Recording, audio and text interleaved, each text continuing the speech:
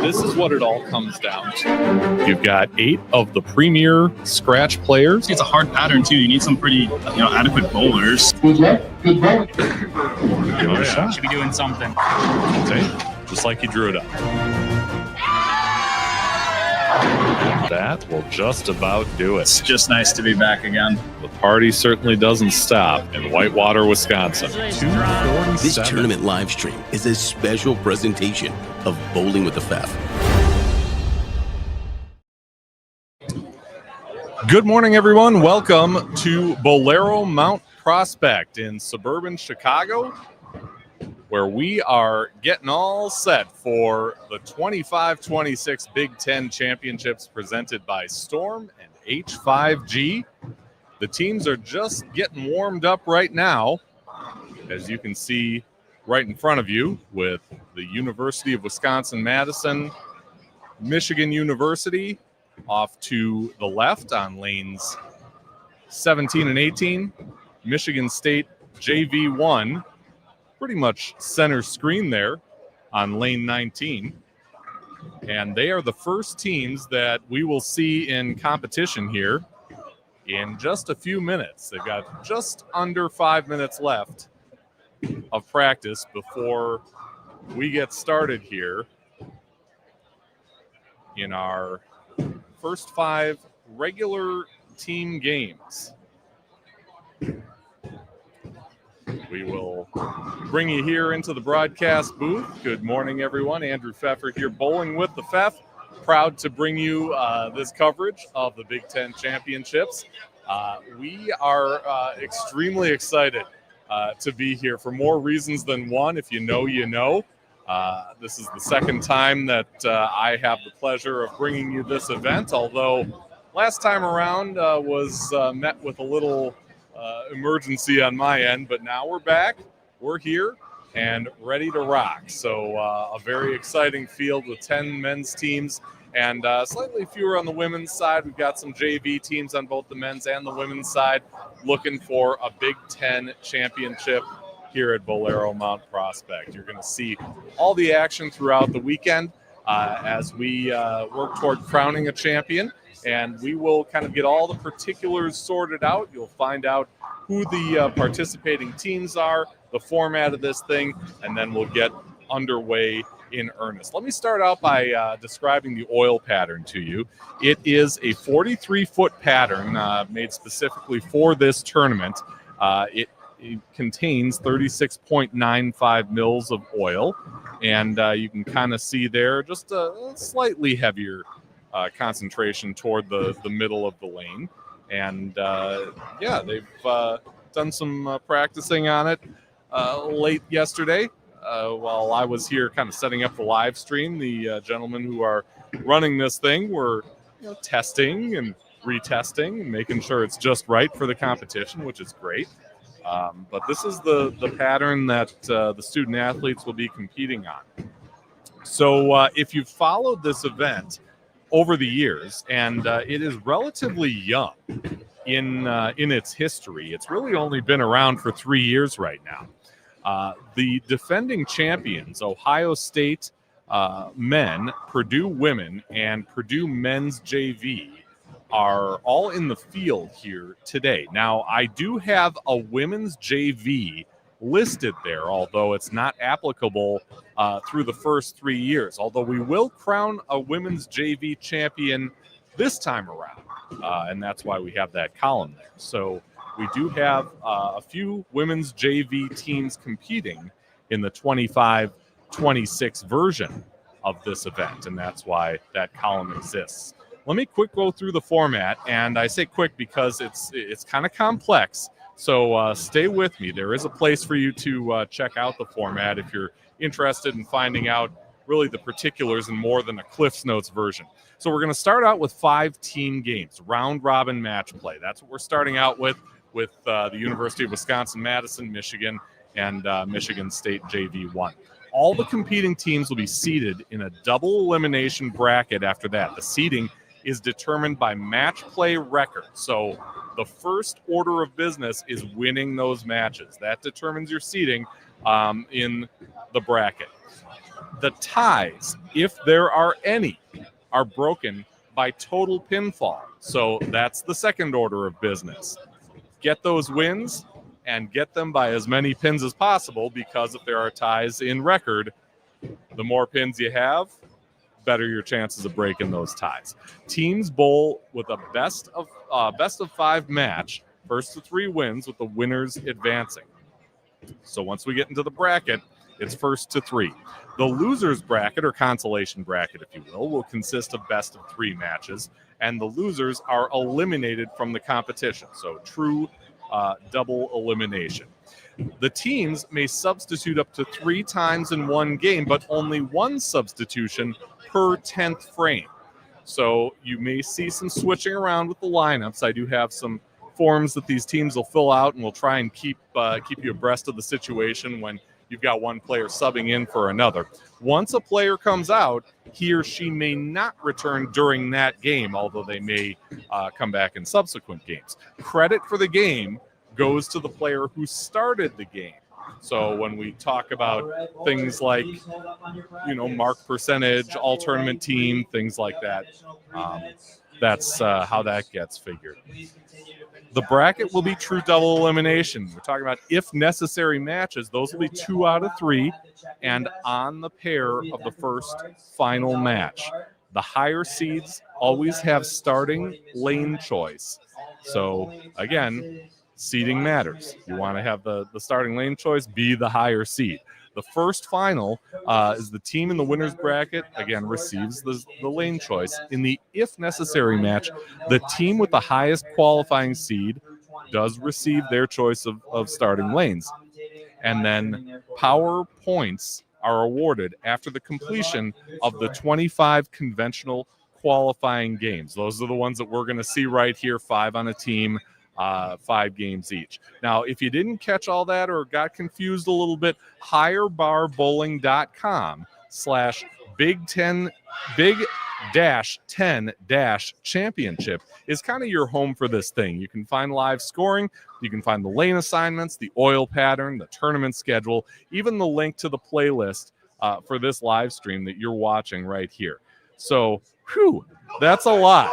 But we will get you through as we start out here with our 5 team games. As the teams get cheering and get going, and you can hear the varied cheers from across the house as these people are pumped. They are ready.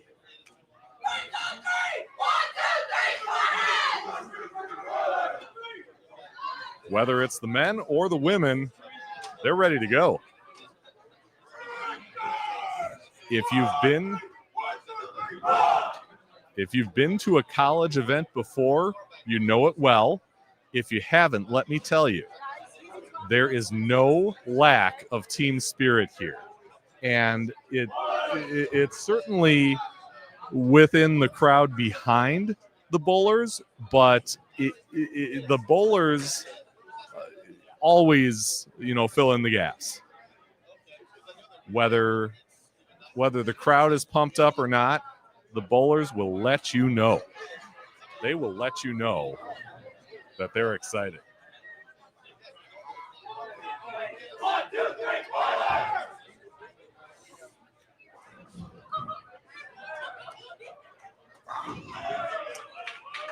I want to give a big thank you to everyone who is joining us live on this thing. We do have a live chat up.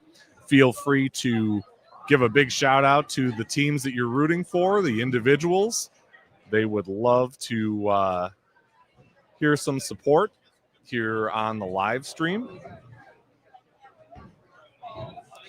The teams typically stand right up to the edge of the approach to root on the player who is mid-shot. This is Cosmerica Thorman kicking things off for Michigan State JV1.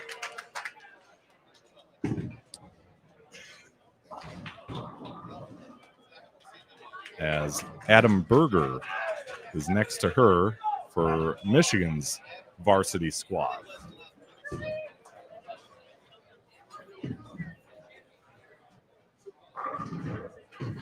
And Michael Chelney next to her for the University of Wisconsin, Madison on lane 17.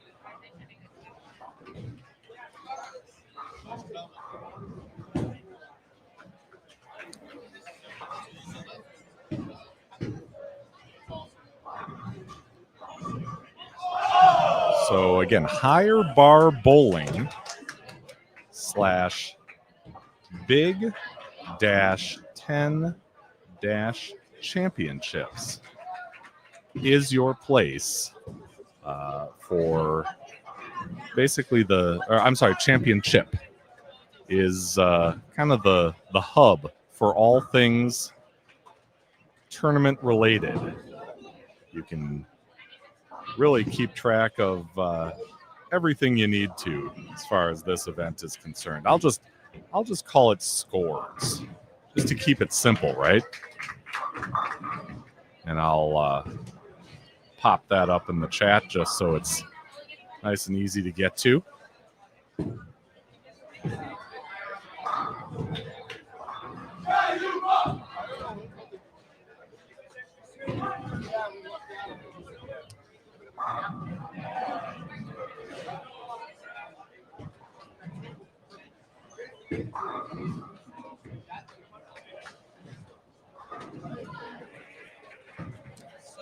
And that was Hannah Simpson going 7 out on lane 18 for Michigan. Now she competes with the Michigan team because they are a co-ed team. They compete with the men. So it's more of an open division, although we call it men's varsity. When you have a co-ed team, you're lumped in with men's varsity.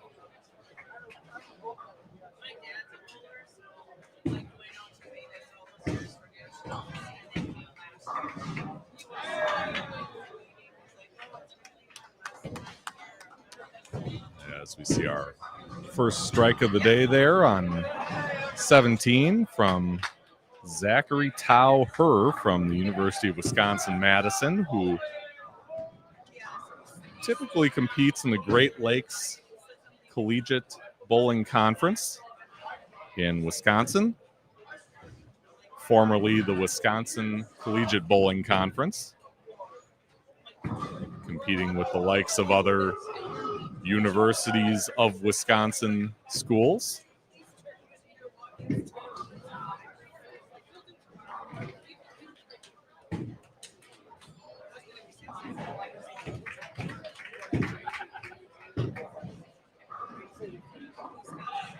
And they get competition from really all levels in that conference.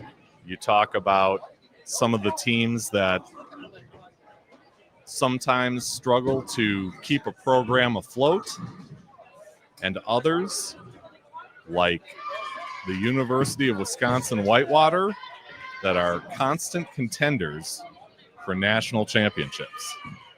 They're all in that conference.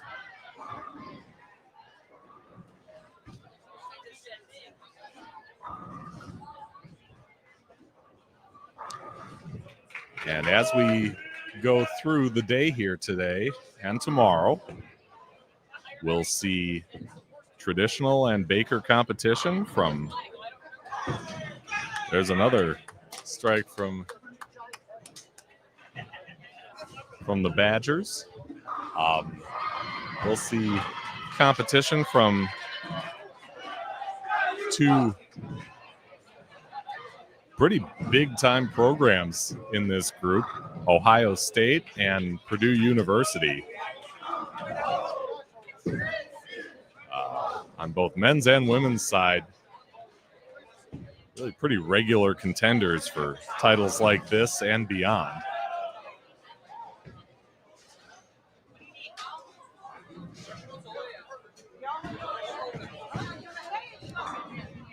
That was Jake Killander who hit that strike for the Badgers on 17.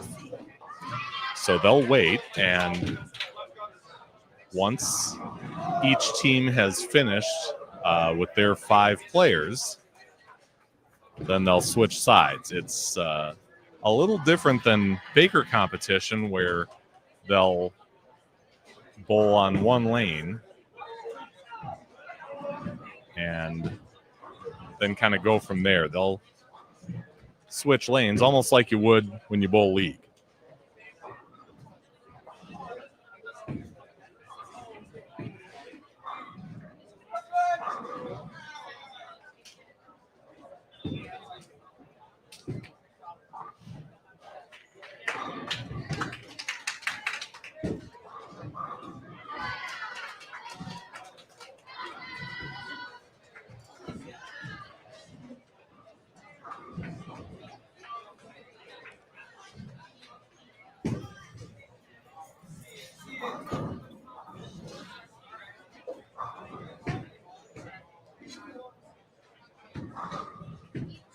And in the early going, you can tell that it's not an incredibly forgiving pattern.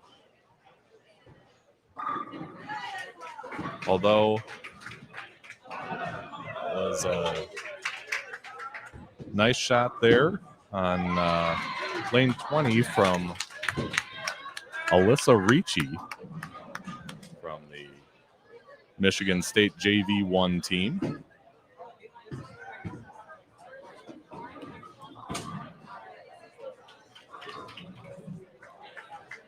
Seen quite a few shots, not really climb up the hill to the pocket, but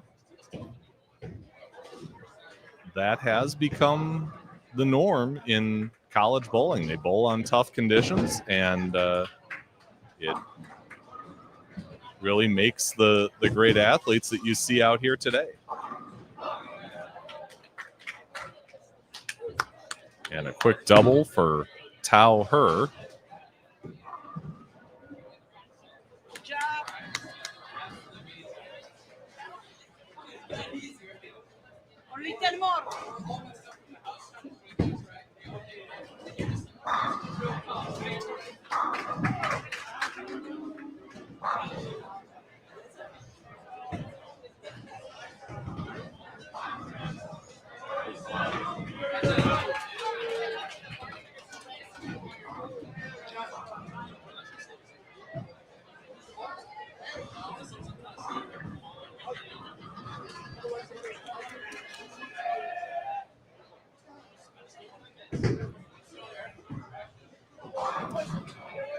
So on the women's JV side, there are 3 teams competing today.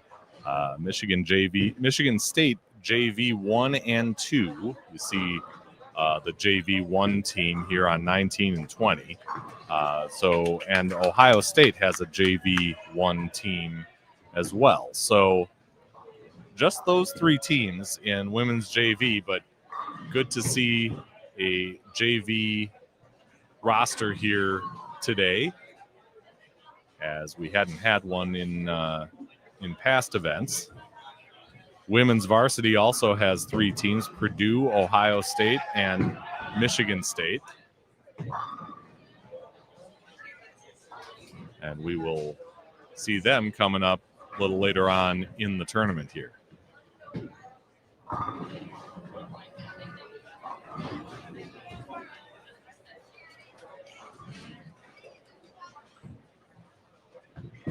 Crossover there for Savannah Van Pommel. She'll take aim at that 5-pin there.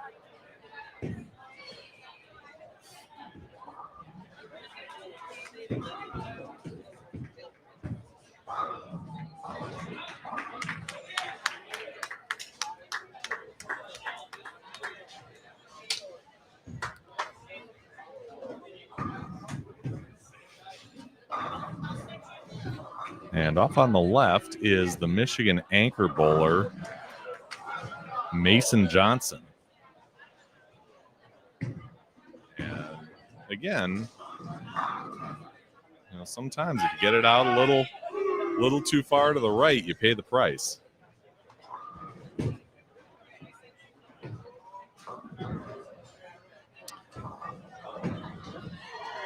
Johnson is a junior from Ann Arbor, Michigan. He's an earth science major. And his favorite book is Dune. He takes care of that 5-pin combination to get on the board with his first mark of the day. Again, a big thanks to everyone checking in with us live.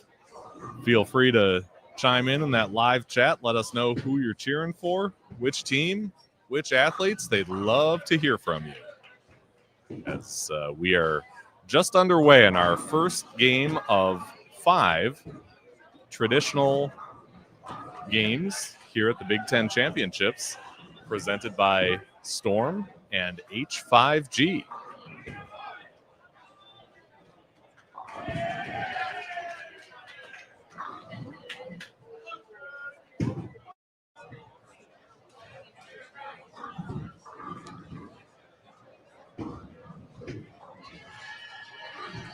Bowlero Mount Prospect, which is the host center and has been for the history of this event, is I believe it's about a 40 lane center. I'm trying to see to the higher end of the house, maybe 42.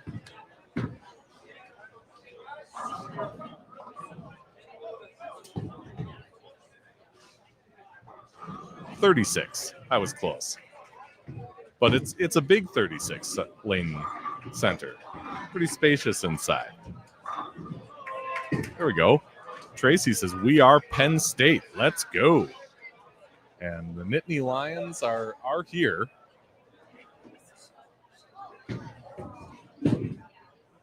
They are somewhere on the low end of the house. And we will certainly see them as we continue competition. I think I see them down, let's say, on the first couple lanes of the center. Saw one of the gentlemen, let's say last night or this morning. Can't really remember, in the hotel elevator. Yeah, we will see them in action coming up. But anyway, if the center sounds or looks familiar to you, it could be because they've hosted the PBA LBC National Championships for the last couple of years. That's kind of the recent claim to fame for this center.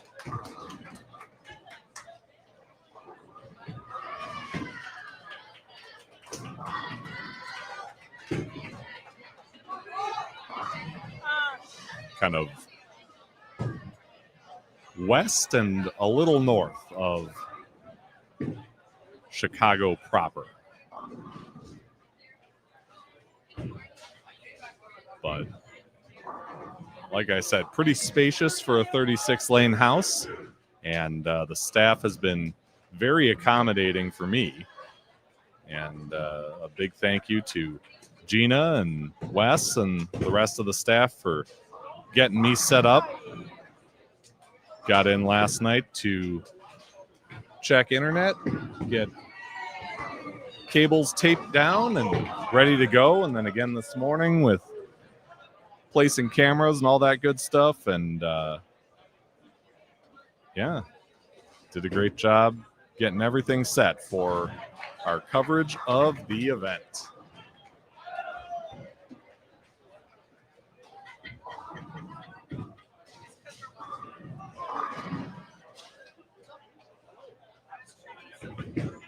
Madison's Graham Gasper a little bit high there, leaving just the 3-pin off to the left on lane 17.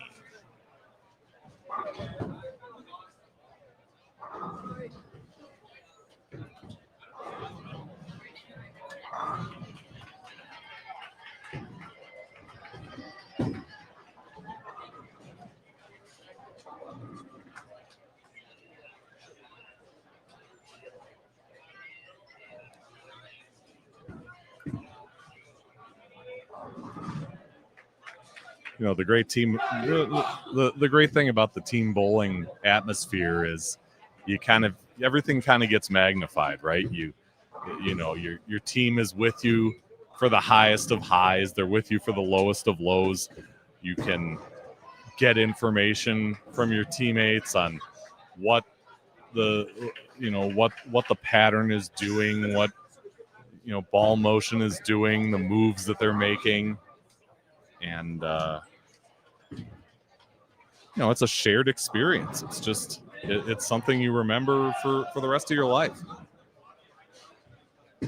And since you're limited by eligibility to just the 4 years or maybe 5 if you've got the COVID years in your rear view, it's kind of special.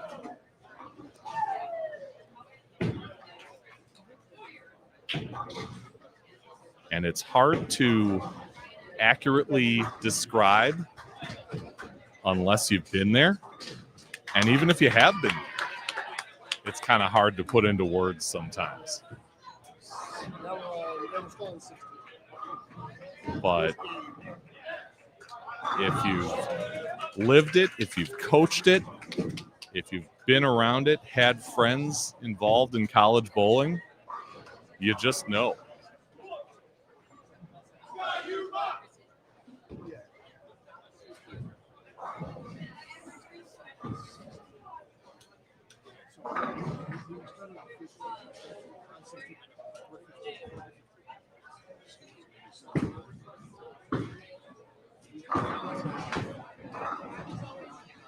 So 4 on the first ball from Thorman, and she cleans up the spare. That's a nice shot.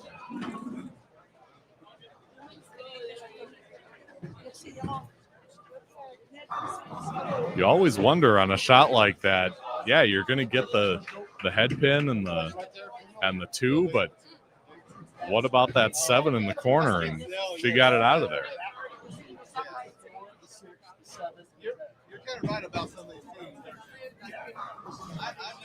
And Chelney takes care of the 4 pin for the Badgers.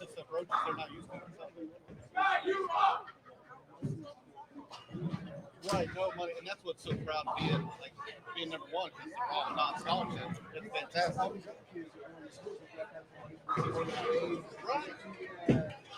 Yeah, I love proud of those kind of people. It's amazing, it really, and like I said, it keeps going too. So there's a nice shot there for Wojtek Cesar. He's in the second spot for Wisconsin.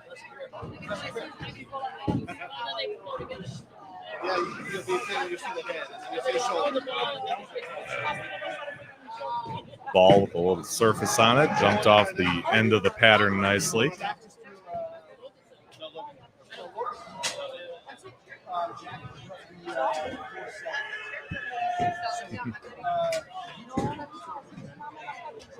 There's Kazmira Thorman. Go MSU.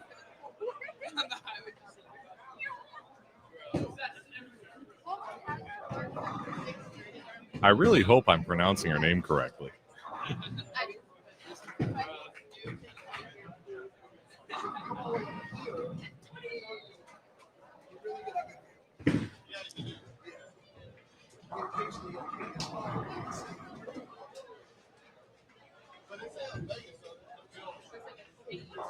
So,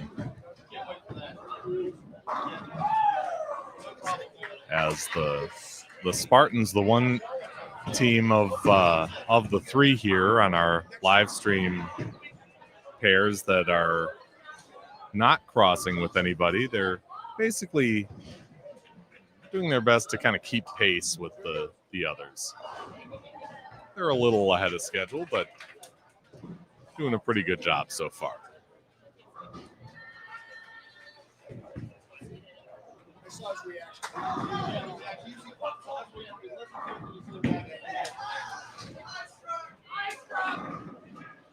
And Killander with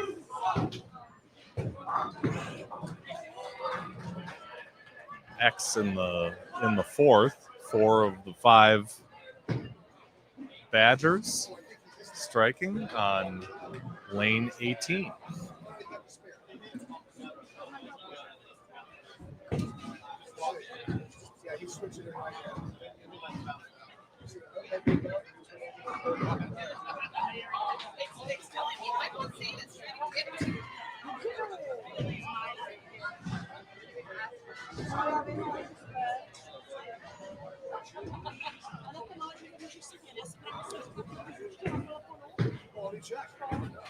So the first of 5 traditional team games, and after that, the teams get seeded and put into a double elimination bracket. And again, that's seeding primarily based on match play record. So the teams that they're crossing with, their opponents, they're in head-to-head matches right now. So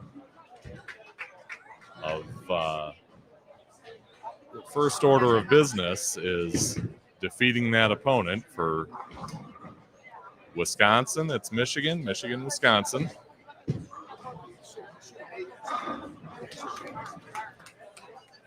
And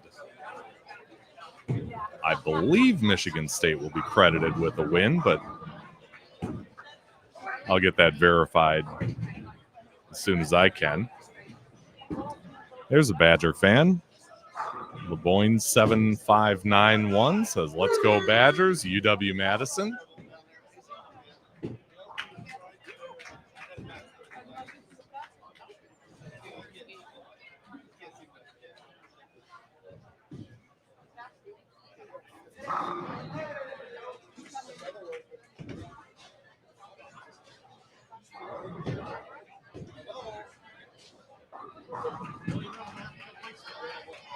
They are certainly a team that will let you know when they're putting together a string.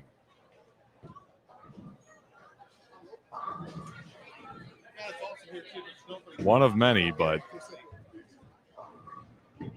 yeah, they'll show some excitement, and a trip to there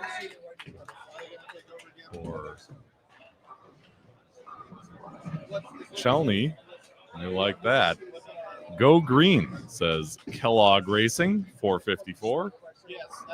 Cheering on the Spartan JV1 team.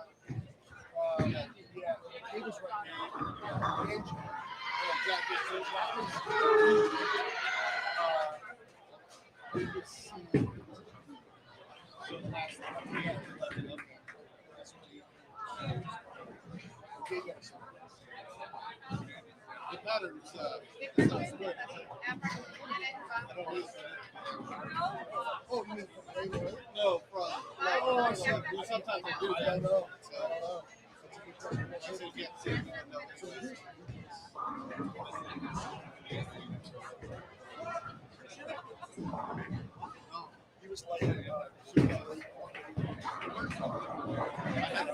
And easy work of the 5-pin for Cesar.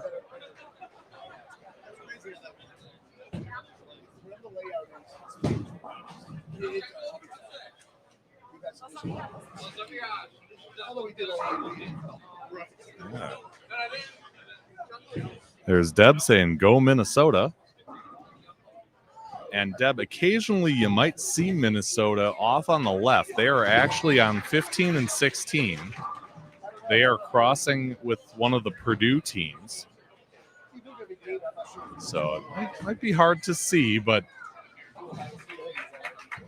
at the moment, they are on 16. So some of their shots will come into frame just to the left of where Wisconsin is right now.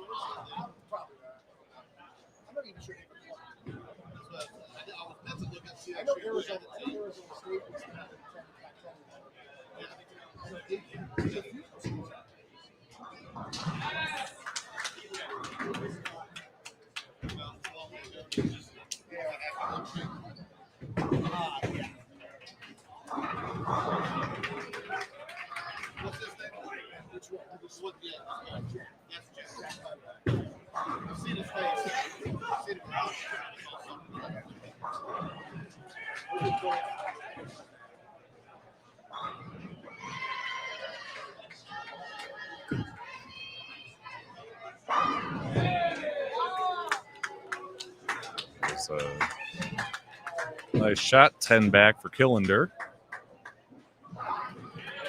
I'm sorry, that was not Killender. That was Gasper. Double for him.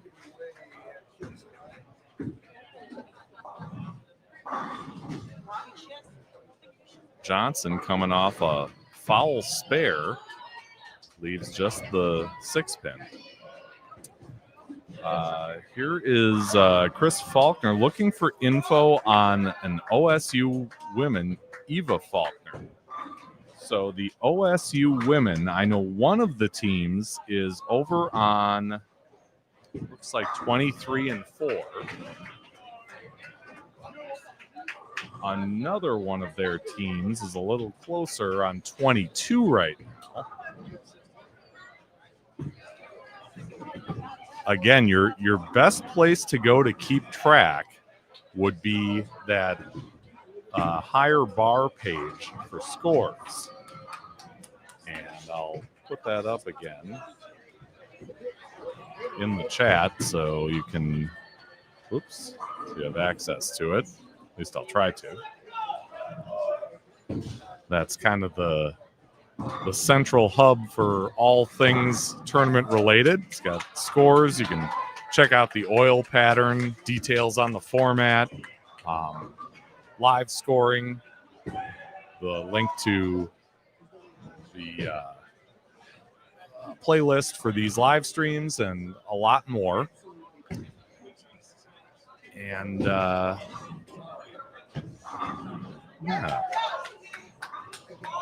I'm going to assume that you know Ms. Faulkner, who is a freshman from Westerville, Ohio.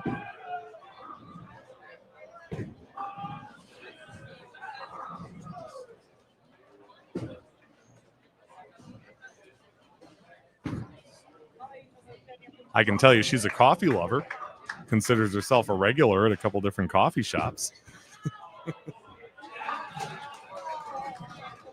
But as far as getting a handle on how she's bowling right now, I don't have that right at my fingertips. But hopefully we will as the day wears on.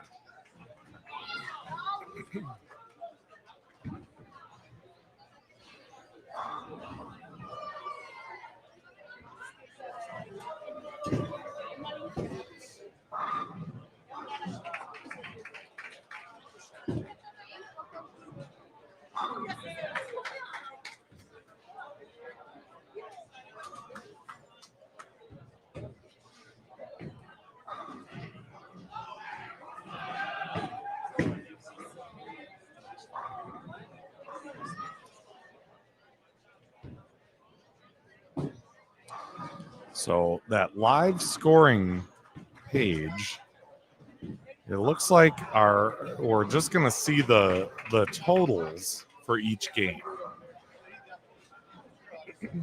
So you're not going to see frame by frame scores there.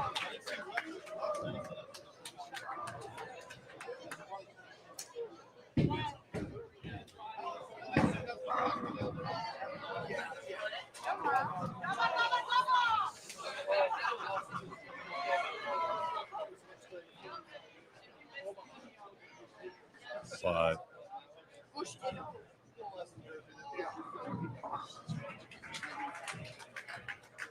I should have checked to see if it's a Lane Talk house. If it is, You suck. I still like you.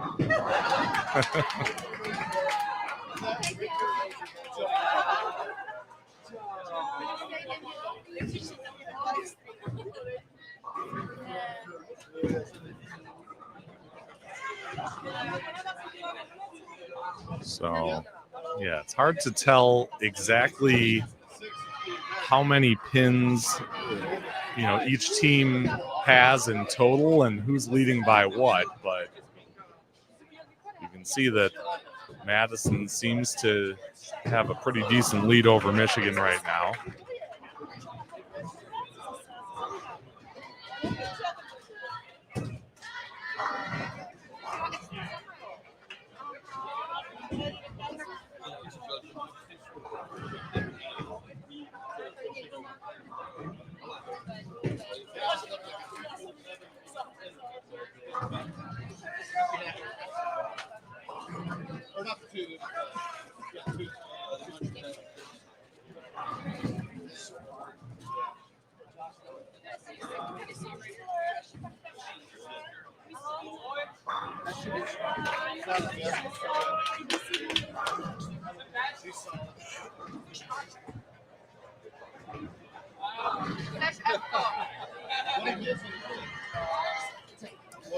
Yeah, I don't think that this particular center is a Lane Talk house, although Vernon Hills is, which is somewhat nearby. But yeah, once the scores are, once the games are complete and everything's entered into the high bar system, you'll be able to see game by game scoring on that high bar page.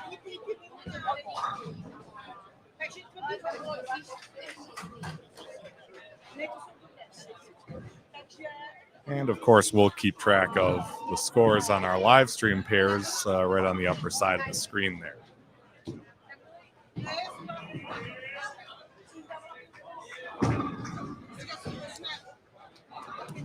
As Berger converts to start out the seventh for Michigan.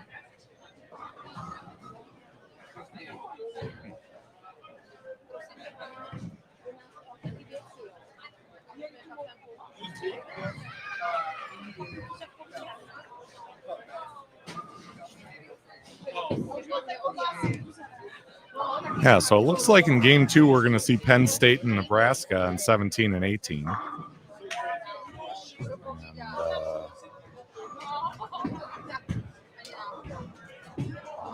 And Purdue varsity women on lane 20.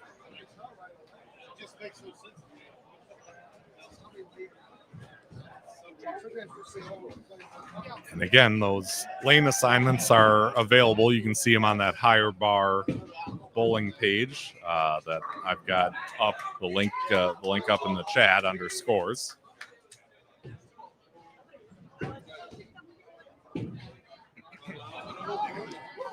So pretty easy to follow along and see where your favorite team is in the center.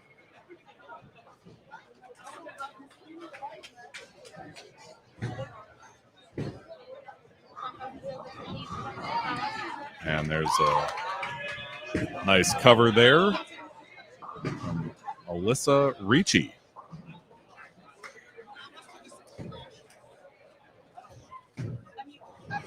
Got a pretty nice game going, 135-7 with that spare up in the eighth.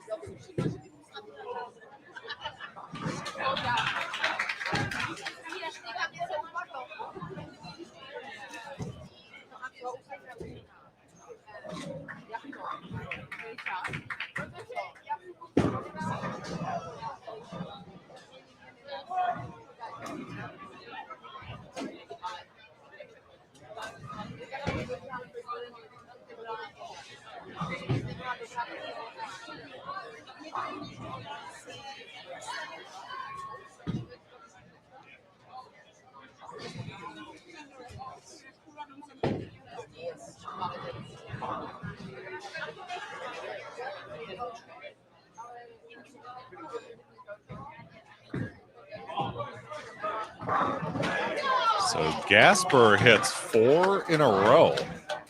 And for the Badgers, who got a quick double out of the gate from Tao, has kind of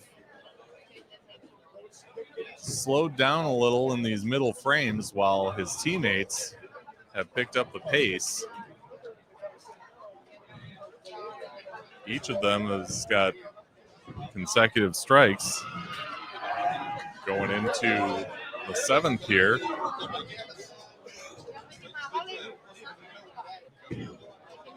Although it's Killender with an 8 count there, leaving the 4 and 7. He was coming off 3 in a row.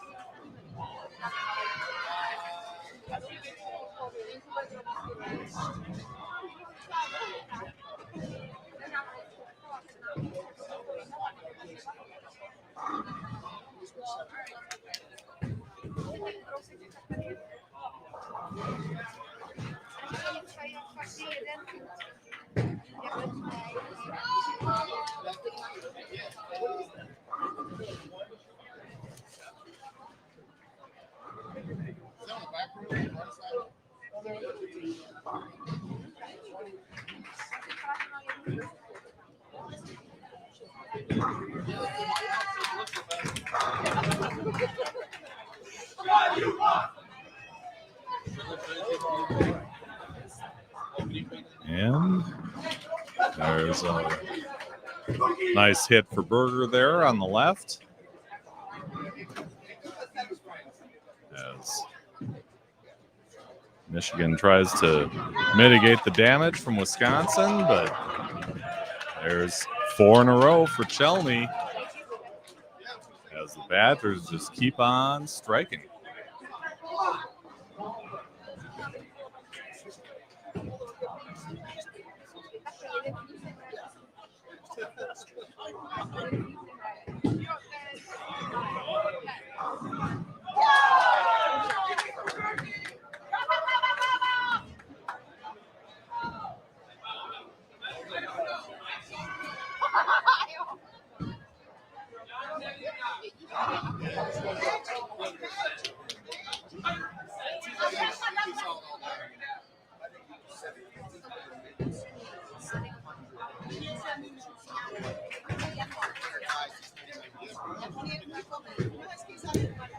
So the ladies do have to shoot a 7:01 to win.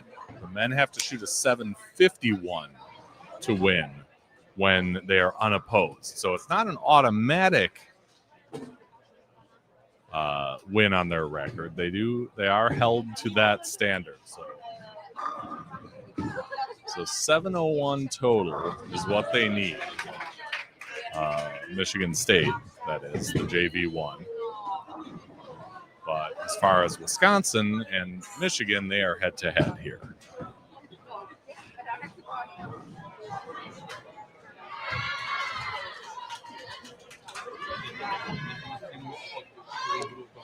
I'm going to put that here in chat so I don't forget. So,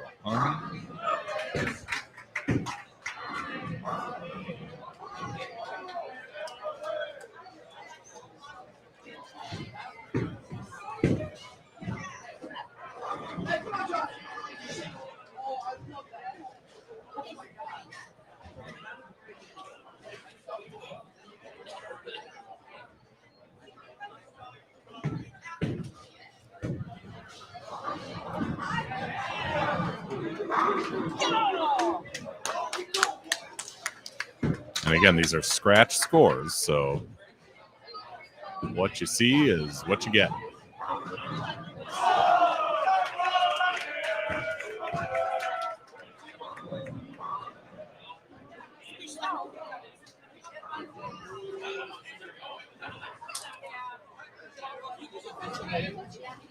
So certainly not a done deal for Michigan State. They gotta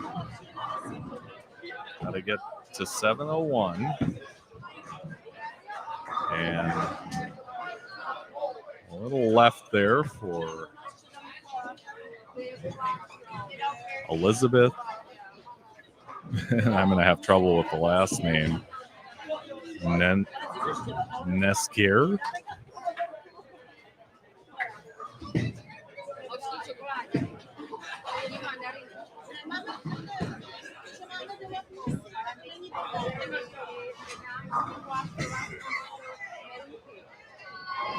Half pocket there for Bailey Brown. Just a 10-pin to deal with here.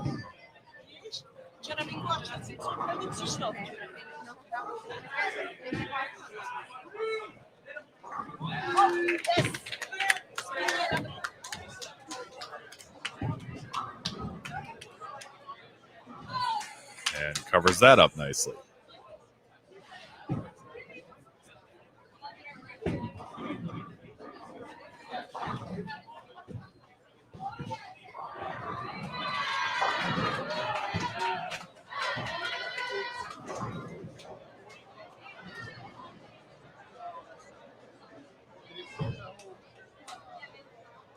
So you start to do a little rudimentary math here, and you see everybody on the Michigan State team is certainly going to be over 100. You've got a couple of them that are already over 150. So there's 600 easy.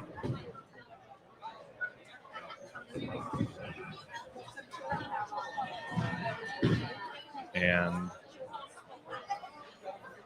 with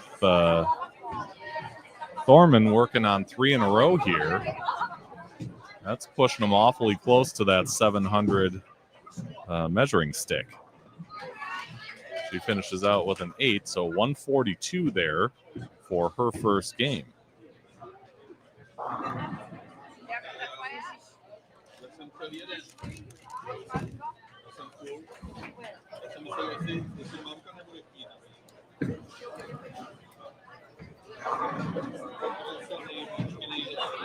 There's Chelney with another strike. Two-handed delivery, gets it Brooklyn, but splashes out the right side, and he's got 5 in a row.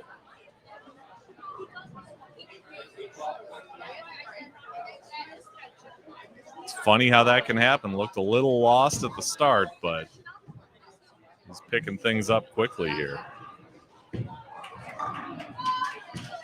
And there's a nice shot for Savannah Van Pommel. She can get to 143 with 2 more strikes in her 10th frame.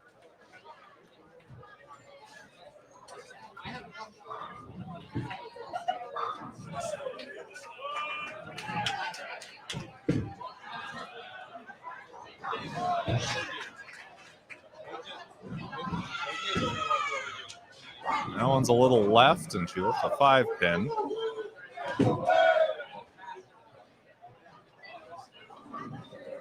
But stayed out of trouble.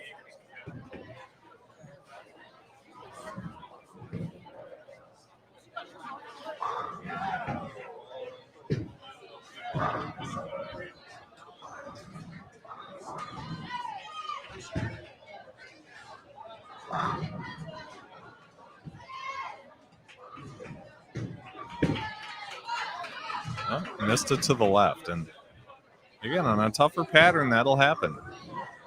You know, it's a fine line between, you know, missing a little left and having it jump up on you, missing a little right, and ball doesn't quite climb the hill, but she ends up with 132.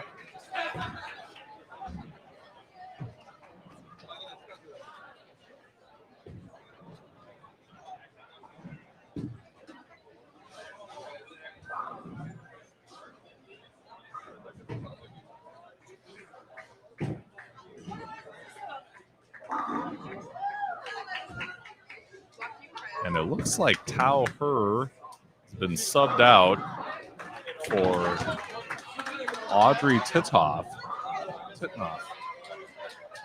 Or no, I'm sorry. That was a different team. Joaquin Herrera, rather, for the Badgers.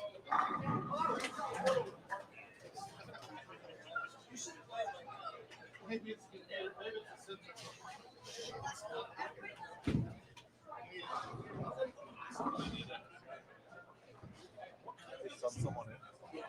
Did they sub someone in? No. The jump. That's okay. Cool, thank you. Yeah, they did sub in Herrera for Tao Her.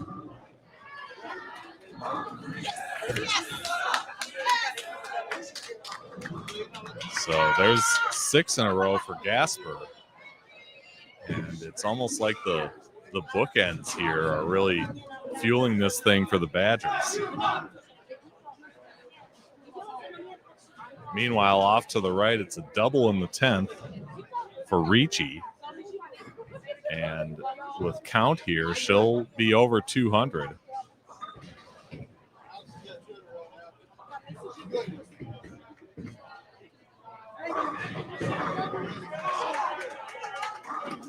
And ringing 10 for 203. Nice start to her day.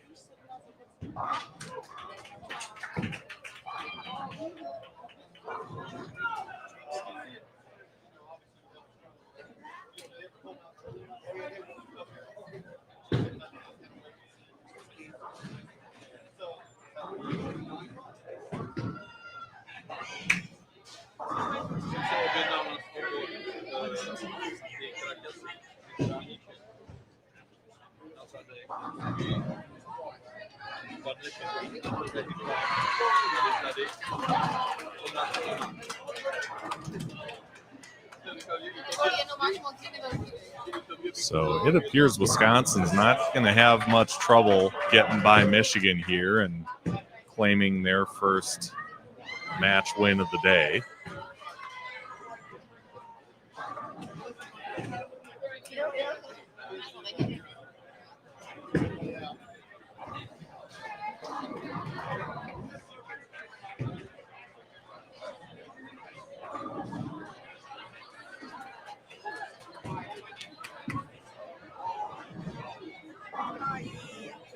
And again, with some rudimentary math, I'm pretty sure that Michigan State's going to be above 701, and they should go 1-0 to start their day as well. Michigan State's JV1 squad.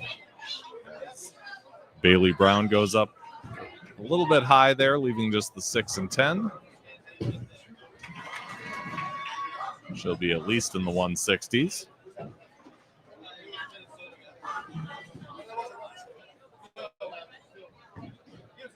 And a 168 to finish things off.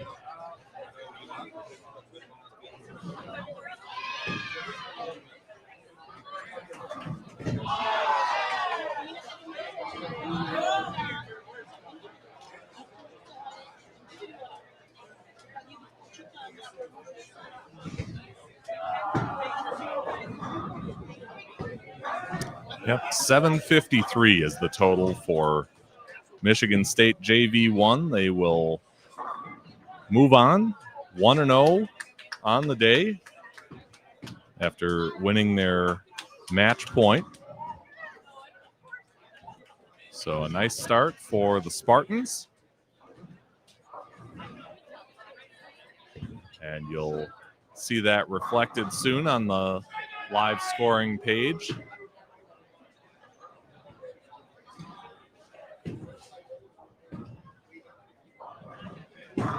Meanwhile, Chelney finishes things off with a 223 for Wisconsin.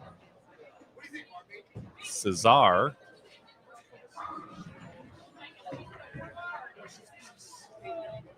leaving a 3-6 and take care of that and strike the fill ball for 181.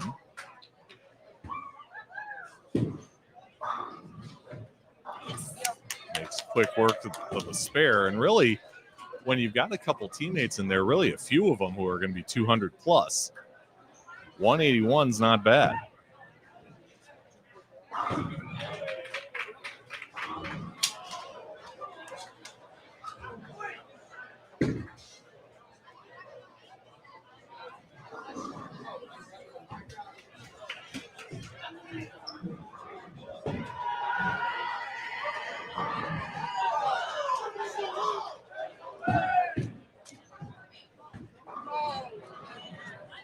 Okay, and an 8 count there, so 179 for Cesar to go with Chelney's 223. On the Michigan side, you got 149 from Berger, a 102 from Simpson. Joshua Oswald finishing things off. He can get to 109 with a fill ball strike.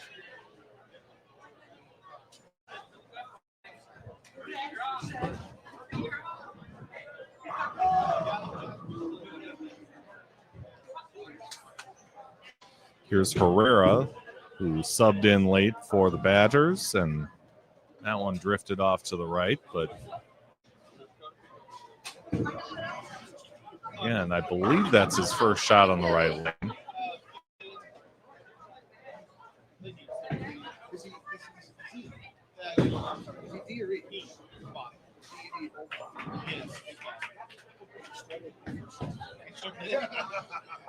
You know what? It's a vibrant blowout.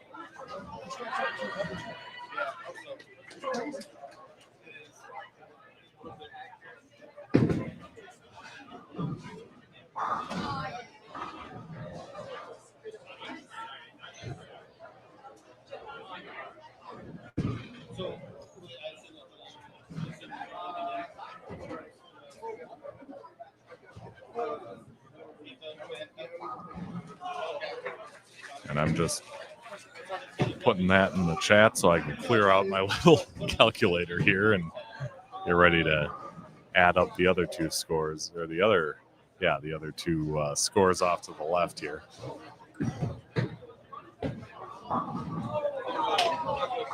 Up high there after the big string for Gasper, and of course didn't like that, but he's going to be over 200.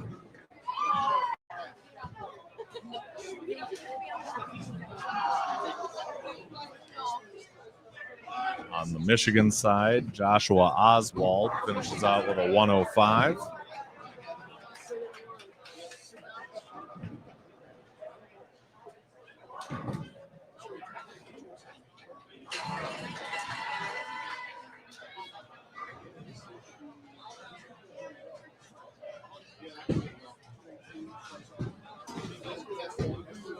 And just one out of that split for Gasper, but a 221 despite that open. Big string of strikes through the middle part of that game. And a nice start for him as well. A 223 and a 221. That'll definitely get the job done for Wisconsin. You got to believe most of these teams would be just fine to have those two scores in the mix.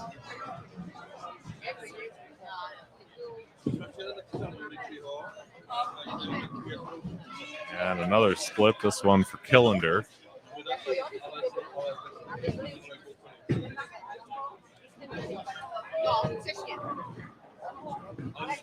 $145 for Asher Salama on the side of the Wolverines.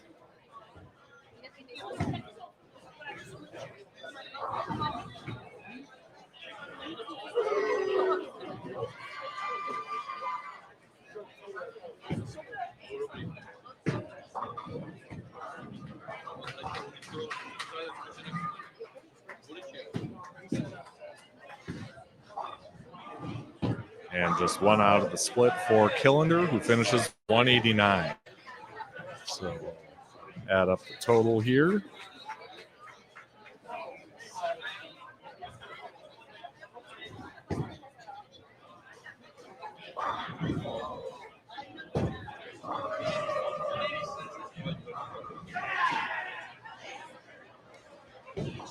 $948 for Wisconsin.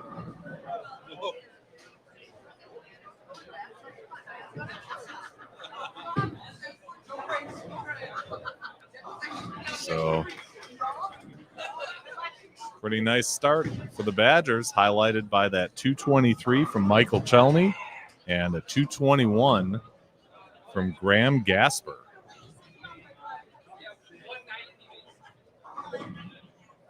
Gasper with two opens in that game. Chelney with an open in the first.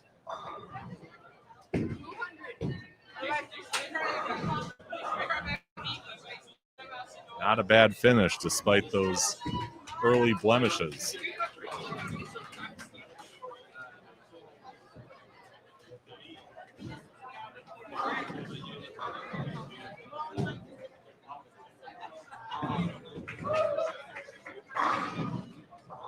And there's a fill ball strike for Johnson.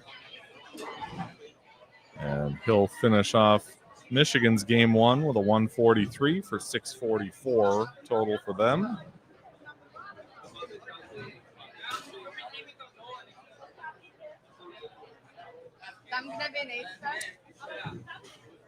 So Wisconsin will get their match point, and they'll be 1-0 moving into game 2.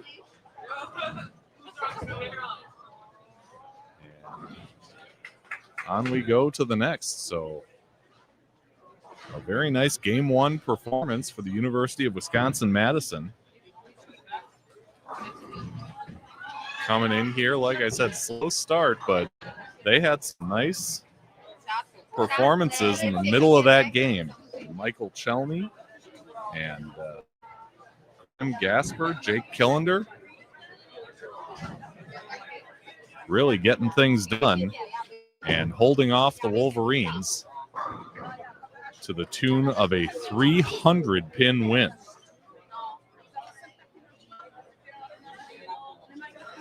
Again, it's the match wins that are the first priority, but if there are ties, you want to have the total fall, and right now the Badgers have got both. So sitting pretty after one of the 5 games. I'll pull up a little slate here that shows you the teams that are competing in the field. So as I said, you've got 10 in the men's varsity division. Again, you know, when we're talking about men's varsity, it's really an open division where you've got the possibility of some co-ed teams like the Michigan team that we just saw, Purdue, Ohio State, Michigan, Wisconsin, Nebraska, Rutgers, Michigan State. I actually have Rutgers in there twice. There is only one varsity Rutgers team, Minnesota, Penn State, and I may be missing one there. I'll have to double check that. But for the women, Purdue, Ohio State, Michigan State. Men's JV, you've got 2 Purdue JV teams on the men's side, a Michigan State JV and an Ohio State JV team. And on the women's JV, Ohio State and 2 Michigan State women's JV teams as we crown a JV champion for the first time. So we're going to be moving on to game 2 here of our 5 traditional games. And like I said, Penn State and Nebraska scheduled to join us on the left pair, 17 and 18, with the Purdue women on the right. There's a Badgers fan, LeBoyne 7591. Keep up the great work, Badgers, on Wisconsin. Yeah, if they can keep knocking them down the way they did in that first game, they'll have a nice seed in the double elimination bracket in this thing. Yeah, it's tough to run those big strings of strikes on a tough pattern like this one.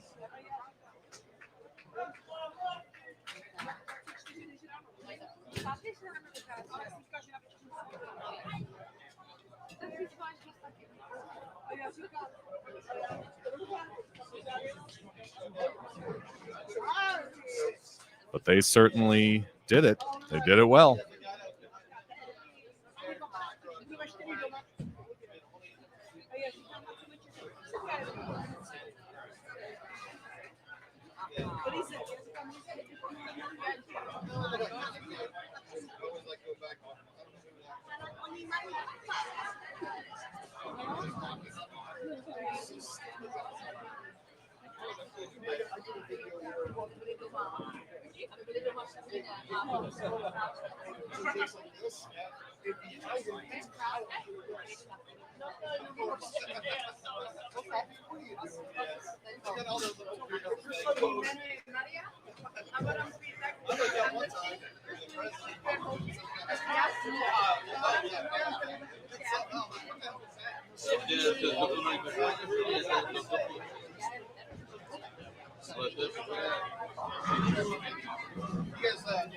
All right.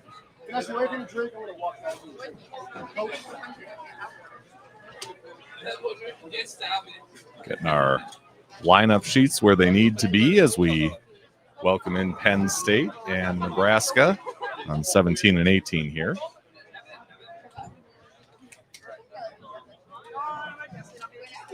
Again, once those scores are entered into the system, and it looks like several are, you can check them out on the High Bar Bowling page.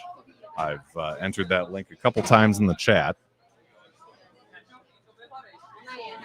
Indiana is the one men's team that I inadvertently omitted from that list. Indiana.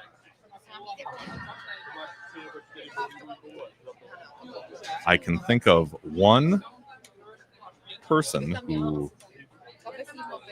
has some years associated with Indiana bowling who would not be happy about that.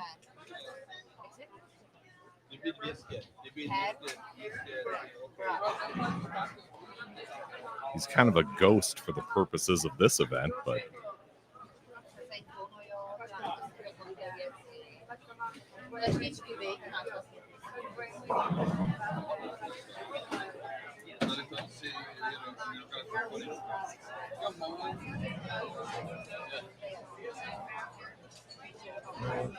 work to get that corrected right away.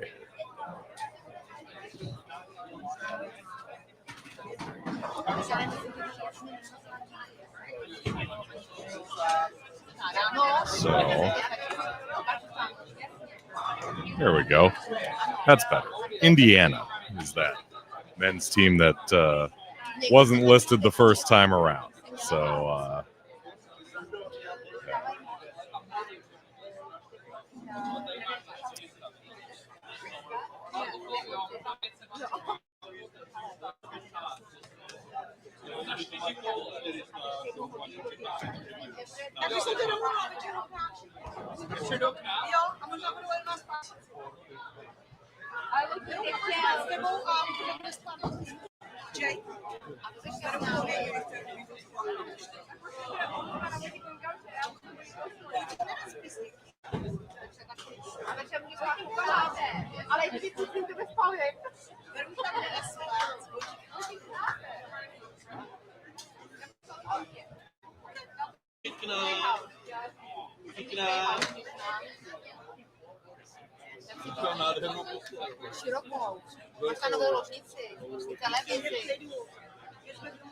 all right, we are just about ready to get going here on the men's side.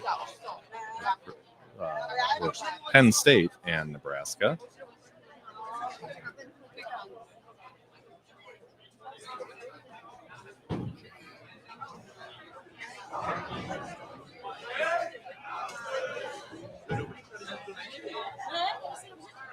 And we should have Purdue women on the right shortly. And they'll be unopposed. Again, you take into consideration that 700-point threshold where it's 700 to tie, 701 to win on the women's side.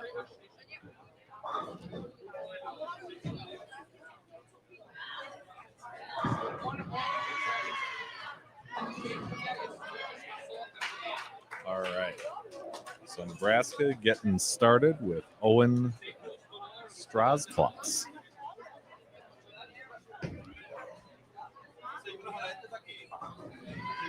As the Nittany Lions counter with Eric Landis.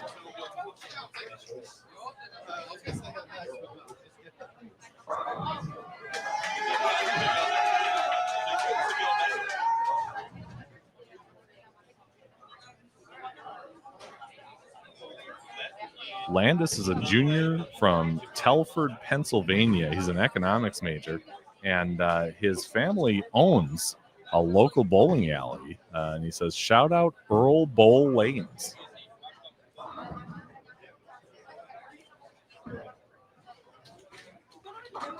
As he takes care of that single pin spare.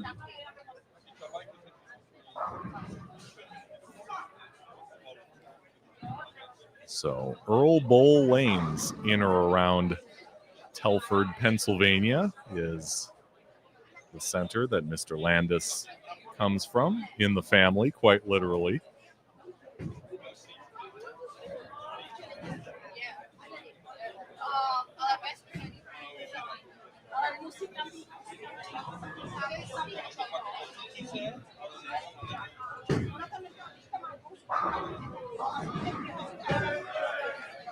And a little bit light there for Daniel Wang from Penn State, who was their second bowler.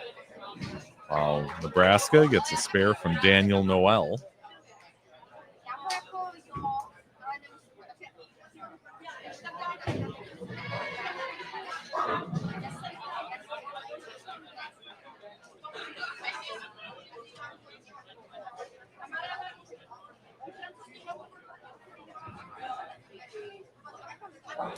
Looks like Purdue's still finishing up their first game, so that's why you don't see them quite yet on 19 and 20, but that gives Nebraska a little elbow room there to kind of stretch out as they start up game number 2.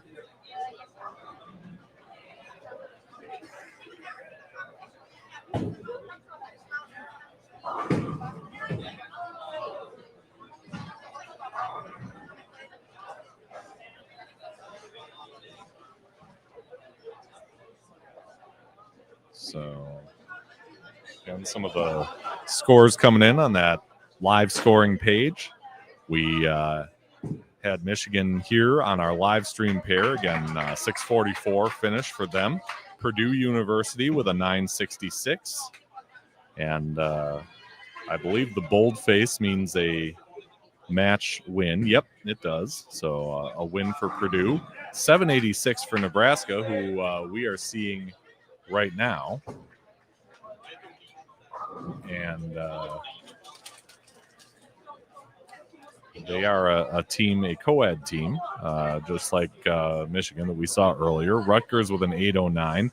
Michigan State's men's team won with an 806. Penn State with an 892. Wisconsin, of course, the 948 that we saw. 912 for Indiana, netted them a win in game 1, and 833 for the Minnesota men as they fall to Purdue in the opening game. Ashley Murawski started things out with a strike on lane 18 here.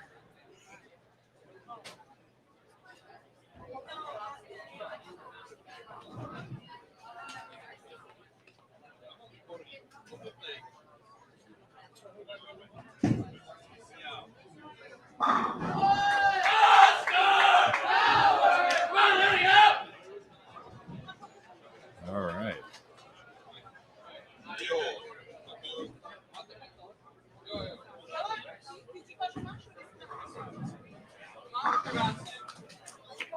And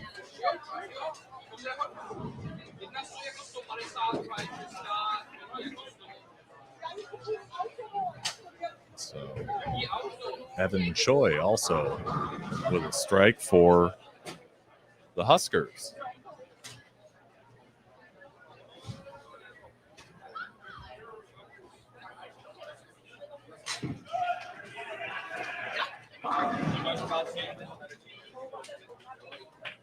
A little bit high there for Jack Zalso. Trying to run down that spare.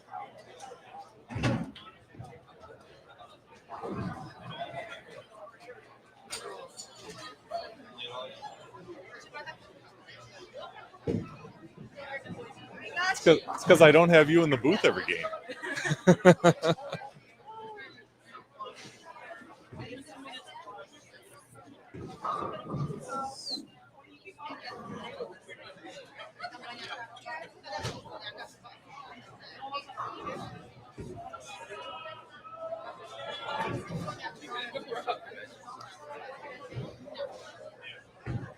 Okay.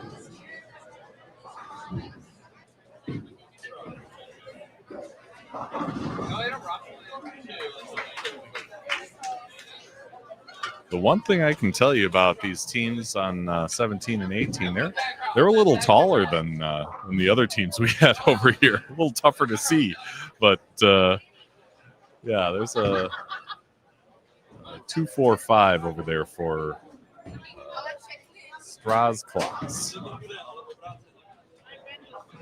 No, I'm sorry. Strasklaas is the one that just covered the spare. It was Landis who will shoot at the 245.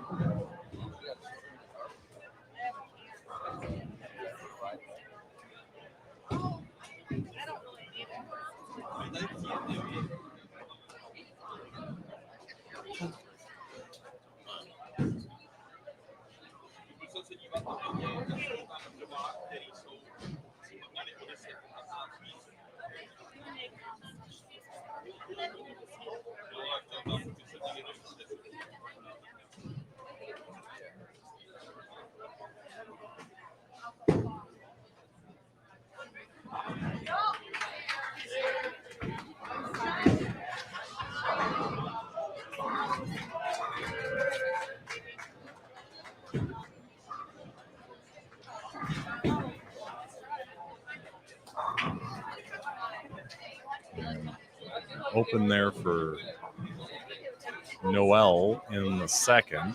And that'll bring up Benjamin Hibbard on the Nebraska side.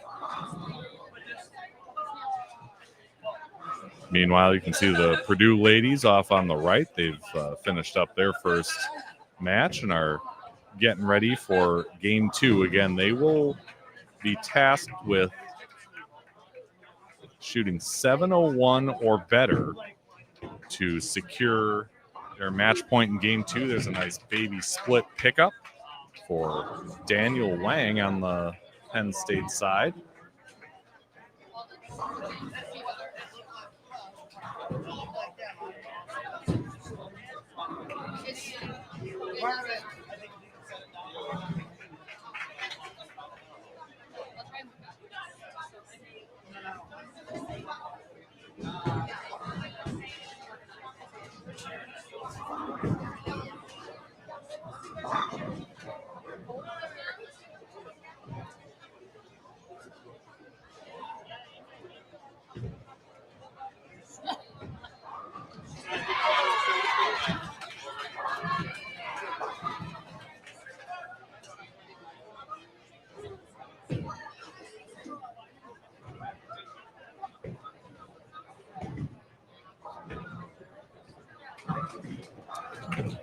And there's a nice cover for Hibbard.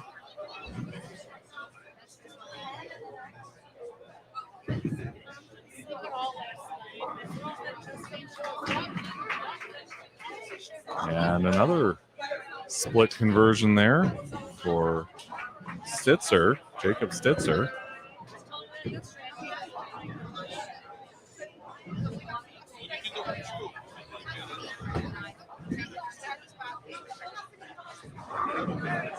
Another strike for Morawski. So she starts out with a double.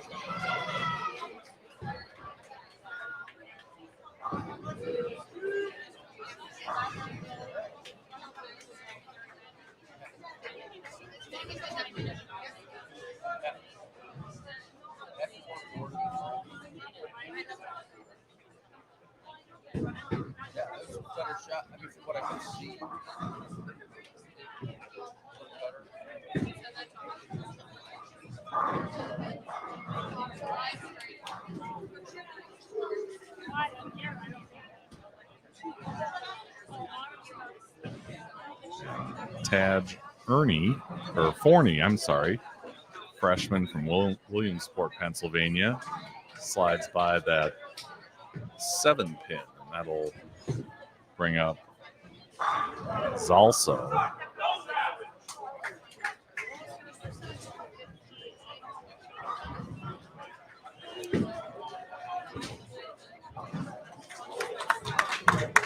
Choi with a spare in the second.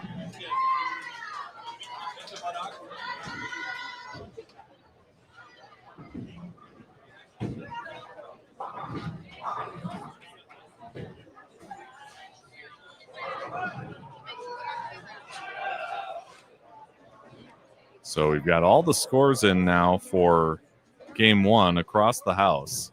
On the women's varsity side, Purdue, Ohio State, both with wins.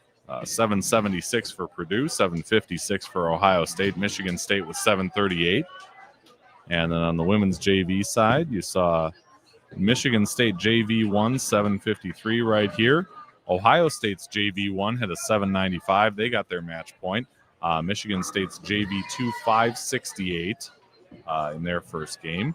On the men's JV side, Ohio State's JV1 with a 906 that netted them a win. Purdue's JV1 an 849, that's a winner for them. Purdue's JV2 team an 842 and Michigan State's JV1 a 711. And Ohio State's men, the varsity side, 1,010. They are our pinfall leaders after a game. Of course, that one was a winner. And Michigan State's varsity also with a win with an 806.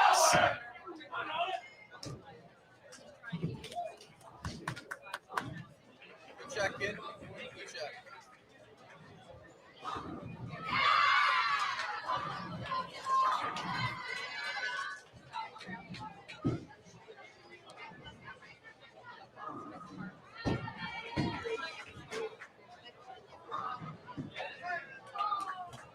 Owen Strasdas with a strike there on the right. He has made almost 5 varsity rosters. He's a senior. Plays bass guitar. He's got a frog named Booger. He's also got a strike in the third frame. So, ribbit, ribbit.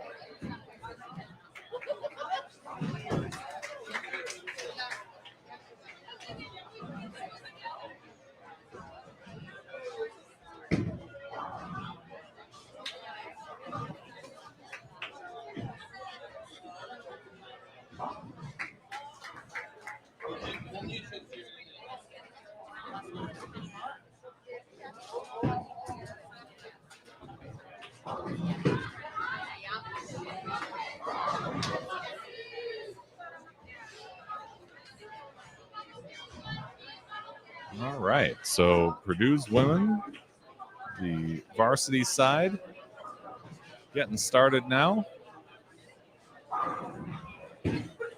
This is Chloe Hickland up on lane 19. And she starts out with a split. 4 and the 10.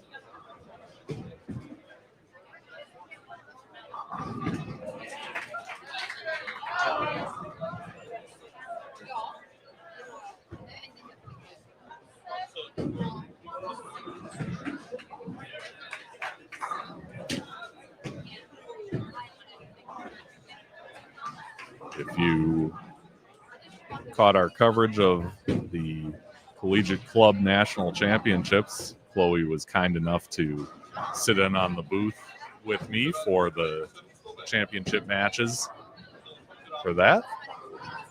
Good to see her and her mom here at Bowlero Mount Prospect for this one.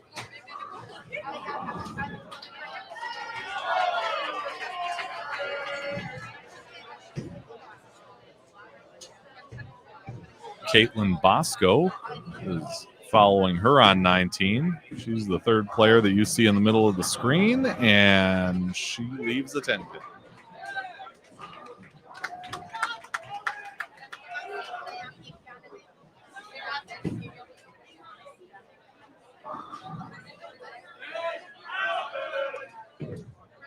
And she's from this area. She's from Lockport, Illinois.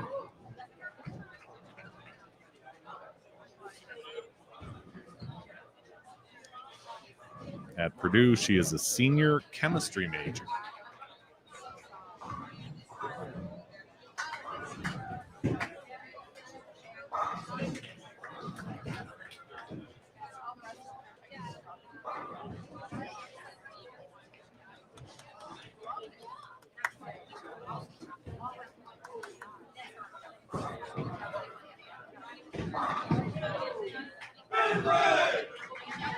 And takes care of that 10 pin.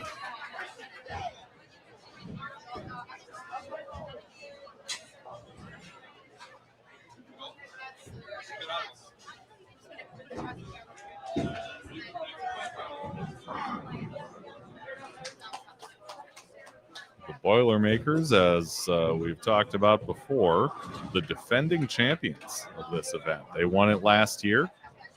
And looking to defend that title here in 25-26 as Kaylee Christensen leaving the 1-2, staying out of trouble.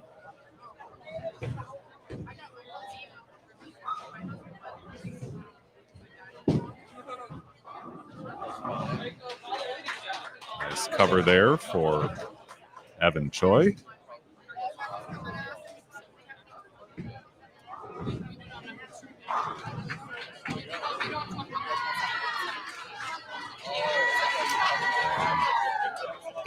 Spare for Christensen.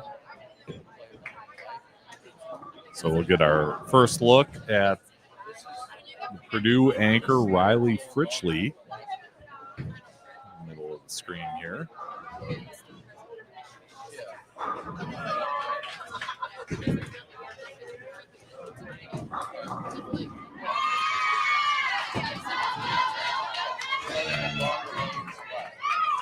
She takes down 10, and she is a junior who is a nursing major and had an all-tournament team at the 2025 Boilermaker Classic.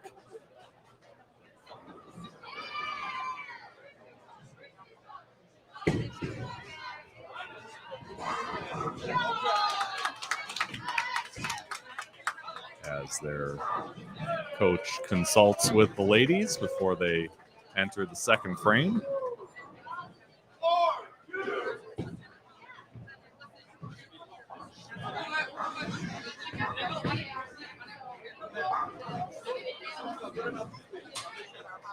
It may be a small field with just 3 women's teams, but don't think it's an easy field. Those Ohio State women are pretty tough.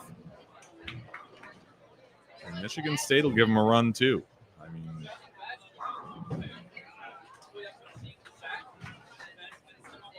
there are no gimmies in this thing, whether it's on the men's side with the 10 teams or on the women's with just 3.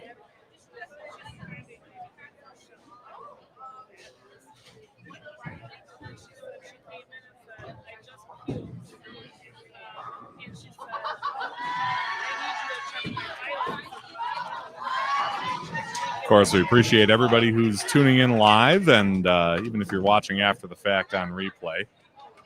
Hope you'll consider subscribing to the channel if you haven't already. And hit the logo right on the lower right-hand corner. Hover over that thing and click. It doesn't cost you anything, and you'll be the first to know when we do live streams and recorded content. Typically, when I'm not live streaming tournaments like this, I do a weekly show with long-form interviews with bowlers of all skill levels. And all kinds of folks who are involved in the sport. More than 200 past episodes with some of the folks involved in this great event. And some who are not. League bowlers, tournament bowlers, Hall of Famers, some of the best in the world, and everyone in between. Legendary coaches, you name it. National champions, proprietors, it kind of runs the gamut.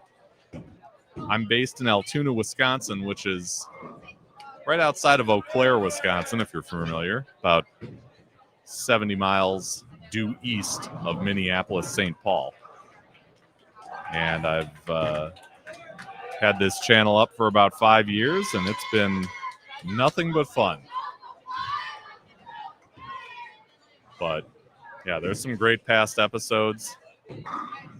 Just to name a few, I can tell you I've had some great chats with people like Mark Baker,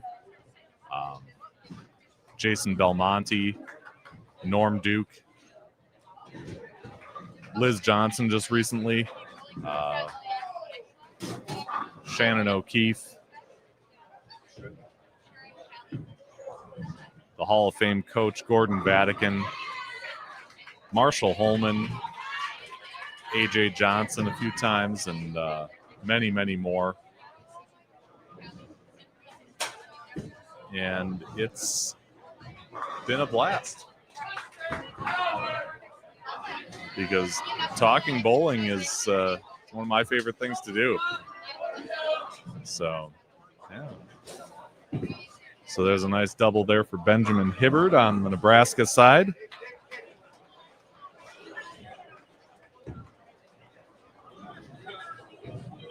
As they try to get out ahead of Penn State.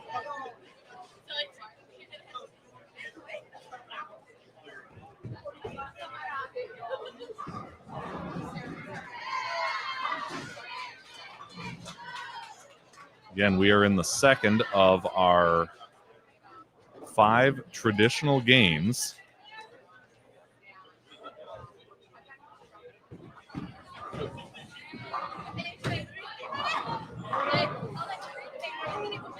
There's Jack Zybo hitting a strike after a couple opens there for Penn State. He's from Buffalo, New York, and get this. He says he can solve a Rubik's Cube in less than a minute.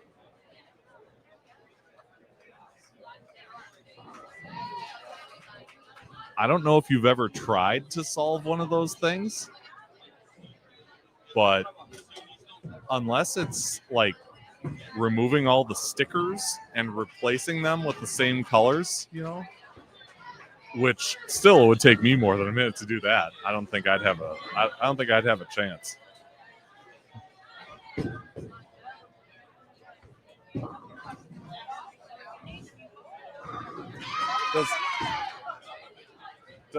Does Jack bring his Rubik's Cube on these trips? No. One of his teammates said he doesn't think that Jack brings his Rubik's Cube with him,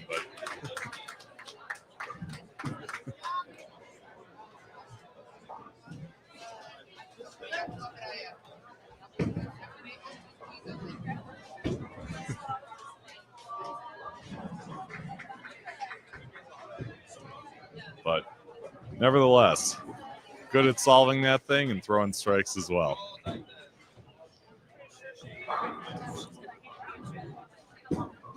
So there's Choi shooting at the bucket and crumbling that thing. Not bad to hit that thing a little light when you've got that kind of power.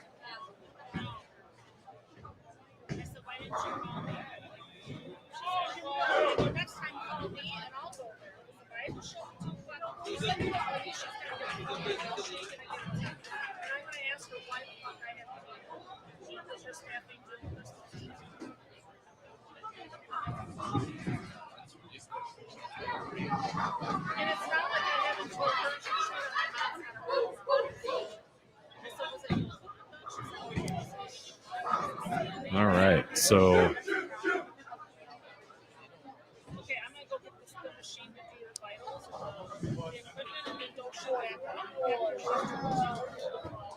crossover there for Owen.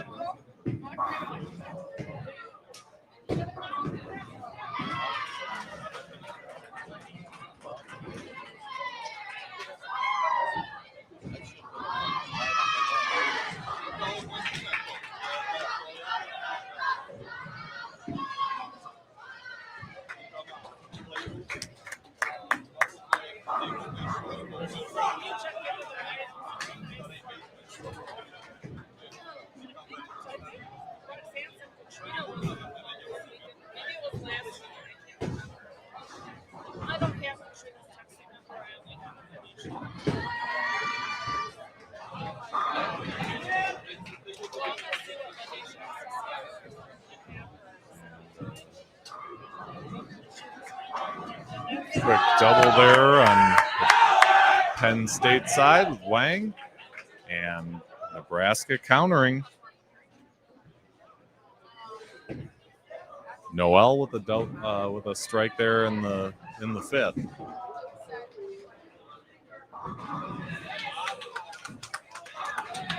Benjamin Hibbard is the Husker who will step up in the fifth now on 18. He's working on a double of his own.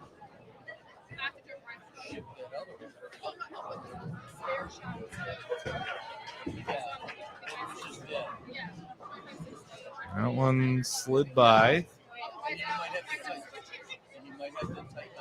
Left him with a 1-2-4-8.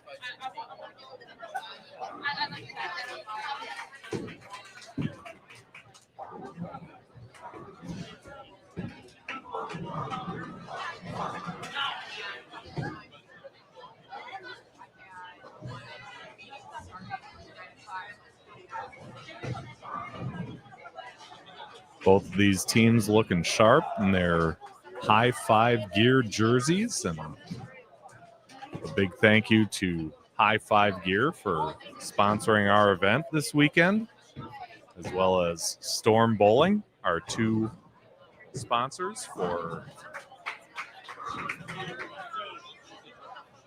the 2025-26 Big Ten Championships.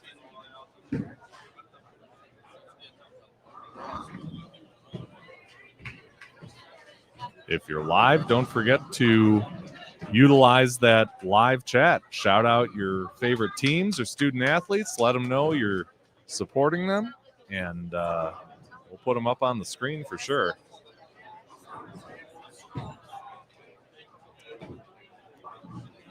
You can leave a comment if you're watching on replay too. It's always an interactive experience, and that's what's pretty cool about this whole YouTube thing. And half 10 for Morawski.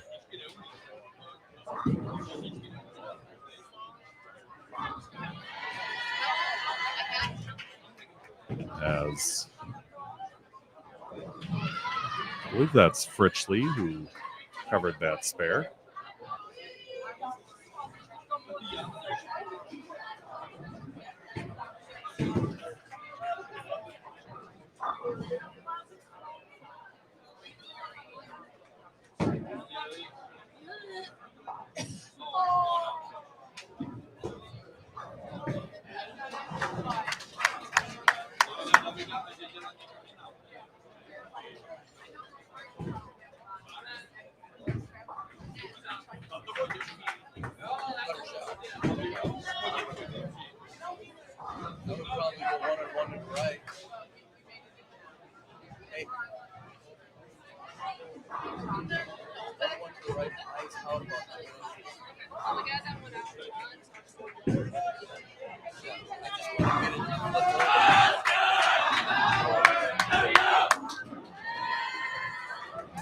There's Choi getting into it.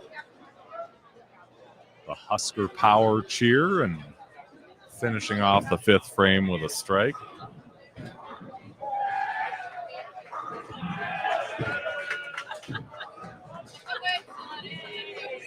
He wears two different colored shoes. I don't know if it's hard to tell on the live stream, but one black, one white. Obviously what he's comfortable with. And certainly helped him to a great shot there on lane 18.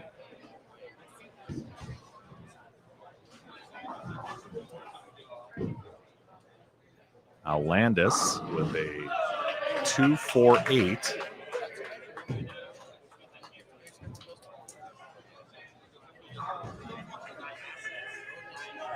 Has yet to strike on this pair. And just gets the 3. I knew he got that one a little left, but still took him down.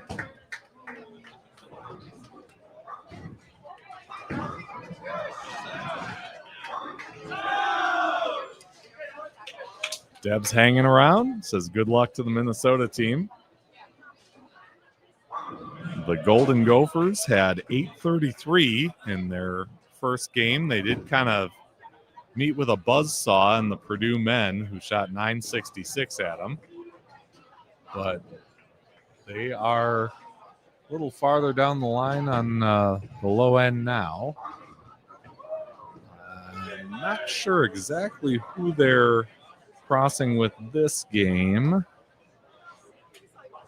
Kind of looking through the lane assignments, which you can find on the higherbarbowling.com page. It looks like they are on 7 and 8, and they are against Michigan State this game.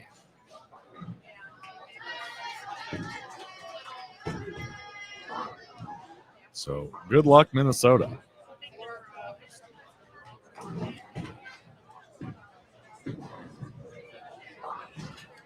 Ooh. Not expecting Mr. Noel to chop that one, but happens sometimes. Super strong bowling balls. And sometimes you just, catch it like that.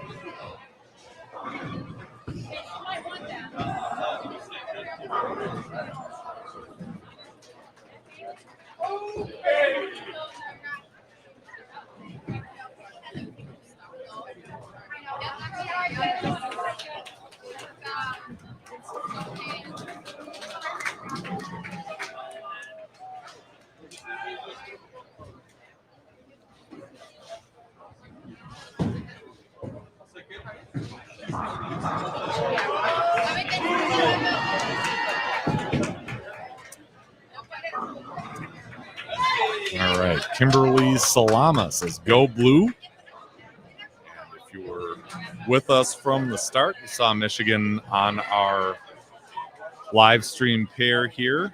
They're another one that caught a buzzsaw. They started out with 644, but Wisconsin got them 948 for the Badgers in game one.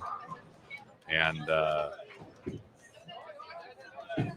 Michigan is down the way on 11 and 12. They're against Purdue. So another tough battle for them. Purdue with a strong game one. So they'll have their work cut out for them to get their first match win of the day. But there are a lot of tough teams in the house today. It's no easy feat to win here. As Evan Choi turns in a double for Nebraska.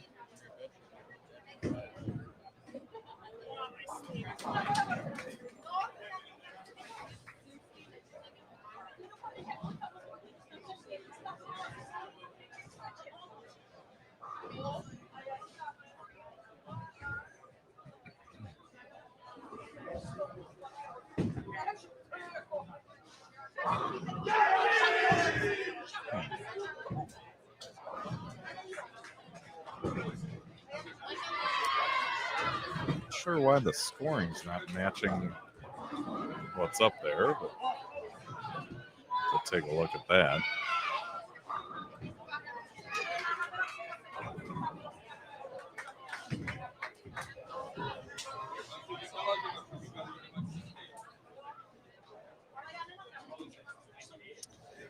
Yeah, not sure why it did that, but oh well.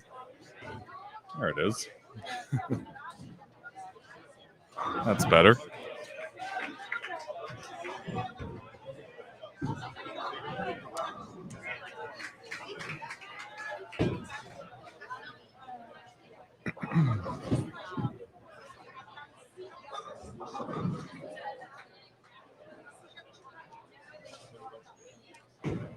So again, if you're just joining us, we are in our second traditional game of 5.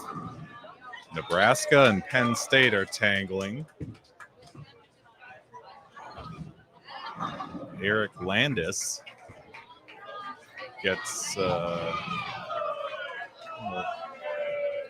like he was in a little trouble. Or no, he got his first strike. That's right. Bunch of spares, just got his first strike of the day on this pair on 17. So it's Penn State against Nebraska on our left on 17 and 18. On the right, 19 and 20, Purdue is unopposed. That's their varsity women's team, the defending women's champions in this event. Because they are unopposed, they don't automatically get the win. They have to have 701 or better to win their match. And the match wins are the first priority here. You got to win the match to improve your record, and that's the first determining factor in your seeding for the double elimination bracket, which happens right after the 5 games of traditional bowling here, traditional match play. Total pins is the first tiebreaker after that. So obviously you want to knock them all down, but defeating your opponent or getting past that threshold if you're unopposed is priority number 1.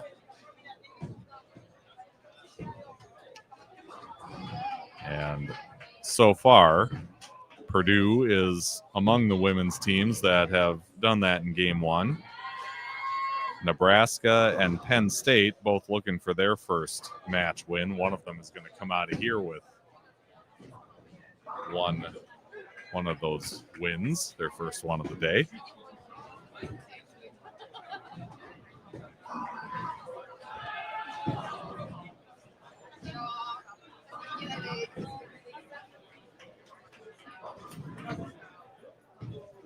You can find all the scores, the lane assignments, the oil pattern, basically anything and everything you'd want to know about this tournament on the Higher Bar Bowling page. Just toss the link there into the live chat.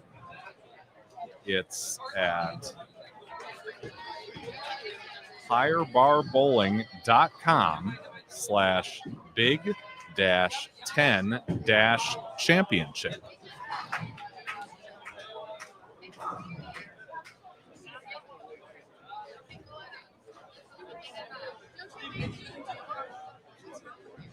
And yeah, that's the page I've been looking at all morning, because not only does it give you the live scores, it gives you all that information, tells you where the teams are headed next, and really is your guide to keeping up to date with all these teams. And it also has the link to the playlist for the live streams. This is one of 4 live stream video links that you'll have over the course of the weekend. You've got this one for the early part of today. You'll have another one for this afternoon as we get set after a break and a re-oil for the double elimination match play as we start Baker System competition. And then Championship Sunday. We'll have a couple there too as we whittle down the field and determine our 4 champions.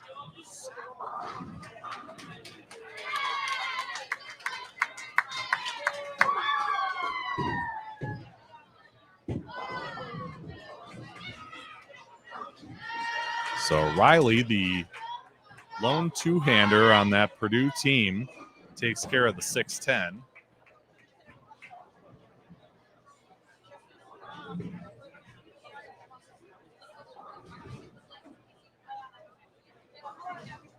It's had a relatively slow start this game, but they're only 5 frames in. Plenty of time to turn it around.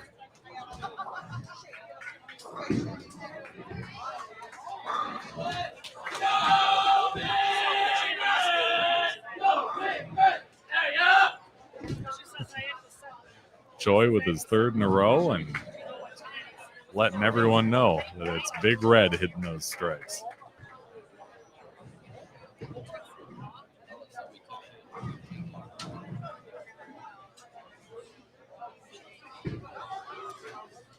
He is a sophomore mechanical engineering major. And he says his collegiate bowling accomplishments, he picked up a 10-pin.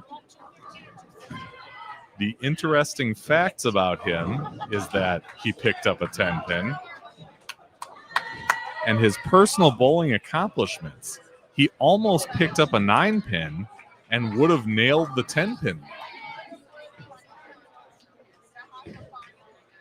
So not only does he have an incredibly powerful strike ball, also got a pretty good sense of humor.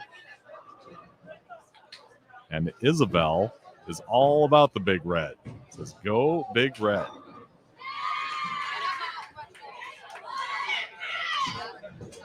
Nebraska has a very decorated history in bowling, both on the men's and women's side. If you don't know, look it up, because they have had championship caliber teams to beat the band.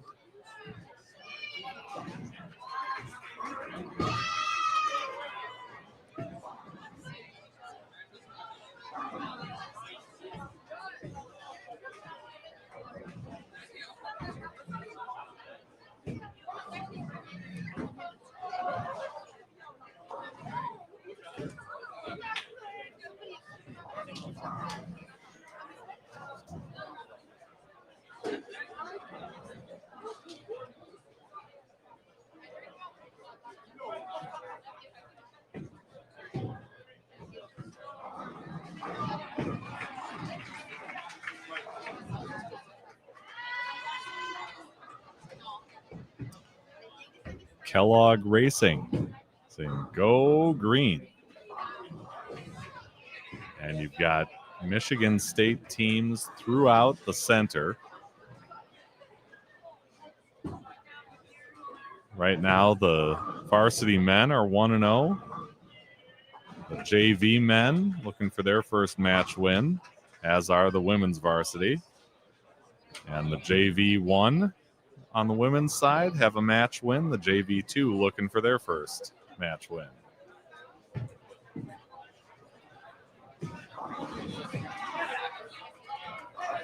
Again, in that live scoring, you can tab over to see individuals. For example, you're talking about Michigan State. Claire Zara from Michigan State pacing the field with a 181 in game 1. So you can keep track of the top individual performers and the top team performers.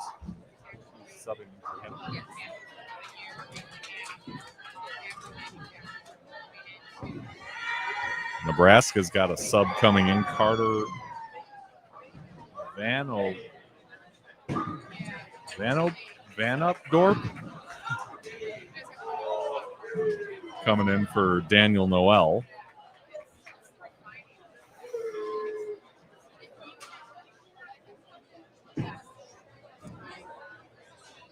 He's going in the second spot.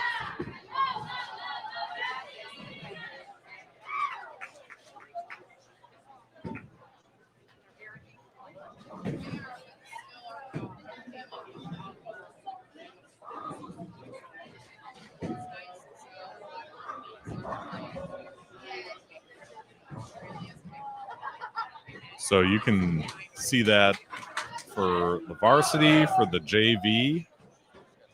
We saw Alyssa Ricci, also from Michigan State, on the JV side, shoot 203 right on our live stream pair. She's pacing the JV women in game 1. On the men's varsity side, you had David Hart from Ohio State with a 233.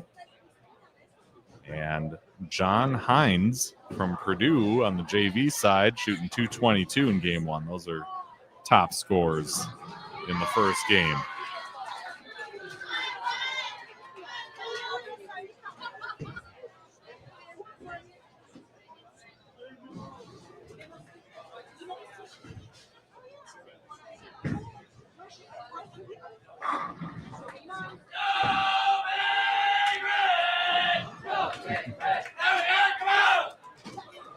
Evan Choi, no 10-pin to deal with there. He flushed all 10 back in an instant. As he hits the last 4.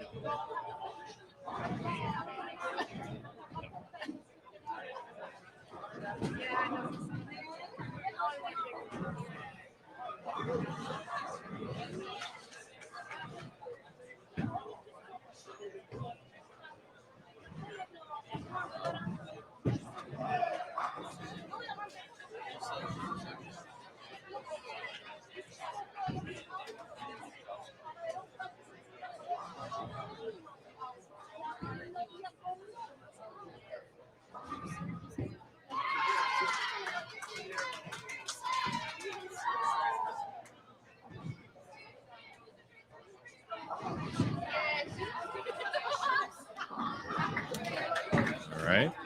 So spare for Strasdas, and that'll bring up Carter Vanupdorp. Remember, he came in for Daniel Noel.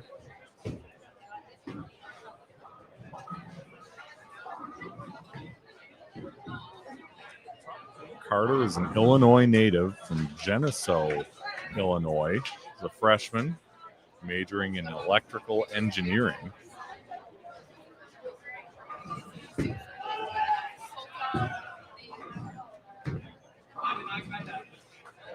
And crosses over, gets 9 over there on 18.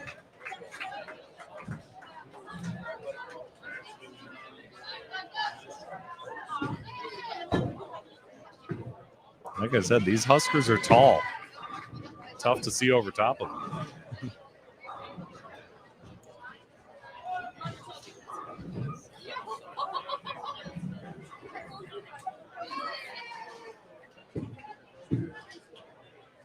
And in the college game, you're standing right up there by the approach, supporting your teammates, and Carter takes down that 6-pin without a problem.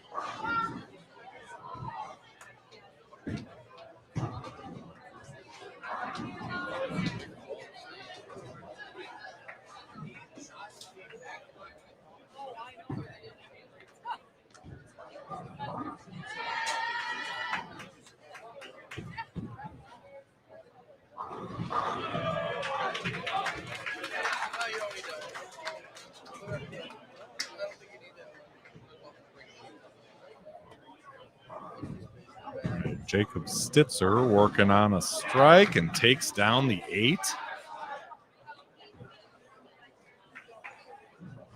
Nice shot for the lefty.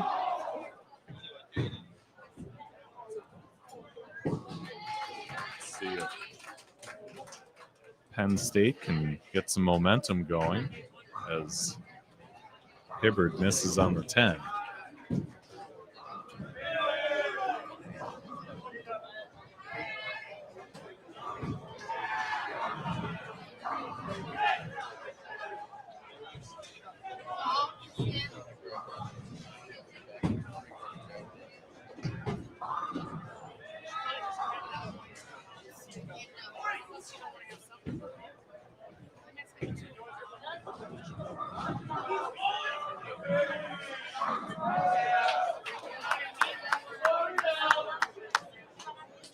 So Taj Forney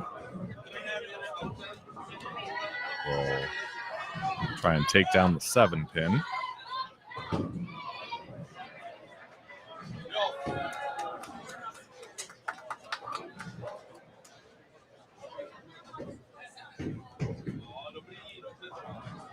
And misses it right. So opposite of him, Choi, working on 4 in a row. He's got a nice game going. Had a few spares in the early going, but has really come on strong.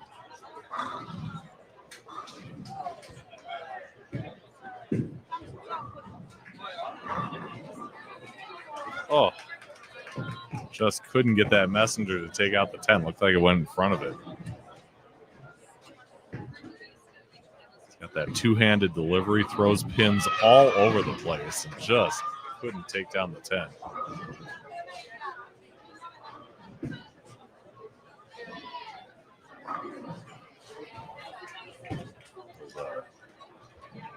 Tough spare on the right that Allie Herder was taking aim at, but unfortunately it just gets the 3 out of it.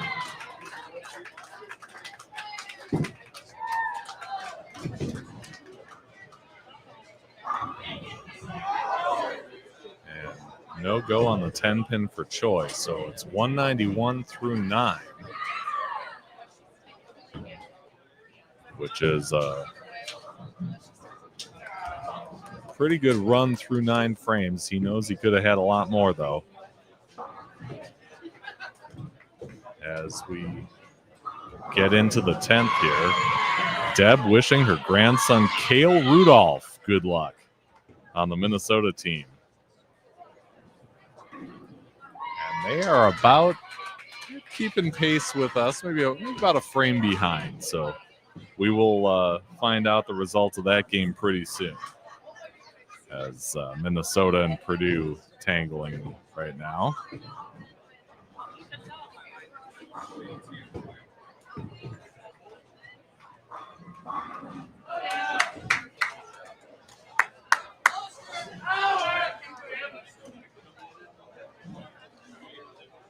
Caitlin Bosco on the right's got a 10-pin to try and convert here. Again, the Purdue varsity team, the defending women's varsity champions at the Big Ten championship. They will need 701 or better to get their point, as they are unopposed.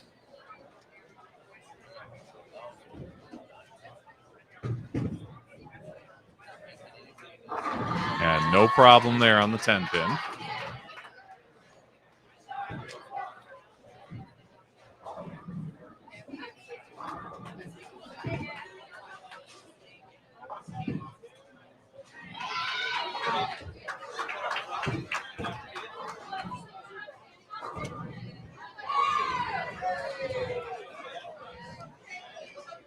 So, Deb, I hope we get to see Cale over here, because I heard that Cale got to play baseball at Target Field.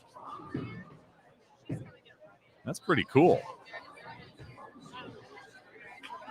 I mentioned earlier on that I'm located about maybe 90 minutes away from Target Field. And I've gone there a bunch of times, but they never let me on the field. They restrict me to the stands.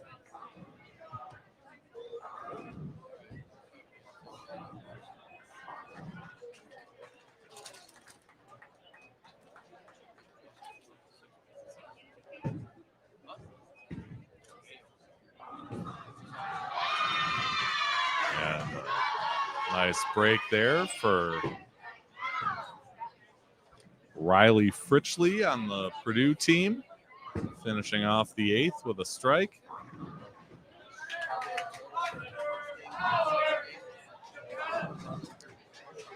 And got some work to do, but they're on a good pace to get past that 701 threshold. 700. And 700 would be a tie. 701 is a win. Meanwhile, we're finishing up here on the left pair. We've got Eric Landis with 183. Owen Strasdas with 173.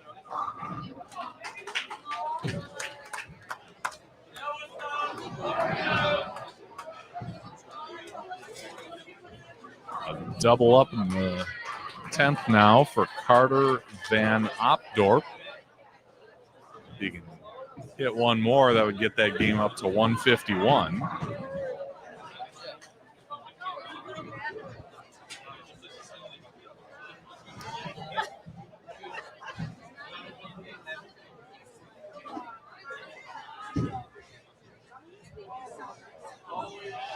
And again, the credit for the game goes to the player who started the game. So that won't be Carter's total. It will go to Daniel Noel, who started that game. So whether it's 151 or less, that's where that stands. On the Penn State side, you've got Daniel Wang, 162. And this is Jacob Stitzer in the 10th here. Van Opdorp finishes with 9, so 150 there on the Nebraska side.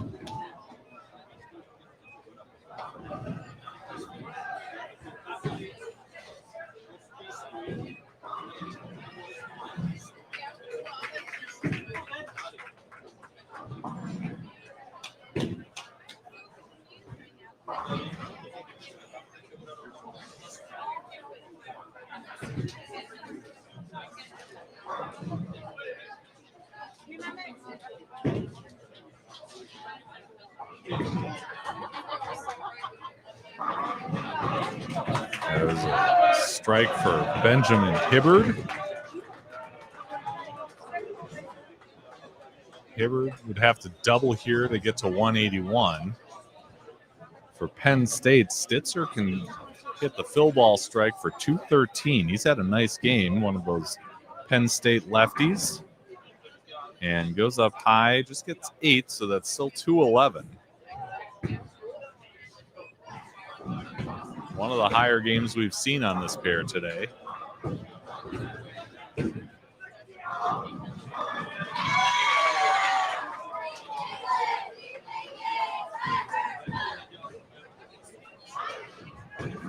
Caitlin Bosco hitting a strike in the 9th for Purdue.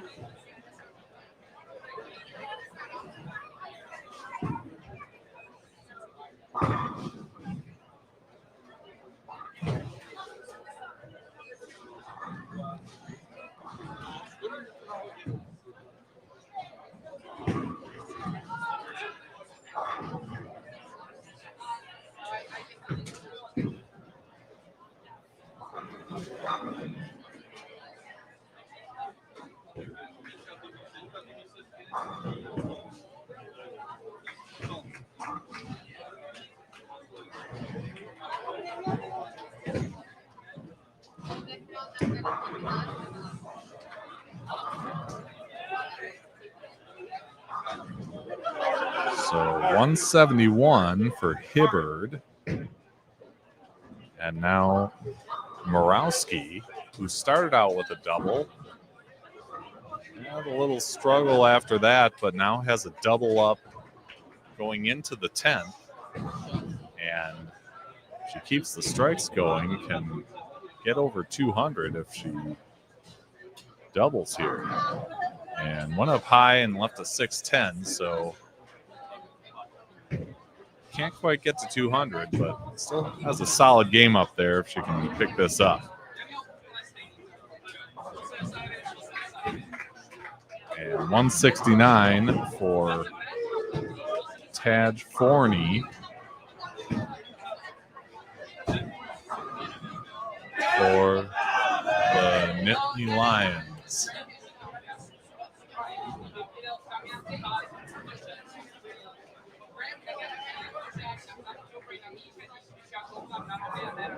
Boy, you look at it and it looks to be pretty close. Be interesting to add this up and see Who's going to take it? I'm thinking Nebraska might have the edge here.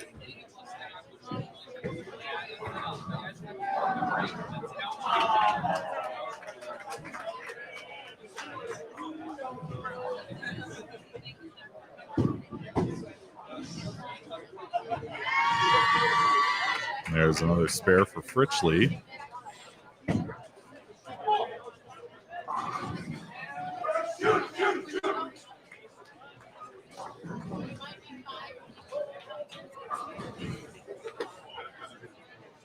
Of course, everybody's trying to get these last few sticks. They know they're important.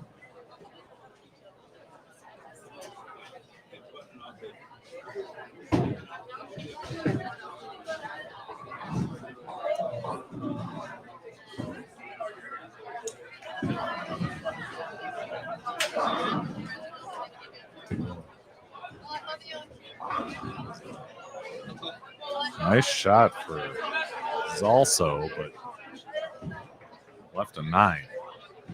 So they can cover this for 169. Oh. That was to be someone subbing in there for Borowski, but again, she'll get credit for the 192. So, and 169 for Zalso. So let me total those up.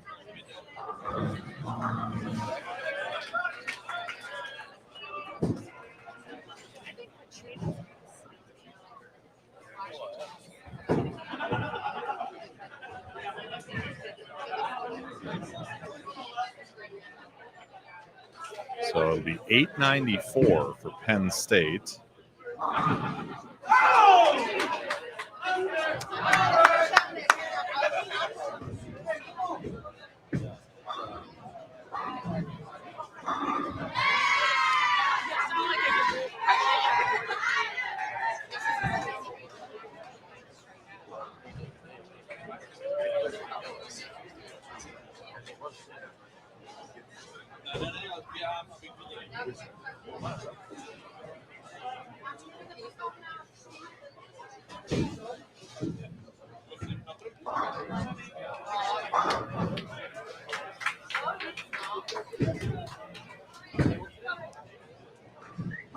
And Choi crosses over and gets a big double.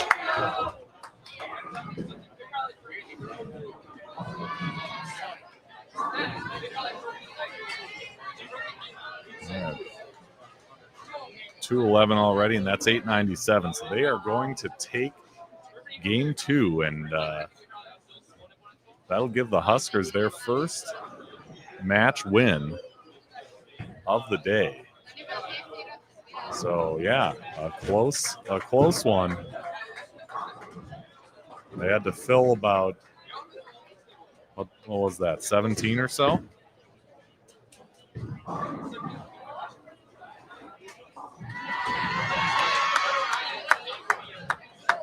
But they got the job done. They got it done. So an 8 count to finish it off for 9:05.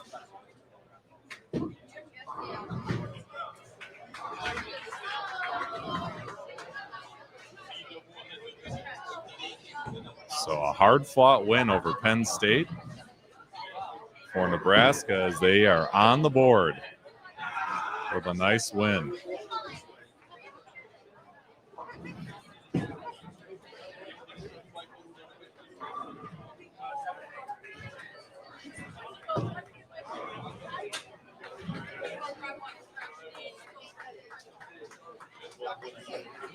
And again, 9:05, pretty good on this pair, you know.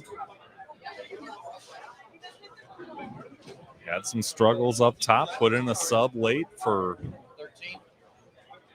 the bowler in the 2 spot, but they got a nice string down the stretch from Evan Choi and brought it home with a double in the 10th.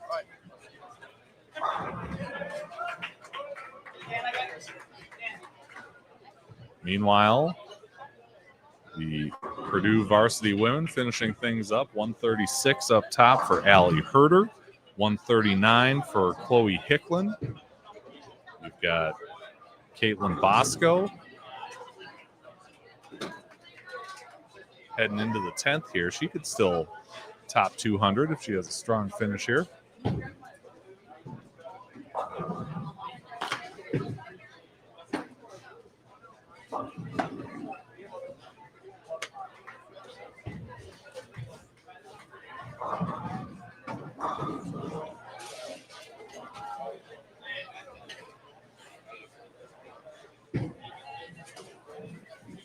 Meanwhile, Minnesota with an 865 in their game 2. Rutgers with a 799.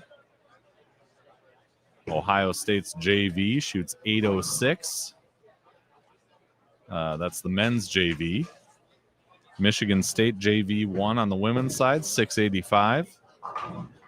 Ohio State's JV on the women's side, 651. Michigan State JV 2 on the women's side, 637. That women's JV 1, 685 for Michigan State was good enough to win, so they are 2-0 on the day.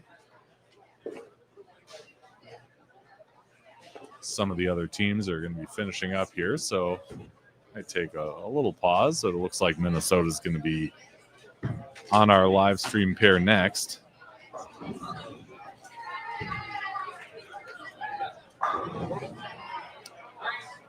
We have got Minnesota and Ohio State coming up next.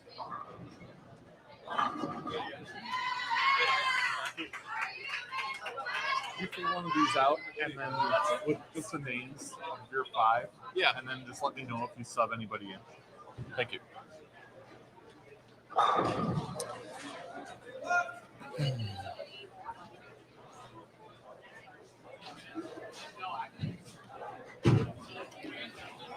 So we'll have Minnesota and Ohio State on 17 and 18.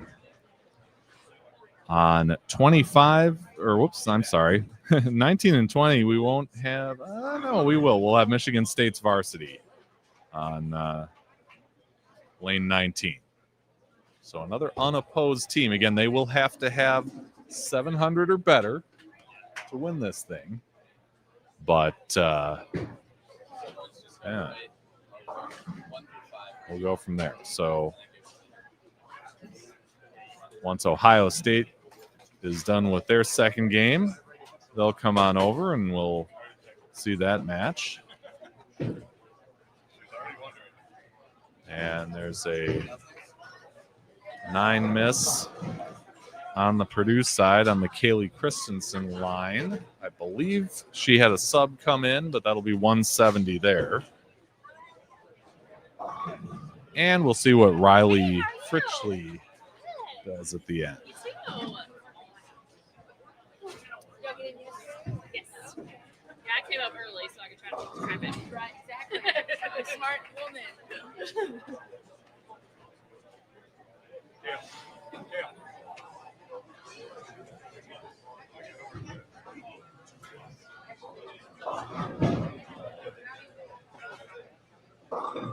Ooh, that one really stuck on the rail. It's tough to bring it back from out there, even with some turn. I mean, she's got that powerful two-handed style, but that ball did not move. So 158 so far.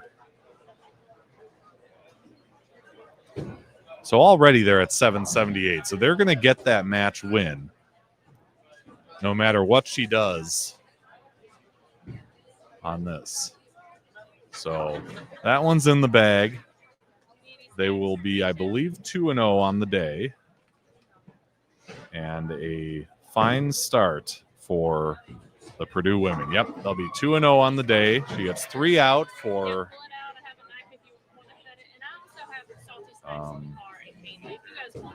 I didn't catch what that was. 161.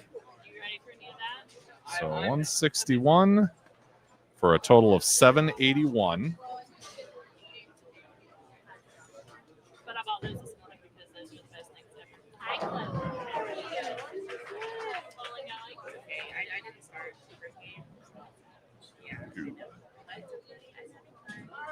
So 781 for them. They are 2-0 and moving on to their next pair.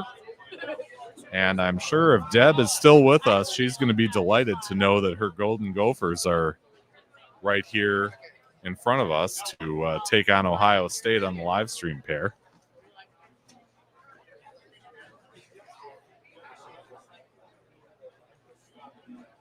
Thank you. Of course. They're here for your enjoyment.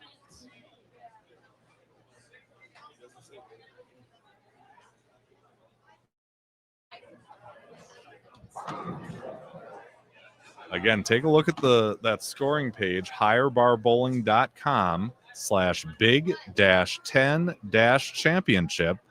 They will be populating those scores as they come in, and they've already got most of them. I can tell you that Purdue did end up winning that second game, and so did Wisconsin. Purdue with 922, Wisconsin 877, Michigan State with a win, 887 for them. You can see that Nebraska win that we just saw here with their 905. Losses for Penn State, Minnesota, Rutgers, and Michigan in game 2.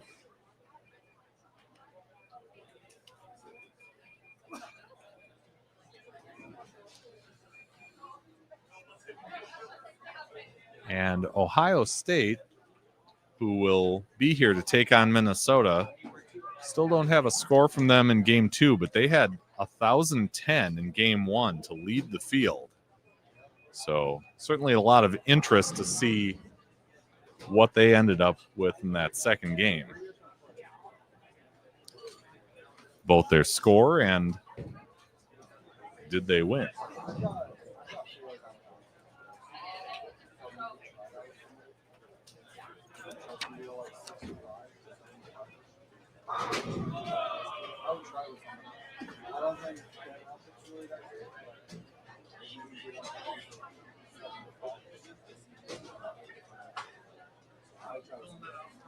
And if you sub anybody in, can you let me know? Thanks.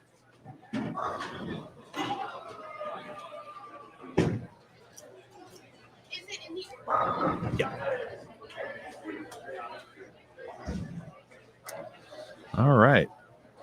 So LeBoyne's still with us, 7591 on Wisconsin. Go Badgers. They're on a nice run so far. 877 to win again in game 2. So, yeah. Again, these match points are the most important part. You get the best record and you get the highest seed. So, on the Wisconsin side, you've got a bunch of guys toward the top. At least of the scores that are in so far. You know, Michael Chelney hitting 184, Graham Gasper 183, Jake Killander 163. These are all game 2 scores.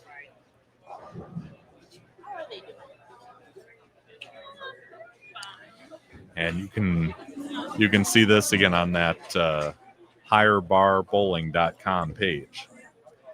So, yep, Deb's still with us. Says, go Minnesota.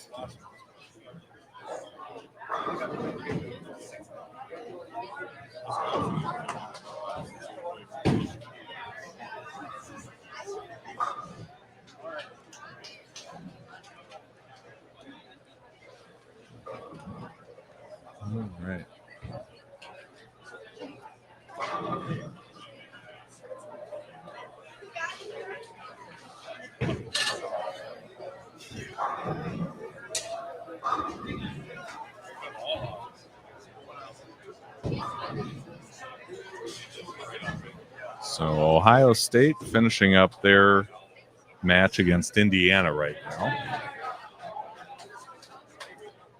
And they'll get started with us once they're done.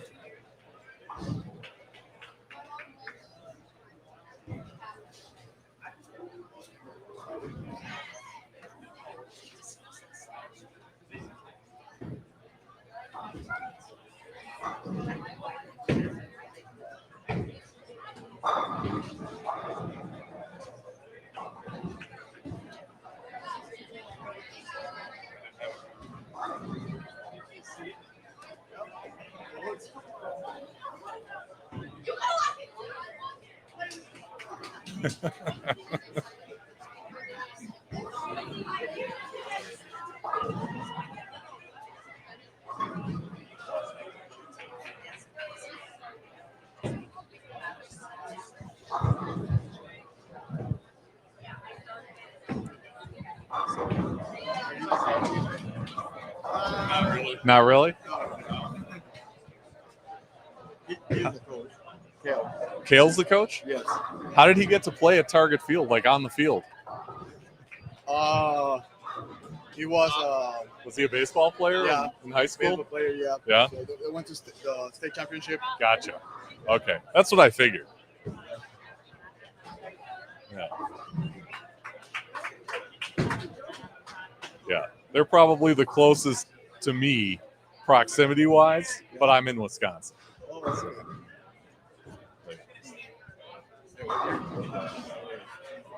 2021. Yeah, because I was a year after. Yeah. All right. And then the game before that, like the semifinals, they went to 15 innings. Jeez. Yeah, it was a crazy game. All right.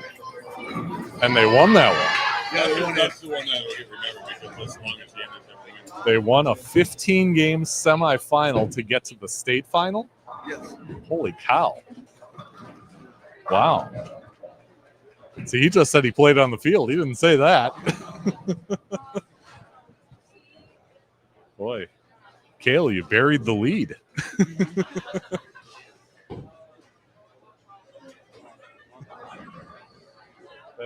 That's like saying Kirby Puckett played in Game 6 of the World Series.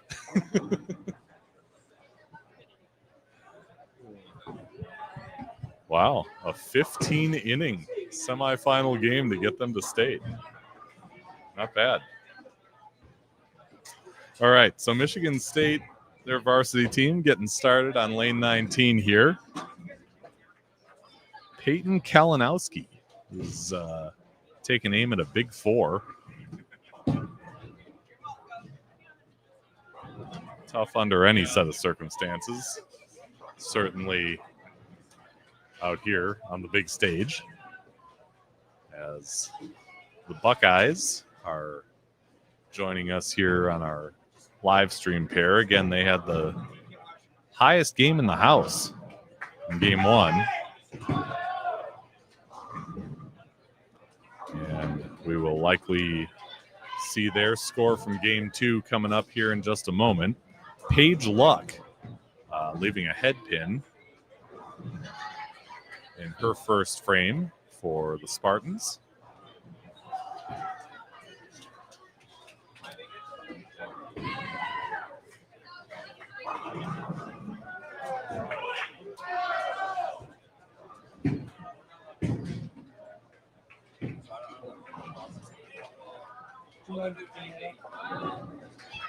Thank you.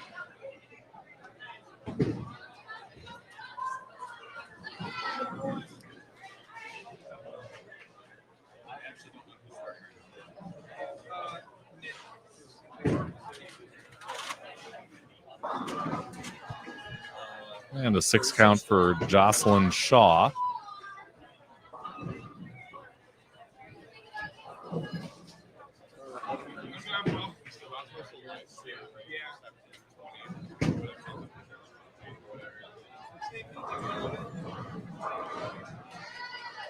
Shaw is a freshman social work major.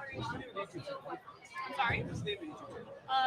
I don't know And if it's the same as the Facebook page. slides but by it's the 1248. Is the Facebook page, so I would assume the YouTube would be the same.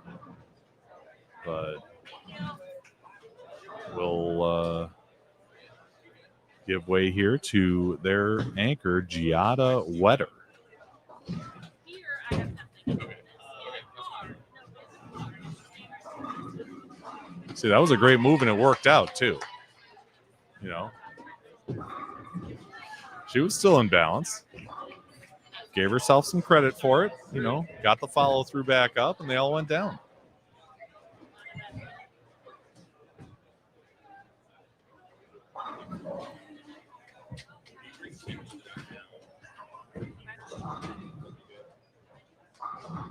Michigan State started out with a 738, shot 787 in game 2. Hasn't won a match point yet, but with scores like that on this unopposed pair, they would be just fine because they just have to beat 700. So if they're able to keep up that pace, they'll be good. Meanwhile, on the men's varsity side, Ohio State with an 879 in game 2 did not win that game against Indiana. They had 907. So 1-1 going into this match with Minnesota. Ooh. Almost covered that split, did J.J. Christensen for the Gophers.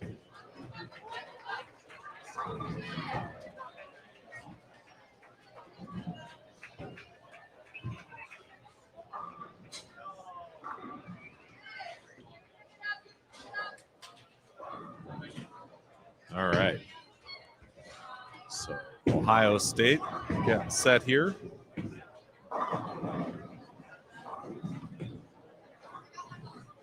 And 7 count for John McEachran.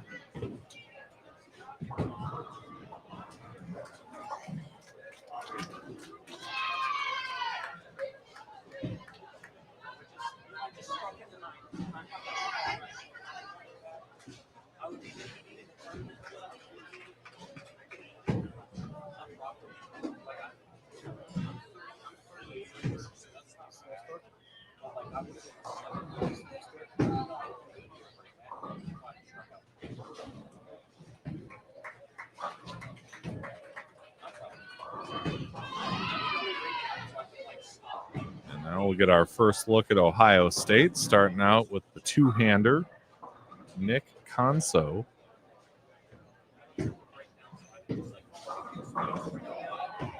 As McEachran takes care of the spare. I'm sorry, Caruso. Nick Caruso is a senior criminology major who enjoys watching sports.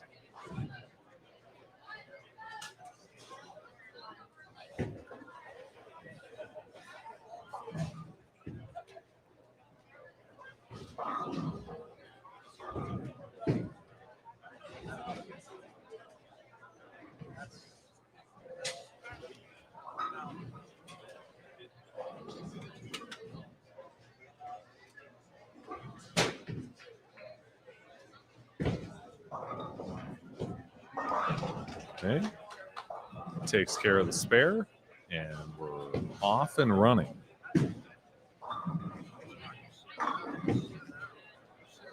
Elliot Washi in the third spot for Minnesota carries the crossover.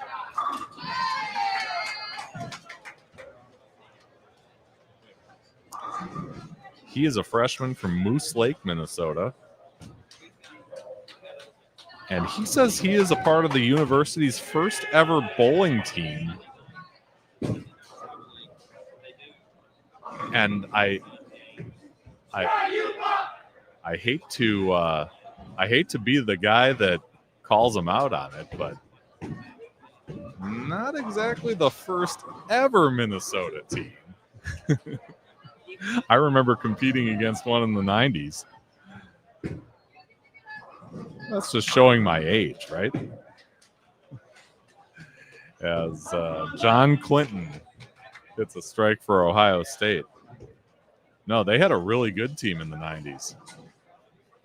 They had one in 95, 96 with Brent Prentice, who is now the owner of Cedarvale Lanes in Eagan.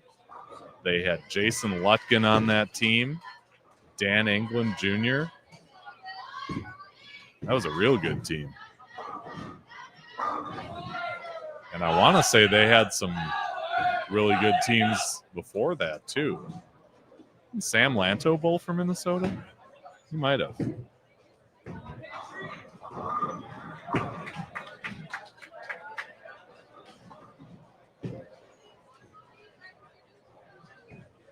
But anyway, Elliott enjoys being a part of the team.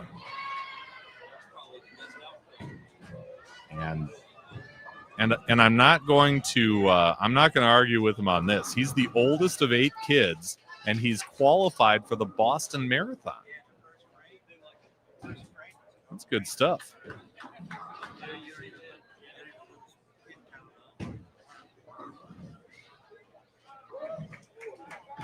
Anyway, Cale Rudolph, who we've talked about a lot on this live stream,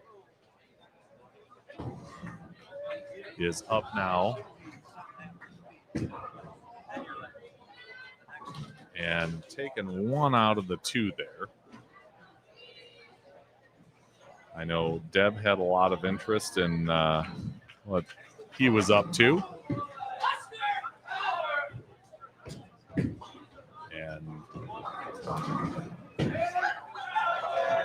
kind of cool to find out about that 15-inning semifinal game that his high school team won under the bright lights of Target Field, home of the Minnesota Twins, to get to the state final in Minnesota in baseball. Good stuff.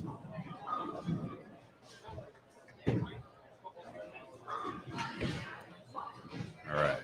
So it looks kind of like we need some kind of score correction on 17, or maybe some pins reset.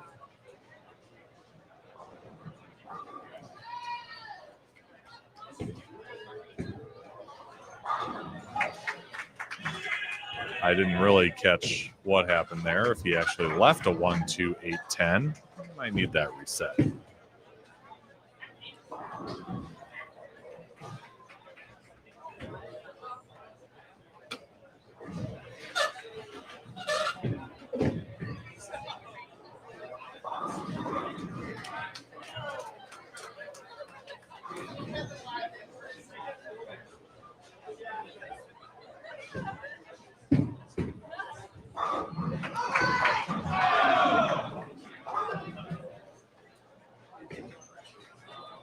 Page Luck leaving the 1, 2, 4 for the Spartans.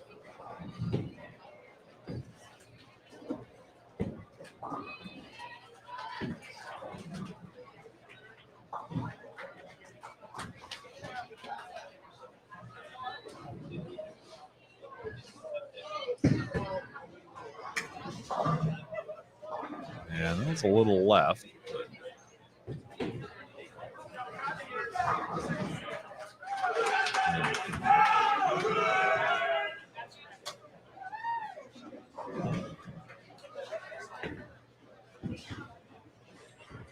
Yeah, it looks like they're resetting a spare for that.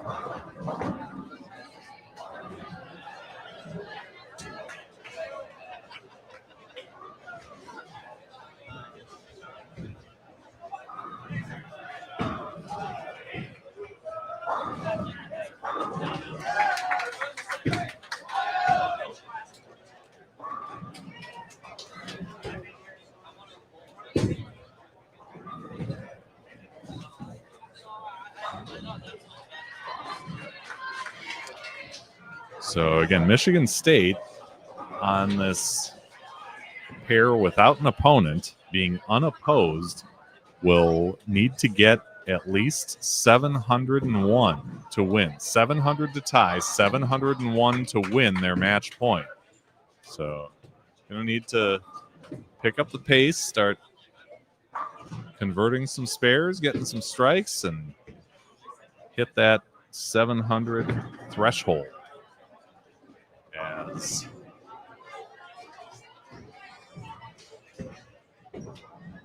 a 6-2 open for, that was Sean Gallagher for Ohio State. Now here's David Hart, the anchor bowler for the Buckeyes, taking 10 back.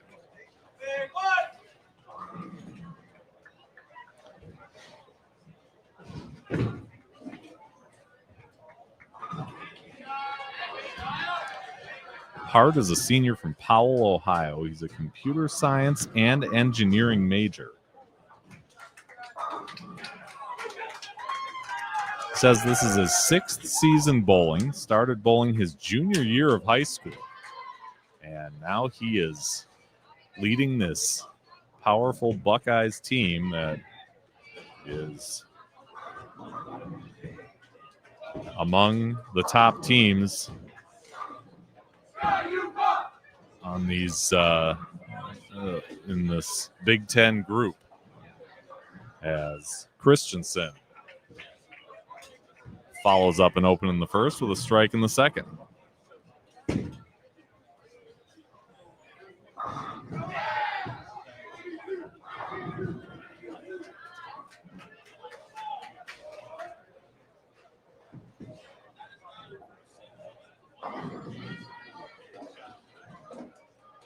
Light hit for Caruso, leaving a 2-8.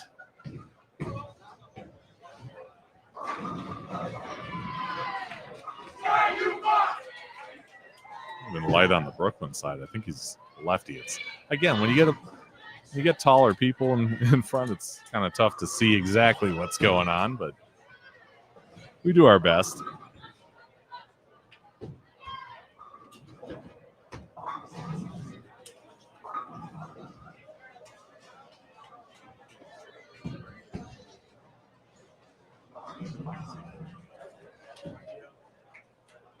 But yeah, talking about Hart, he is leading the pack right now, plus 38 after 2. 233 and 205. So certainly not a bad thing to have him anchoring this lineup.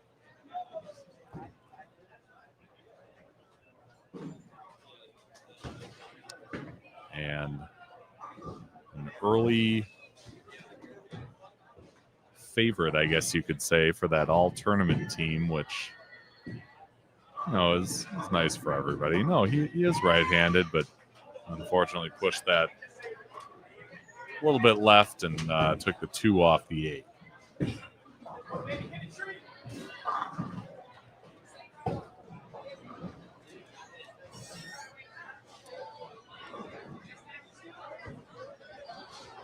So Elliot Washi at a 1-2-4-8.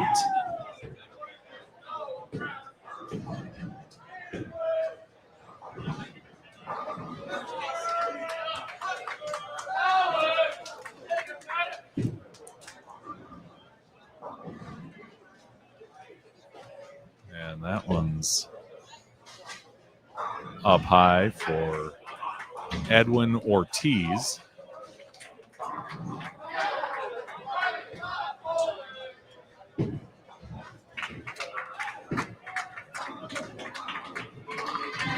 And Washi takes down all 4.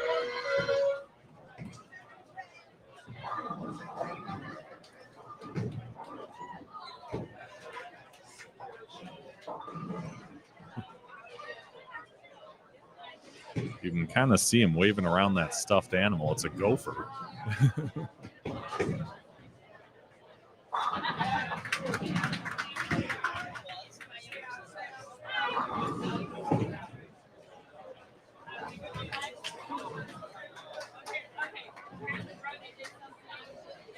Hey, whatever they think is going to knock him down, right?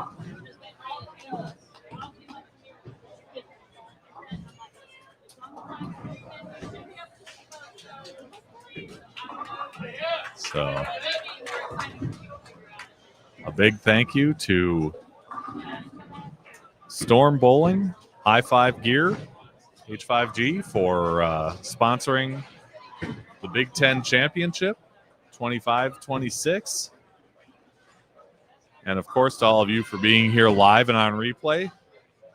Absolutely appreciate that. Glad to be back here and bringing you all the action live on the Bowling with the Fef channel. Feel free to shout out your favorite student athletes or college teams here. We've got a bunch of them. They'd love to hear from you. And let us know where you're watching from.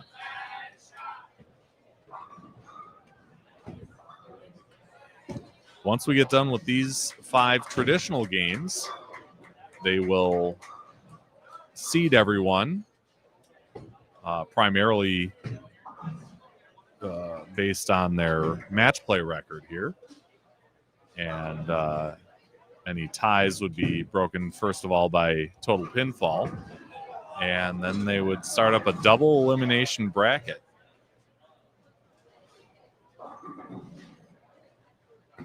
So certainly where things get interesting. You can follow along all the action. This live stream is part of a playlist that includes 4 different videos.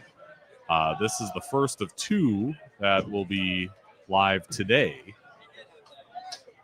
After the 5 traditional games, we'll have a break where they will re-oil all the lanes, and then they'll do 2 Baker matches to finish up the day here, and that will be on a separate video with the link that you'll find in the playlist.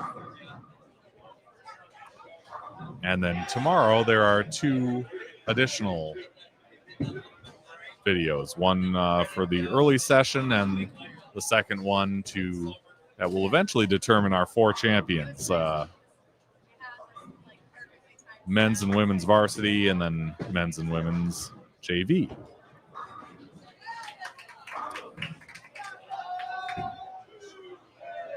The scoring is easy to follow. If you go to higherbarBowling.com/big-10-championship. Find all the scores. You can see the graph of the oil pattern that the bowlers are competing on. You can see the lane assignments and the schedule where these teams are moving to throughout this 36-lane facility, Bowlero Mount Prospect, and a whole lot more.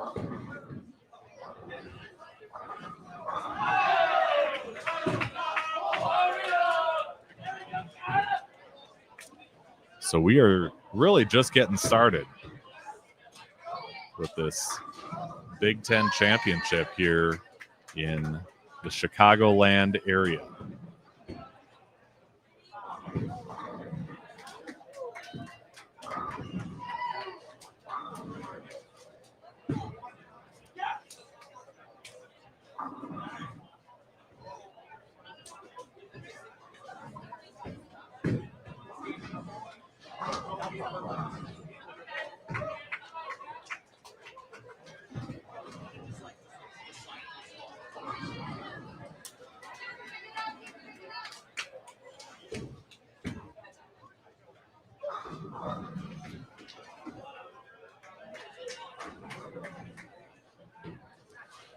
Ohio State started out hot. They shot 1,010 and remain the only team to break 1,000 for a team game in the tournament so far. Of course, winning that first game, game 1. They were defeated by Indiana in game 2 and are now tangling with Minnesota here on our live stream pair in the 3rd game of competition. Their anchor player, David Hart, who is E on the left right now is the high individual player at plus 38. And we'll see where it goes from there. Still a lot of bowling to do.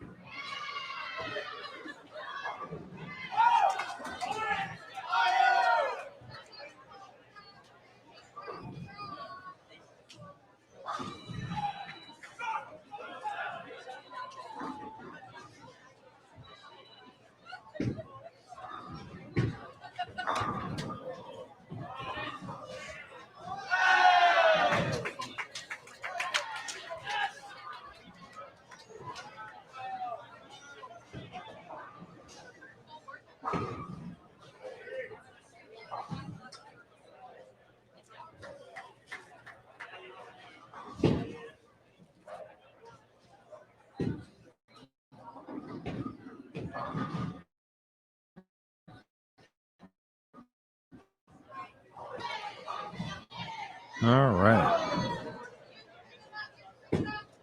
So matching 5 pins here for Elliot Washi and Edwin Ortiz.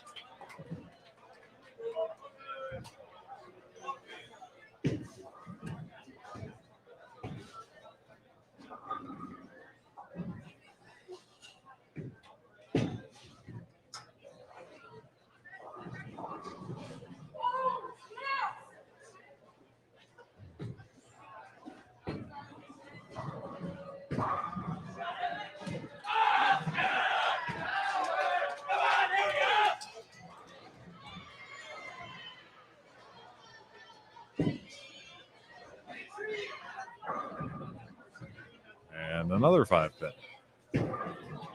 This one for Gareth Lean.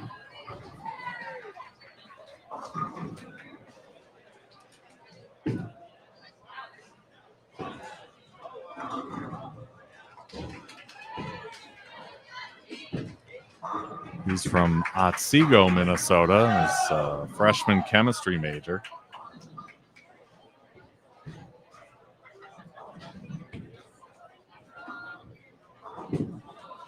As Clinton leaves a 2-4-5.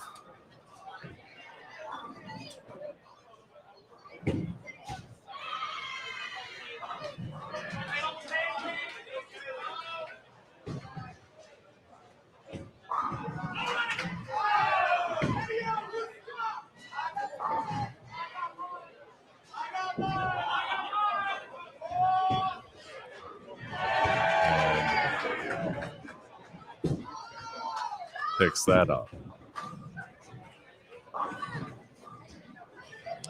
Clinton is the president of the Ohio State Bowling Club. He's from North Carolina and is the only out-of-state bowler on that team. He's a senior biology major.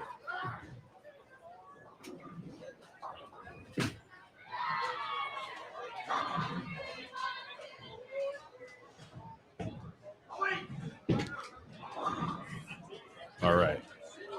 Here's Cale Rudolph firing at a 1-3-9.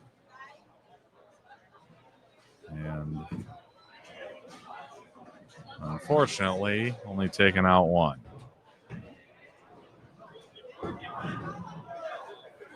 So you figure Minnesota's got some work to do coming up here in the middle of the game.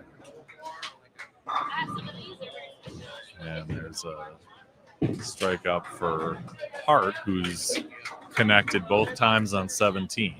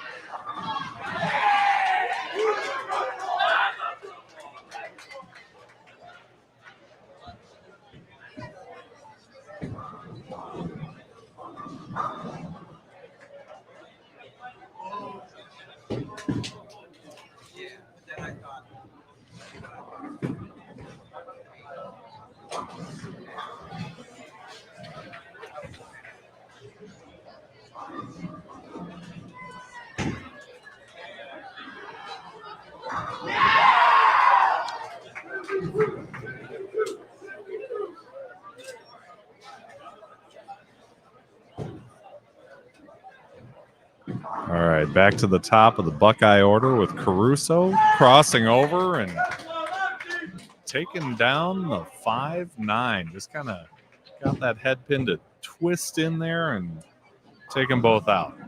Doesn't have to be pretty, and he's struck both times on that lane, so really just needs to keep that going and figure out 17, and might have something going here.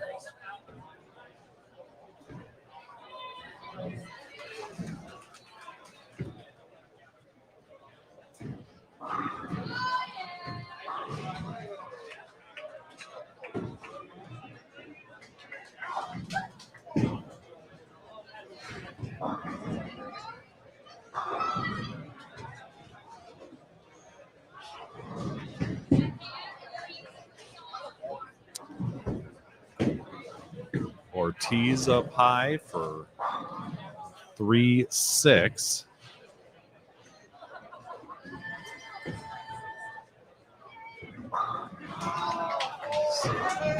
Kept it clean so far this game.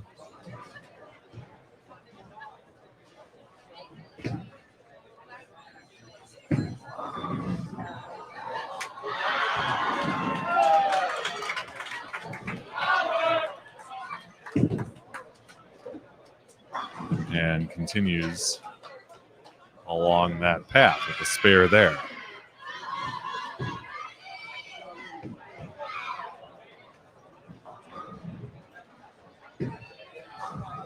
Washi, 1-2-4, gets a nice break there to convert.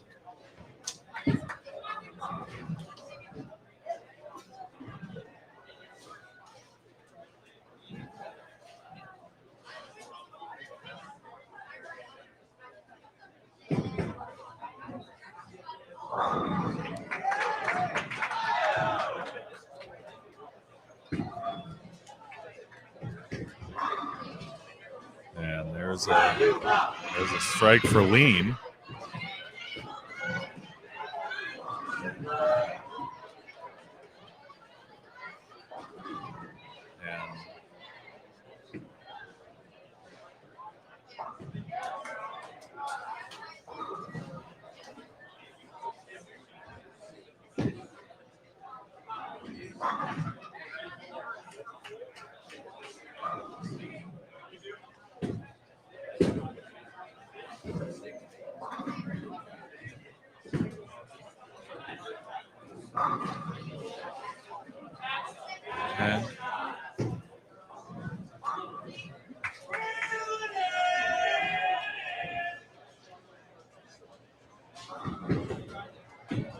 So Lean and Rudolph both hitting strikes in the fourth. And there's one for Sean Gallagher. His third in a row. And now Hart to follow, working on a strike in the third.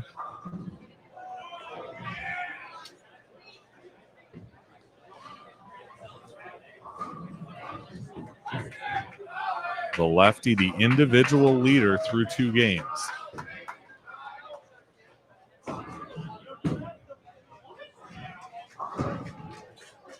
That one slid by the head pin and left him with a 1-3-6-9. So certainly not a gimme, but they'll try and put it through the 1 and the 3 and get the 9 out of there.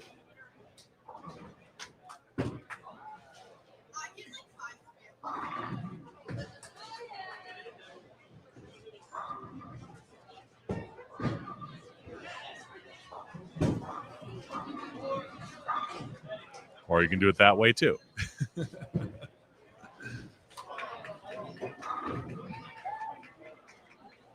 That works just fine.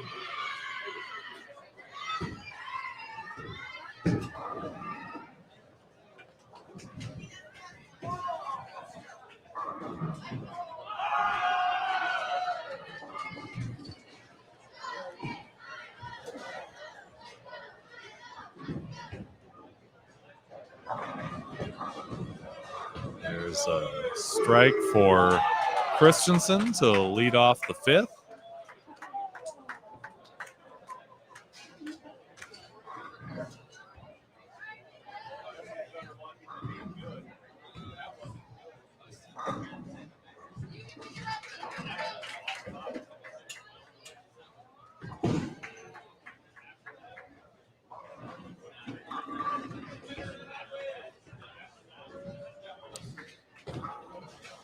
Christensen's a freshman environmental science major from Blaine, which is a northern suburb of Minneapolis.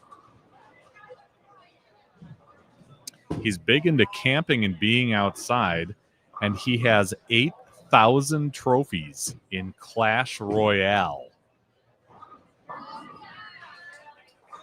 I feel like my son has brought up Clash Royale before. I'm a 48-year-old man. I have no idea what that is, but he must be pretty good at it if he's got 8,000 trophies in it.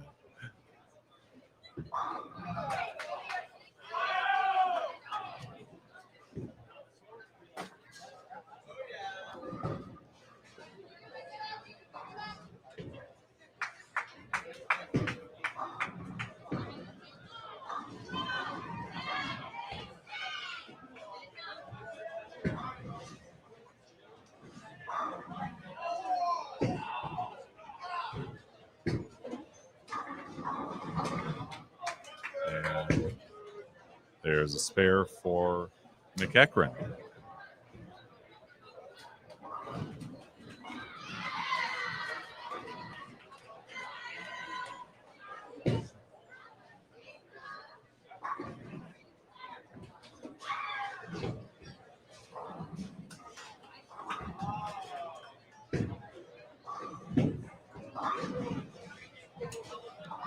Up high for Ortiz, even a 310.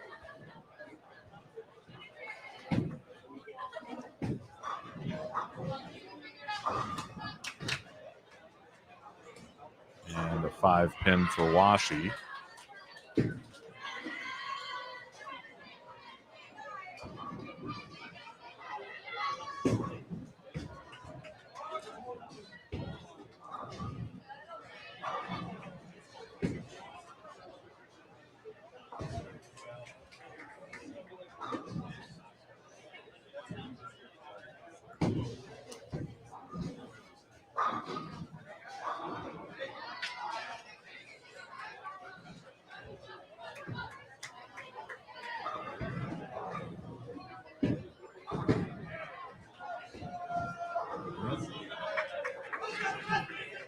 Man, just did not move. Really didn't. But on the other side, Ortiz took down that 310. So there you go. Leith up high with a 4-pin.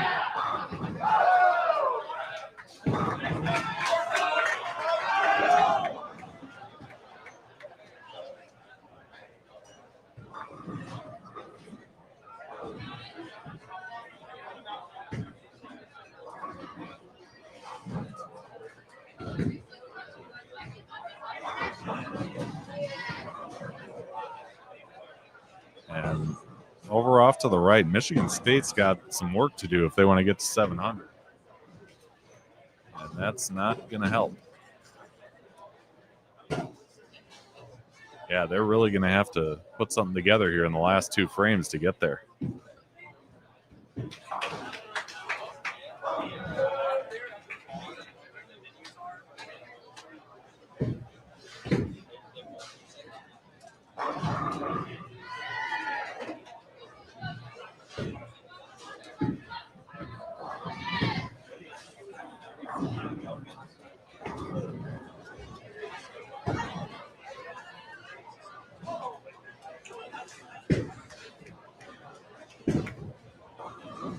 All right. Rudolph, a little bit light. Couldn't take down the 7, though. So he's got the strikes on 17. It's just 18 that's causing him some problems. Here's Sean Gallagher on the left. Looking for 4 in a row. Couldn't quite get the 6. So a couple single pin spares for these guys to go after. Hunter Cooley, 6958, says, I know those guys. Strike it up, Minnesota. Yeah, they've got a tough opponent and some work to do, but still half a game to go here. And plenty of time to run some strikes and make a match out of this with Ohio State. Ruby Williams says, go Wisconsin, go Badgers. And her Badgers have been doing pretty well in this event so far. 2-0 matches with 948 and 877. And not bad. 2 wins already. Still 3 games to go. So the seeding in the bracket is the first order of business is match wins, and Wisconsin's got those so far. Hart with a 7 pin. Erica Cooper says, shout out the Aiden Cooper with Michigan State.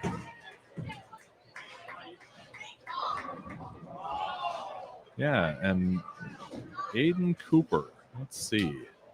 Where is Aiden Cooper? It sounds familiar, like I've called that name before. I'm sure. Well, Aiden Cooper is from Portage, Michigan. I know that. Freshman mechanical engineering major.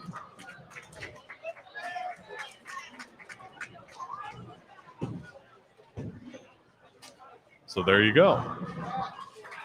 Aiden Cooper. Erica says, what's up?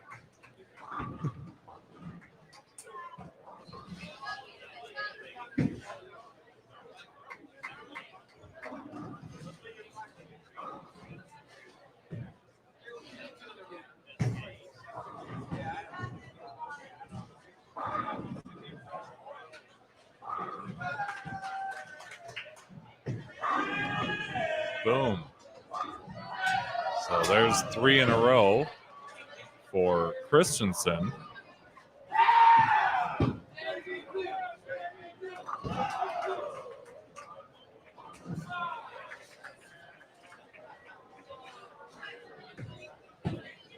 There was no doubt on that one.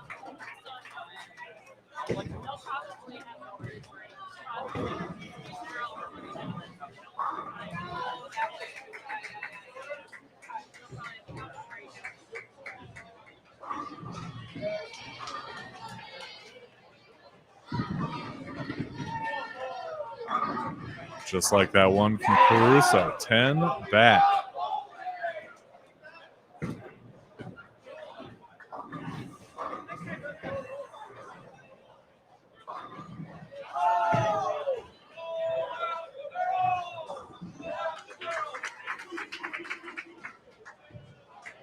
And for Caruso, he's had the last 2 on 18. It's been 17. It's I've seen a lot of these bowlers kind of catch some of one lane and not the other. And that can certainly happen.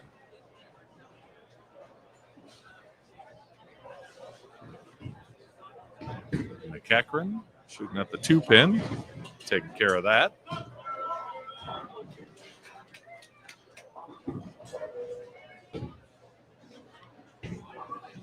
All right, so now we've got Michigan State finishing up their games. Alina Gallardo with 125.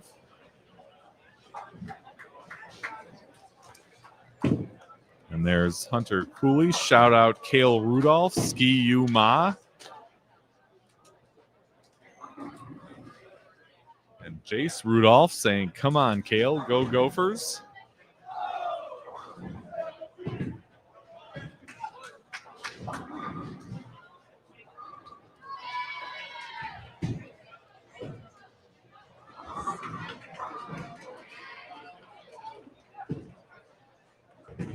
Yeah, Kale is a graduate student who majors in robotics. He's got 2 300s and took second in doubles in the Minnesota State Bowling Tournament. And he wants to finish his master's in robotics and go into the industry. And Hunter says, we are all watching.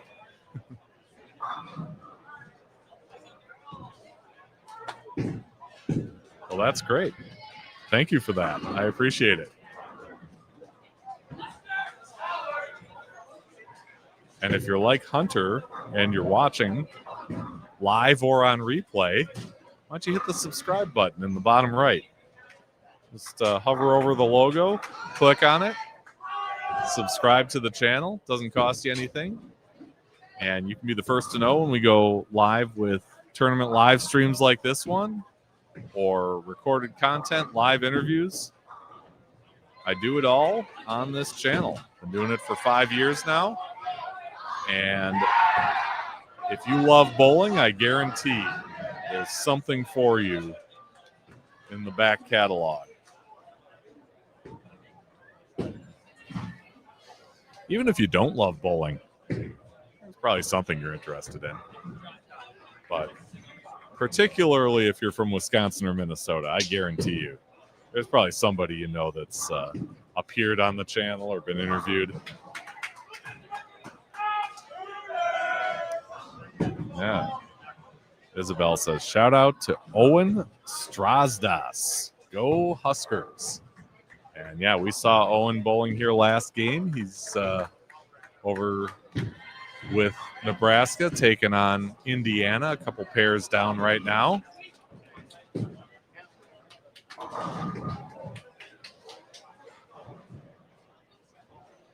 Once they get those scores finished up, they'll be on the live scoring page on the higherbarbowling.com channel, or website, I should say. So you can follow along with not only how the Huskers are doing, but also individually how Owen did in his individual games and all the other athletes here.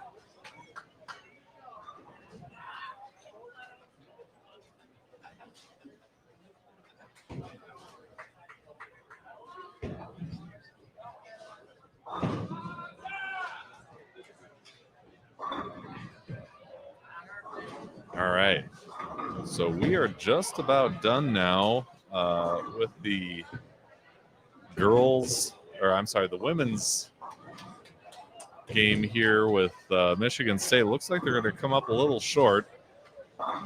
Again, an unopposed team on the women's side needs to shoot over 700 to take the match point. And unfortunately, that's not going to be the case here for Michigan State.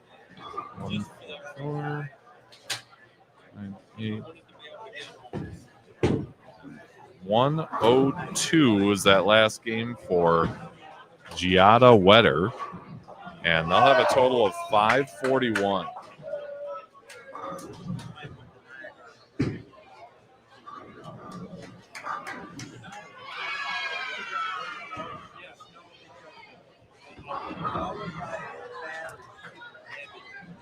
So 541 for Michigan State. Hunter wants to know, are there any current standings? So Hunter, if you go to the scoring page, and I'll throw that link up in the live chat here. And it's through the website higherbarbowling.com.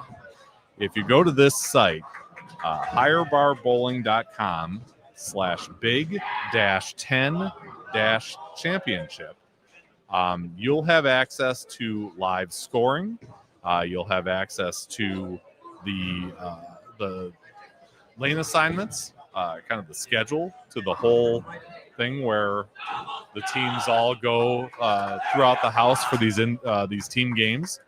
And then you can check out individual results for varsity, junior varsity, and the round robin qualifying team games. So as it stands right now, the leaders are Purdue, Wisconsin, Indiana, Michigan State on the men's side because they have 2 match wins. From there, it goes by total pinfall. So Purdue is number 1 in men right now because they have 1,888 total pins, but they're 2-0, and that's that's the key to the highest. They're on track to becoming the highest seed in the bracket, but nobody's going to be out by virtue of any of this. It's just setting up the seeding for the double elimination bracket later on. Women's varsity, same deal. Ohio State is in the lead coming into game 3. They've got 2 match wins, and their total is 1,635. But they're just on track to have the highest seed among the varsity women. But it's just, again, it's just for seeding for the double elimination bracket. That's where things kind of get ratcheted up a little bit. Yeah, Deb says it's nice to see all of Kale's buddies watching. Absolutely. Yeah, Hunter, how couldn't we? Nice to be working and watching at the same time. Yeah, absolutely. And thank you for the link. You bet. Yeah, as long as your boss doesn't mind, right? Yeah. Aiden Cooper, go green. Christina Lechner, 7993. Yeah, Aiden Cooper. We got to get Aiden Cooper around here. He's got a lot of fans. Yeah.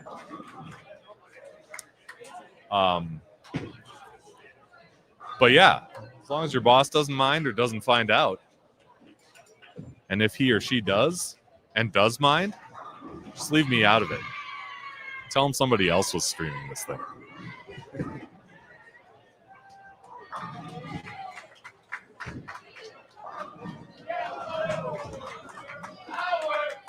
All right. So a 10-pin for Sean Gallagher in the Ohio State 7.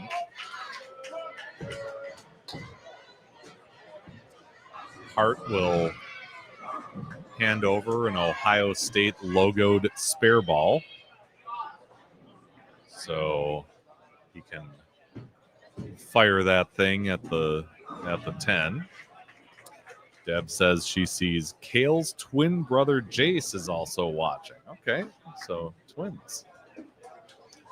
I was talking to one of the, I don't know if it was a coach or parent, about the 15-inning state semifinal baseball game that Kale played in high school to advance to the state finals on Target Field.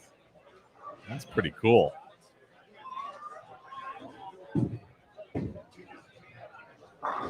Bet you all of New York Mills was sitting on the edge of their seats for that one. Yeah, Hunter. Tell them it was me. Good. I'm glad they don't mind. Well, then you can tell them it was me and tell them to subscribe.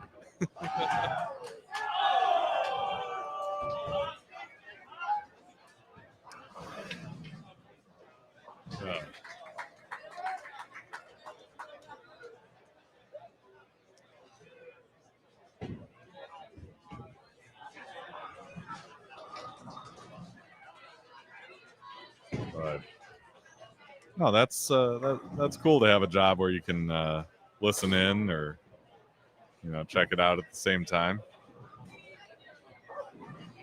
There you go. There's a link for you, your boss, and everybody else.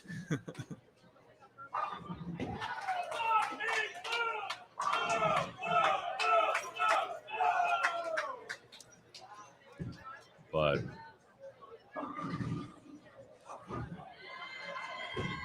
no, it's been a great day of competition so far, and like I said, gets more exciting from here as we get into the double elimination bracket.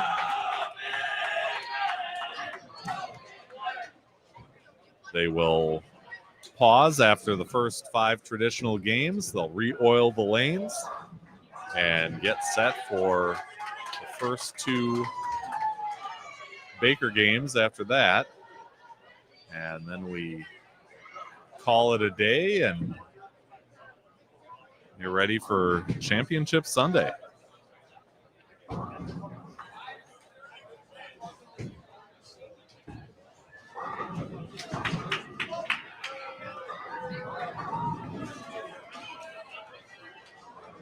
And we'll have it all live. We'll whittle the field down to our eventual champions in men's and women's varsity, men's and women's junior varsity. And then I'll tear this all down as I remind all the people from Chicago why their football team's going to lose tomorrow afternoon. I'm only saying that because there's nobody around me to give me a hard time about it. We can talk more about that tomorrow. Anyway. So that's a heck of a combination there for Caruso. And almost took them all down, but left that back pin.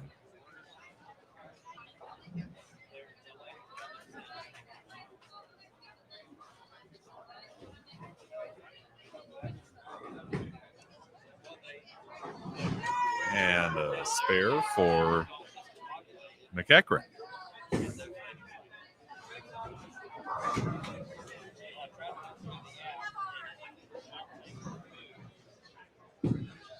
Oh, okay. So both Twins played in that game. See? Twins playing in the home of the Twins.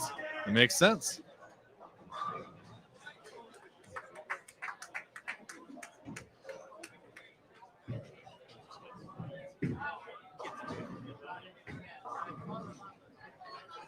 Up high for Washi and just the 3-pin.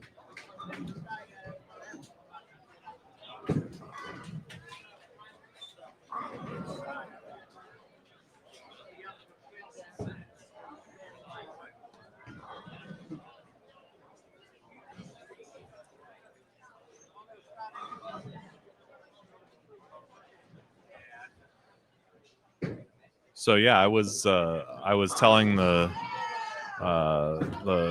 coach or parents that I was talking to about that I've never been on the field at Target Field. Never played high school baseball, and I think I played Little League 1 year in like 7th grade. I did get on the Jumbotron once, though. That was fun.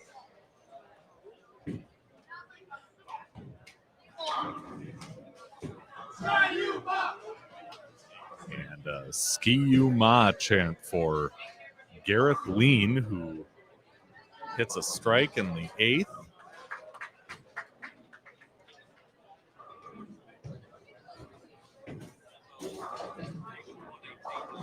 And that brings us to Cale Rudolph.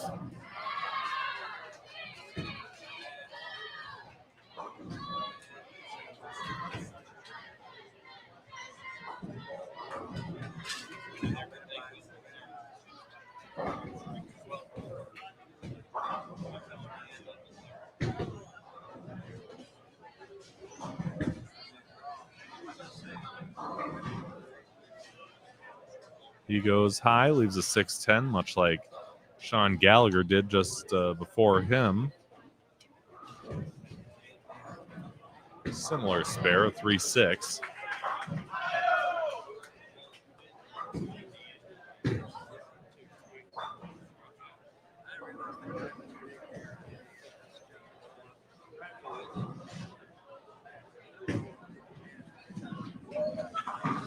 All right. And spare for Rudolph.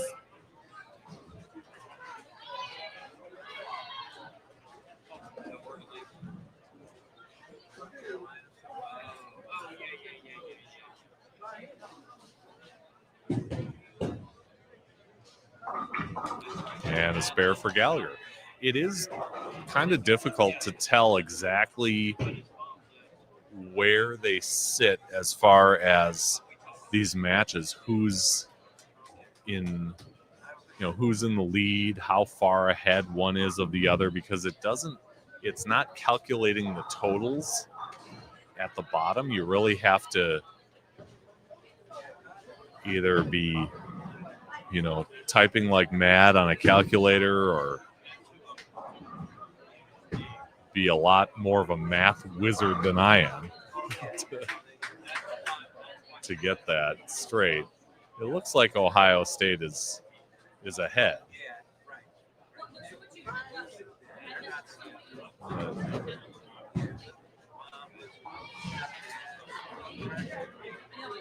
But it's hard to tell as David Hart takes aim at a 9-pin. And he got it. Again, a lot of tall people congregating right in front of where the line of sight is. And Ohio State's got several teams in this tournament, both JV and varsity. And I think they're all here. They travel well.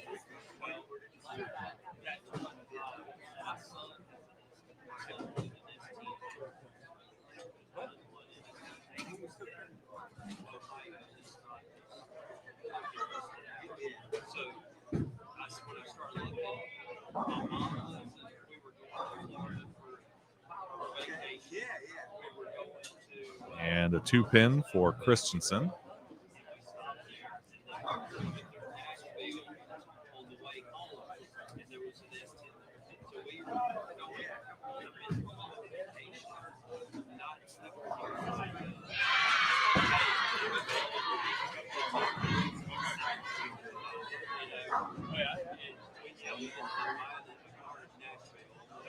So I'll start.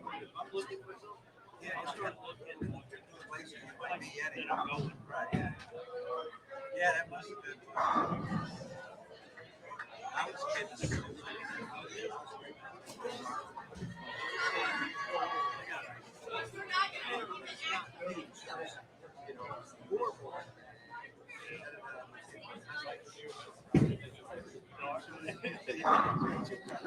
Oh, that one really went right. Left him with a 1-2-4.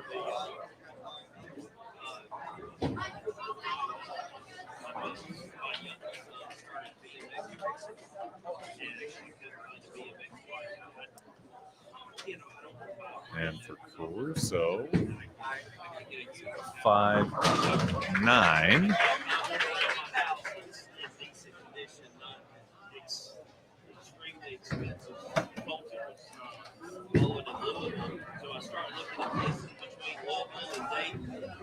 Open for McEachran.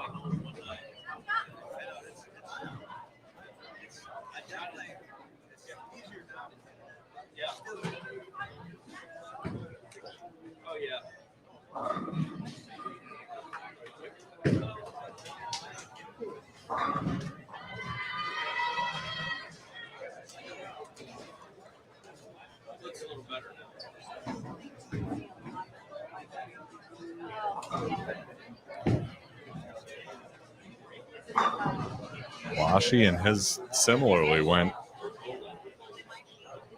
pretty far to the right.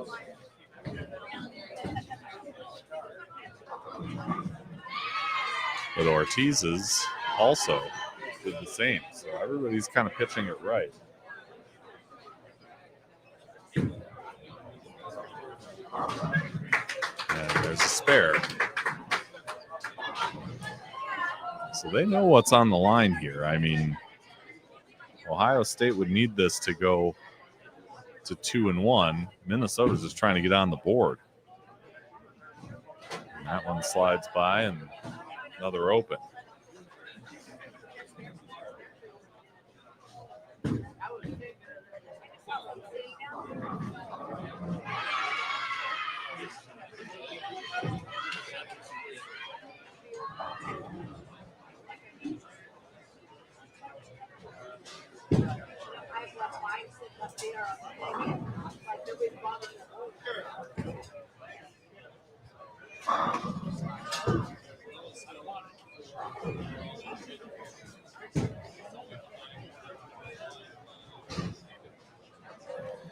There you go. I'll tell you what, Deb. I'll show you that picture of me on the jumbotron when we come to a break in the action here. So open after open, and there's a spare for lean.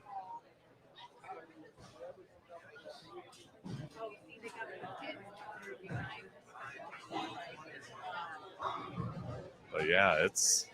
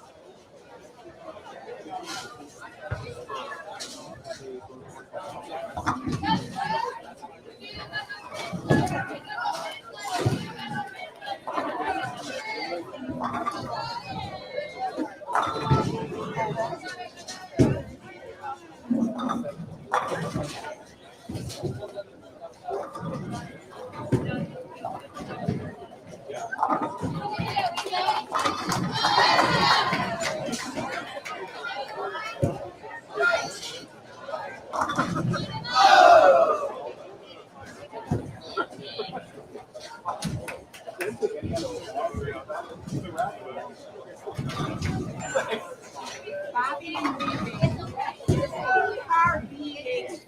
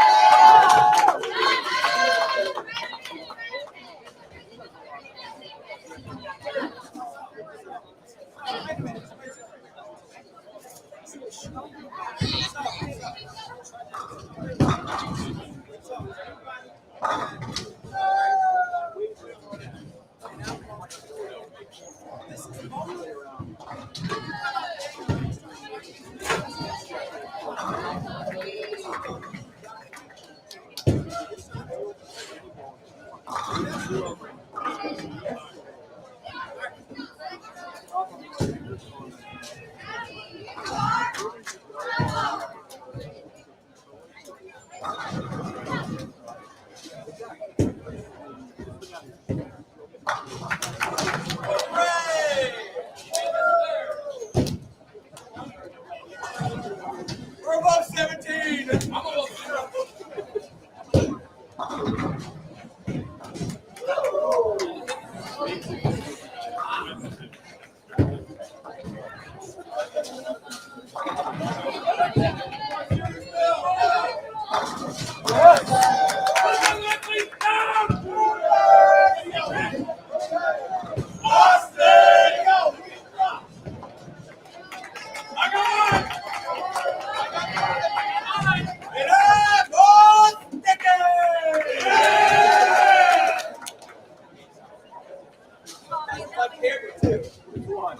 The one that was just up there. No, mine's just one right here.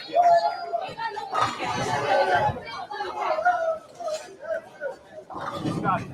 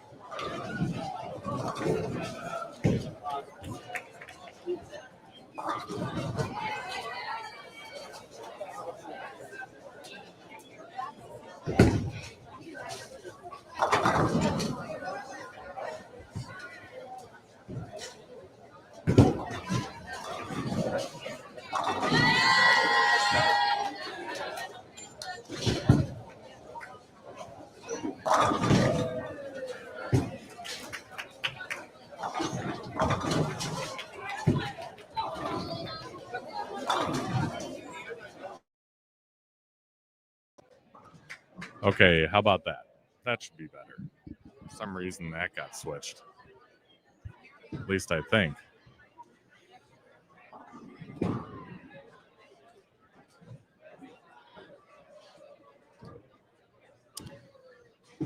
There we go. Okay. Yeah, something got switched up. Thank you. Yeah, let's just say a piece of equipment got stomped on, and yeah, things got a little out of whack for a minute. But we're here.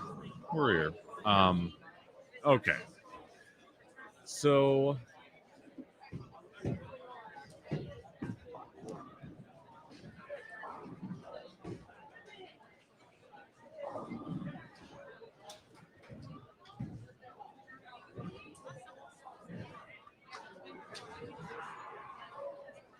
all right, it's Kopinski on the left.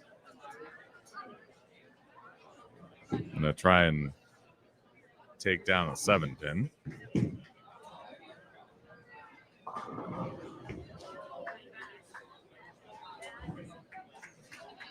Whittam going after a 1-2 on the right, and Kopinski gets the spare.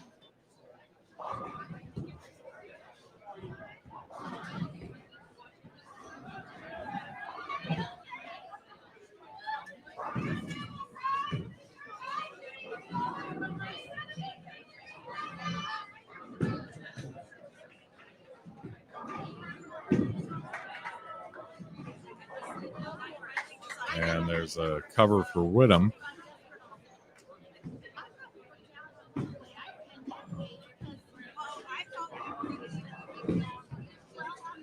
So, as we've said, a couple of great teams on this pair. Nobody's really killing it, though. I mean, it's been a tough pattern to play all day. And it's either been carry or a lot of people leaking it out to the right. It's just not coming back.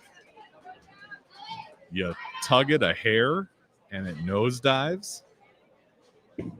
So you really get rewarded for quality shots, but if you miss a little, it's almost one of those types of shots where it's better to miss a bunch.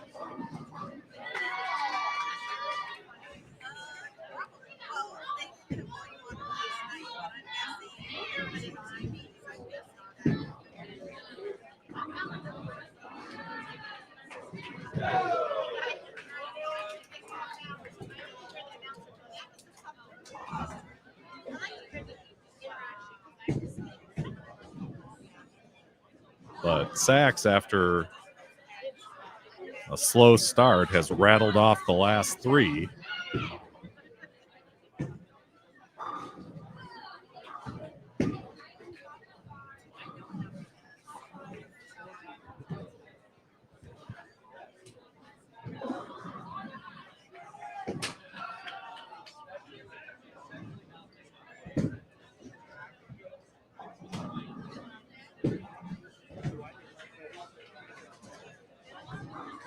And he's really the only one who's doing much at this juncture of the game.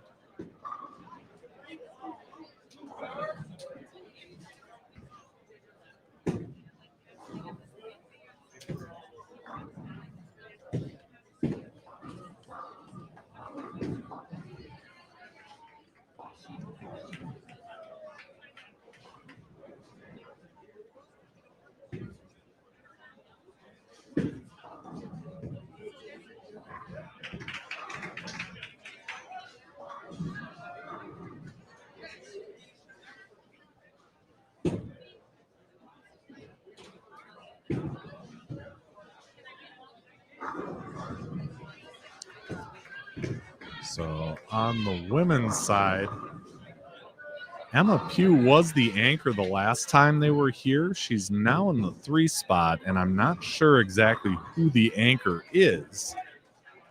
But whoever it is, she's got the front 3.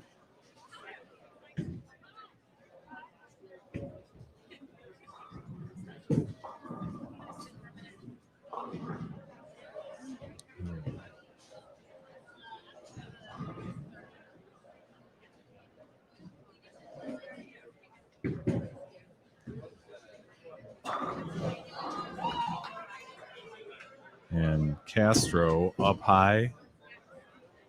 Or actually, that kind of leaked out. Left him with a 3.79. Or, yeah, 3.79.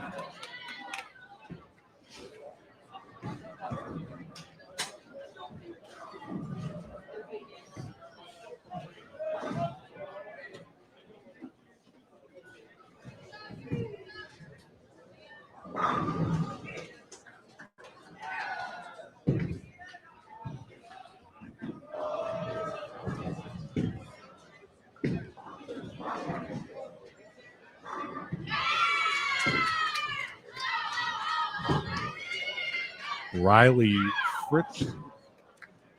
Fritchley moved up to the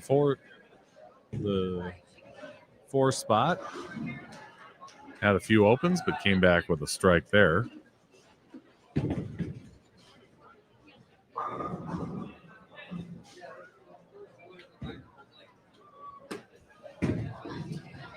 And I think this is Faulkner, who is now at the bottom for Ohio State, but I'm not positive about that.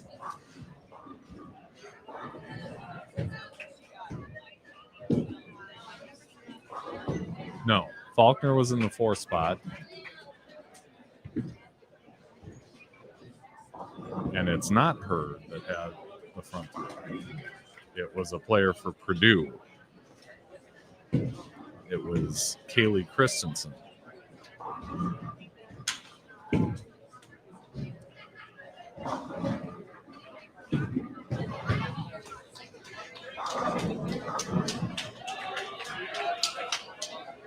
That's Alana Baker, who's on the bottom for Ohio State.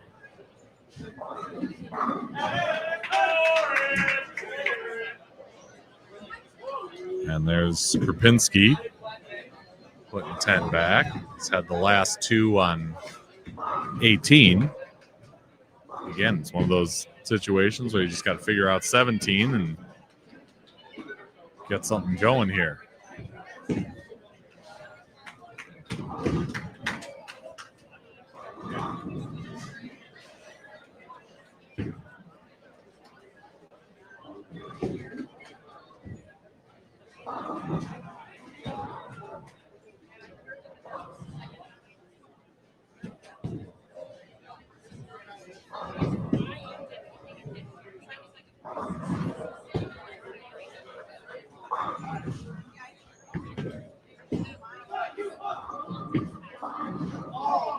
So Alfrey kind of leaked it out and left himself a washout as Gott came back from single pin miss with a strike in the 6th.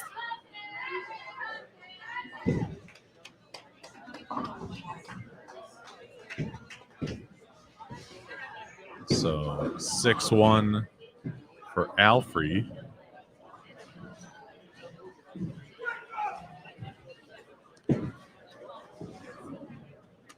Who has a top 16 finish in a PBA regional to his credit, along with 12 300 games, a couple 800 series, but claims that he's a terrible league bowler.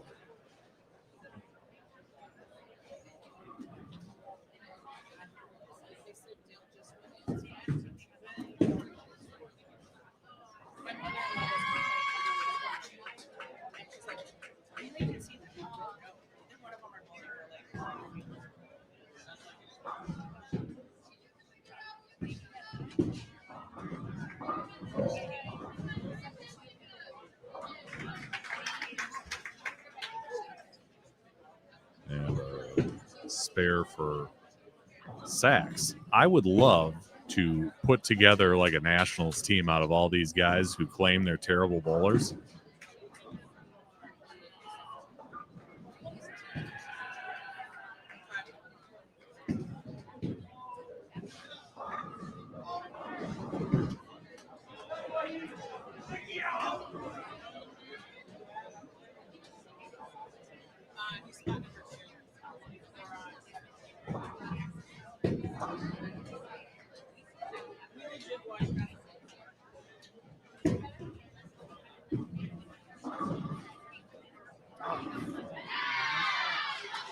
Well, couldn't quite get that split out.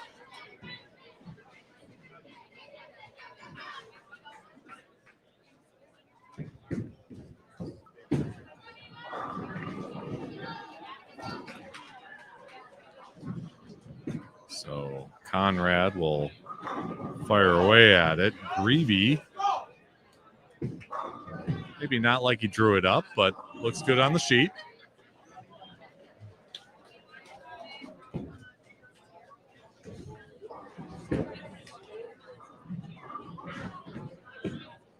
And Conrad got one out of there, but not by much.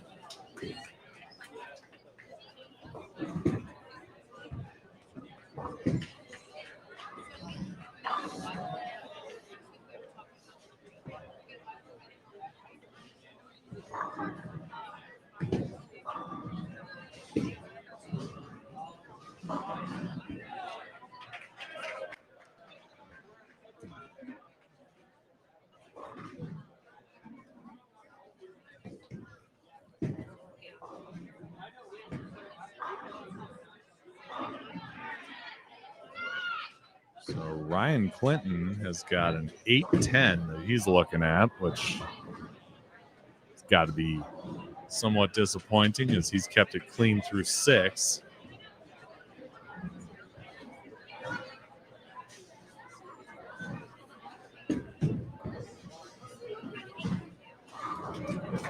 And Castro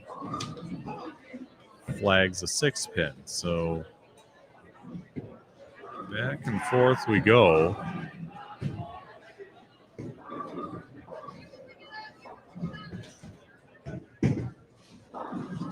As we grind our way through this final game of this 5-game block to determine seeding for the double elimination match play bracket.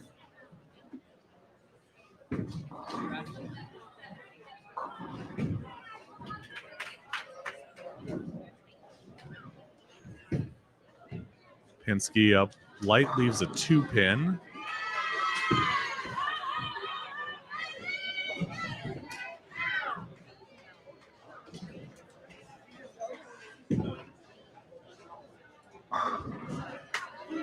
That was Riley Fritchley with a double on 19 there.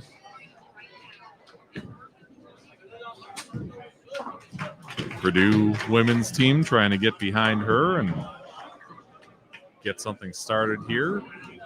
The end of the 5th frame.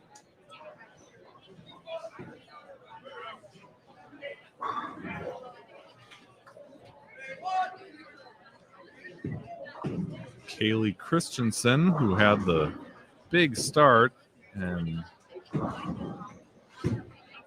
ended up with an open in the 4th, will now shoot at a 3-9.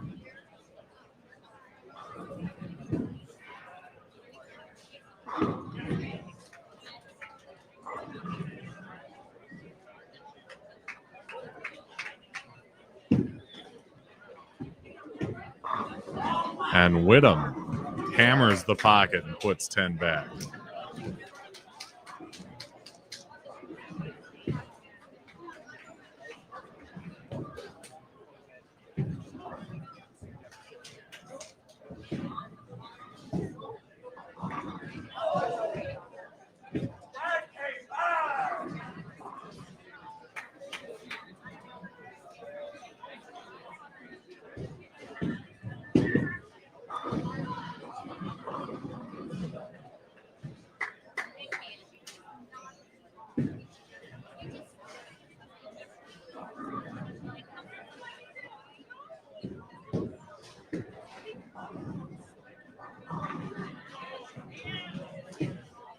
Light pocket shaker from Sachs. Just couldn't get that 7 out.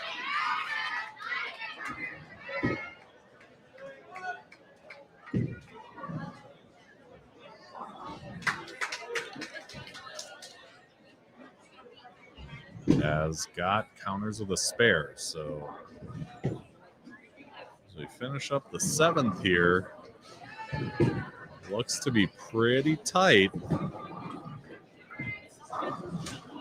These guys know that every frame's going to count for a lot coming down the stretch.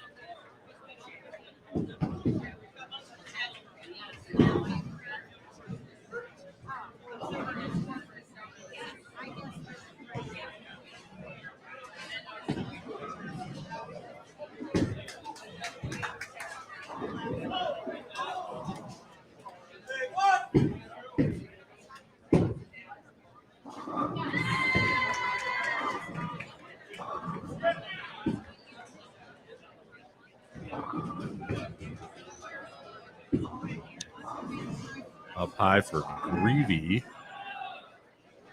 And they'll try and pick up a 3-6-10.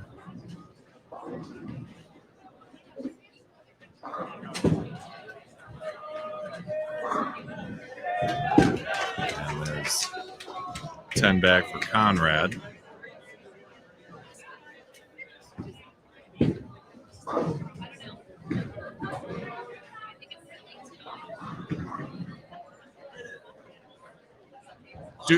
Do you play the 5 instruments all at the same time or one at a time?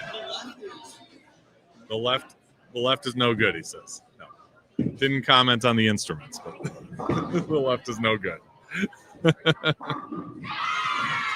Well, the good news is that they re-oil after this game, so maybe it changes for the bracket, maybe not. We'll see.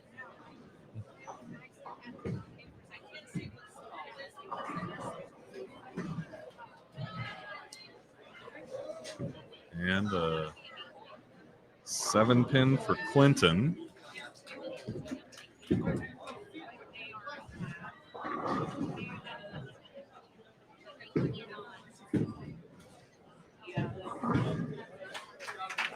And Castro takes 2 out of the 6, 7, 10. Man, he's had a rough go. Couple splits in a row in the, I think that was the 4th and 5th, no, 3rd and 4th, and then 3 consecutive opens, 6th through 8th.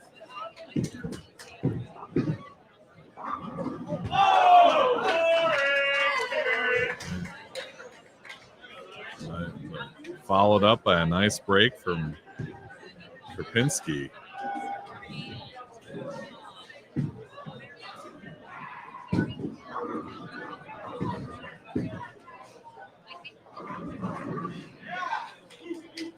There's a strike from Whittam.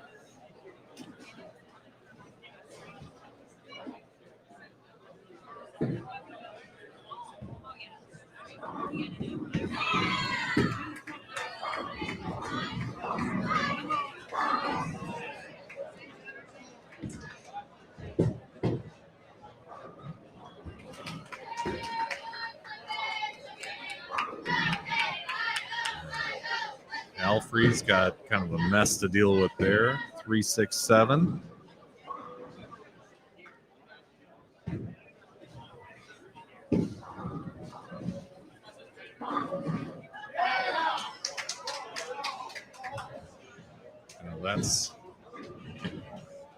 That's with him.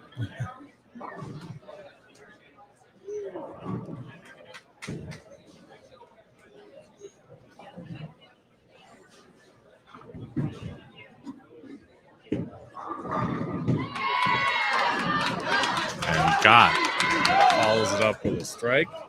So the last 3 Hoosiers all come up with X's in the 8th. Put some pressure on Purdue.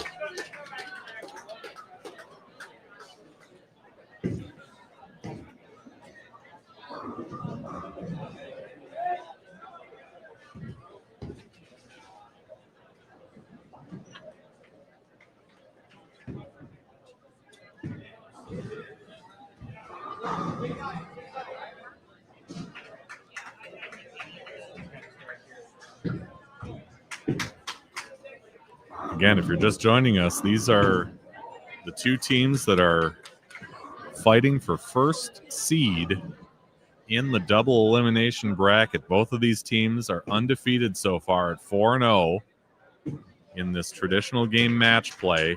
Just 5 pins separating them going into this 5th and final game of the block. Meanwhile, on the women's side, the top 2 seeds, Purdue and Ohio State. Purdue 4-0 with the lead. Ohio State 3-1.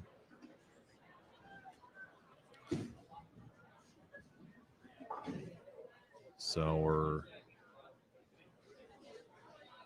finishing strong here at the end of this 5-game block to set up the double elimination bracket. And of course, there is also considerations for all tournament team and individual accolades like that, but let's figure out the team stuff first, all right? Because that's what it's all about.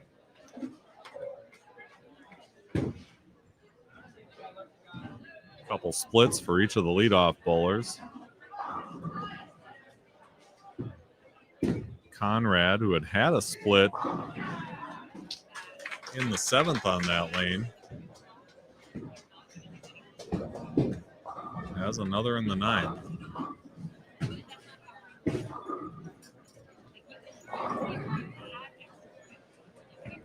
And there's a 5-6 for Clinton.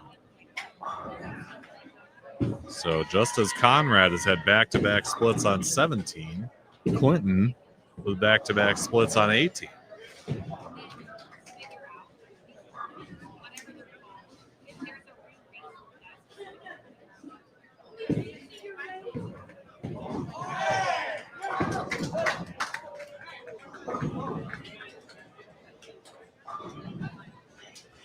But that helps.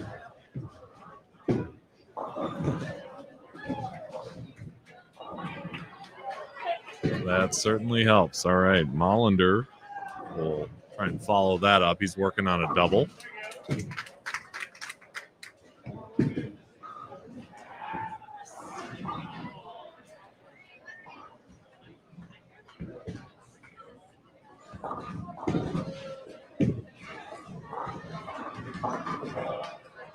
Up high and 3-6-10.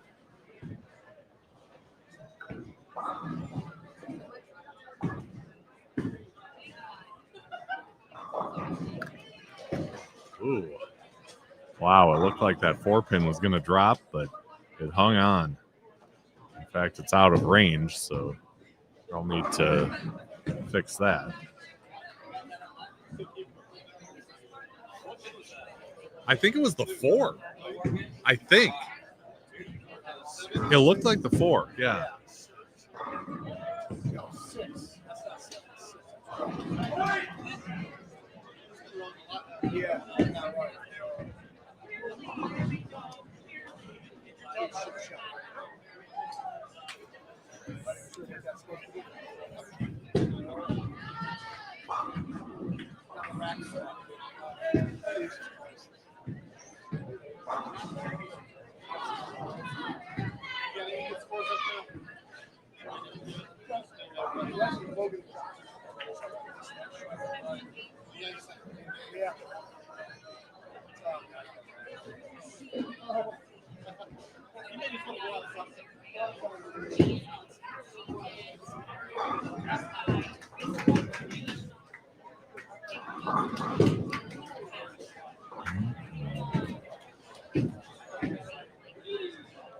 Up high for Whittem, left a 4-pin. He was working on a double.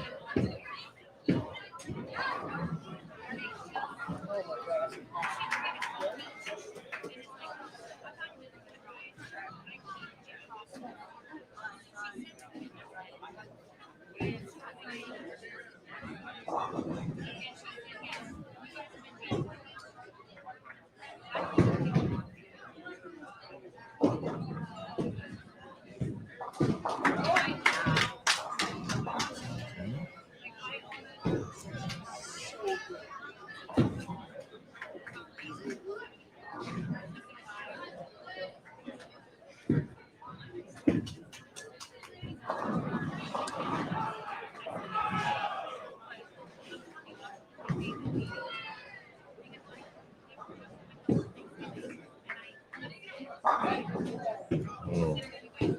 Good shot by Gott, but rings the 10.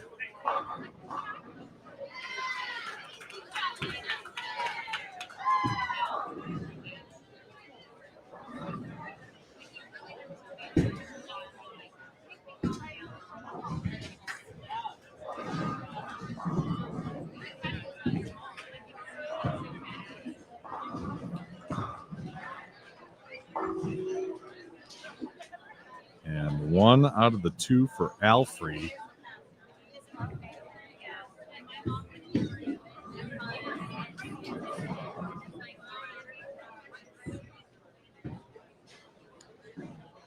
And these guys have had a lot of splits coming, especially these last few frames. It's certainly not one guy or even one team in particular. It's just they're just kind of coming in bunches.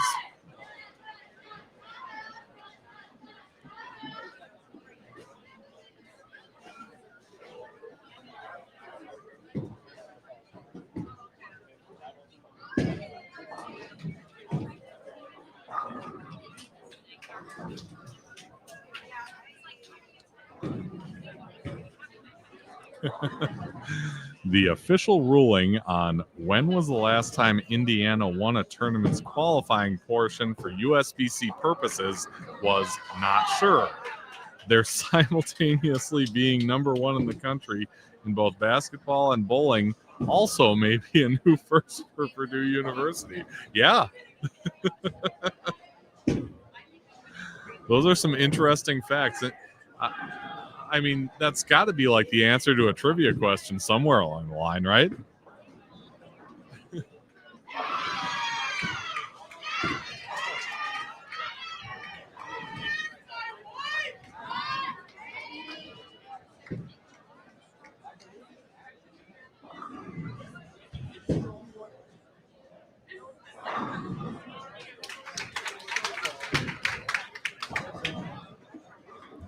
I don't remember Indiana winning qualifying portions of tournaments when I was in it. I don't remember Purdue being first in the country in bowling when the gene pool was a thing. Yeah, I don't know.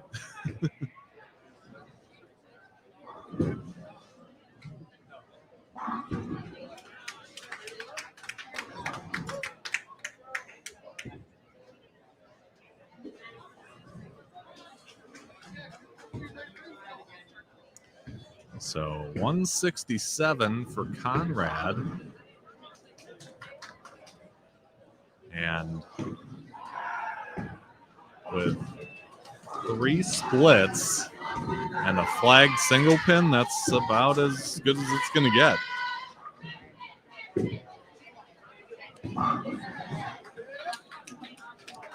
We got 167 on the other side, so it's going to be a tight one.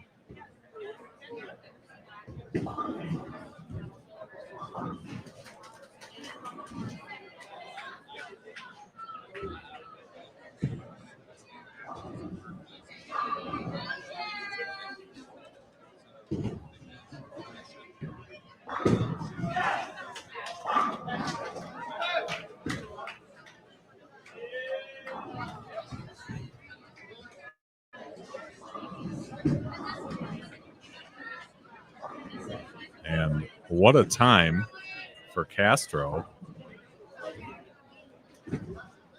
And I think somebody may have been subbed in, perhaps. I can't really see. Looks like somebody was subbed in for him, but the credit for the game will go to Castro to have a double late.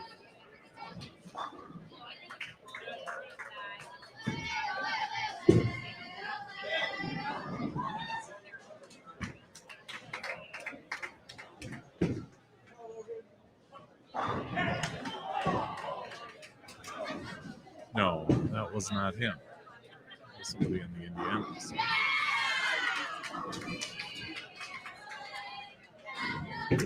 Oh. Okay, there we go. See, thank you for the analysis there. Subbed in frame 6 was Dale Klicka. Subbed in frame 8 was Lucas Francis. Okay, good. But the credit for the game would go to Castro.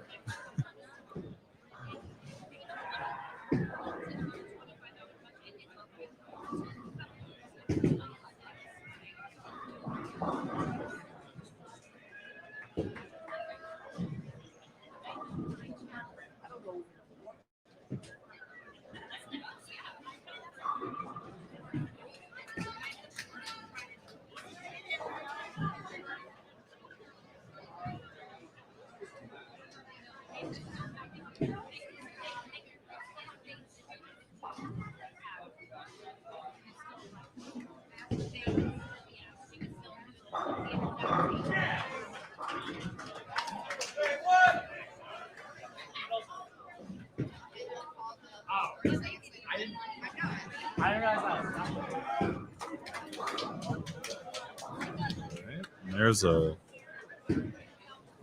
double for Mollander. Still got a shot at 190 if he can hit a strike on his fill ball. And 190 is a heck of a game. the way things are going in this match.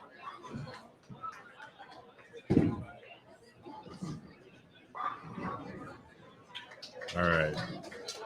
So he'll settle for 188.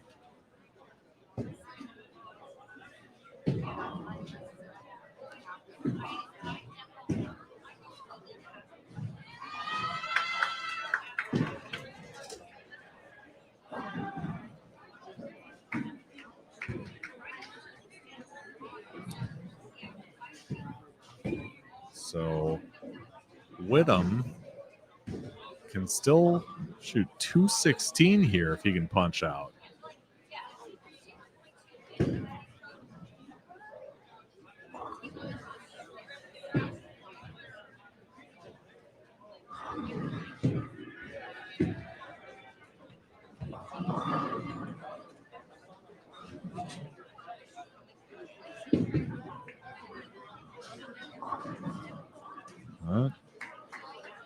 Leaked that one to the right of the head pin. Now, caught a little of it, but 2-4 is what he'll have to shoot at. Can still get up to a little 200, but we'll have to make the spare and get some count.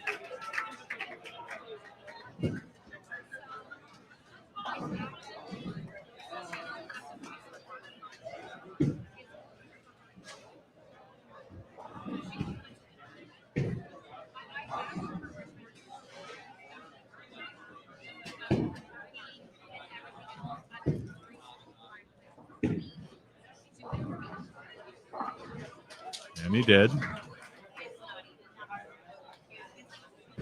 Boy, you gotta think it's gonna come down to what Castro does in the 10th.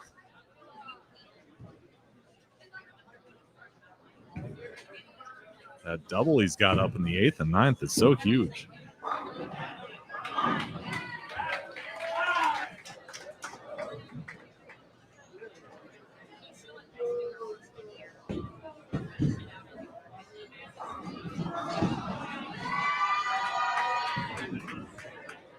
Or I'm sorry, Sachs, not Castro.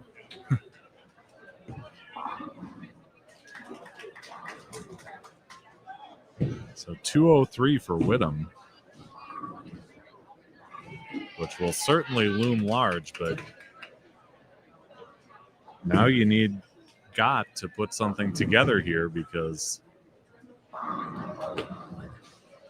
we've got a 29-pin fill there from, I believe that was Alfrey. And like I said, Sachs working on a double in the 10th. And Gott gets an 8 count.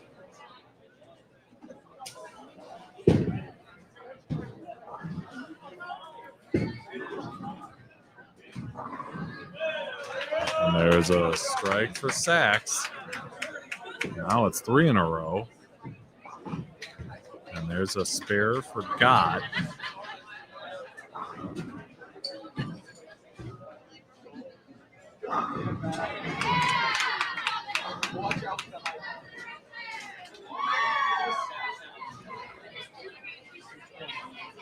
So the best that Indiana will do is 891. And it'll be 890.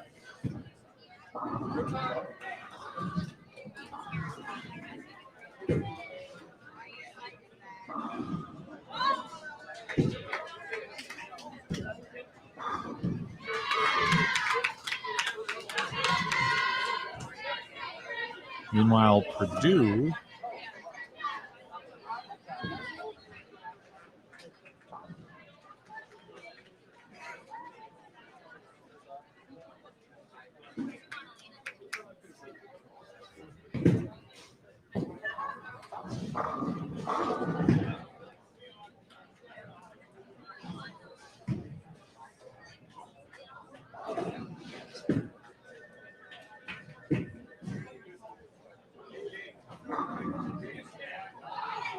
so 218 for Sachs, and that'll be 872. Not quite enough.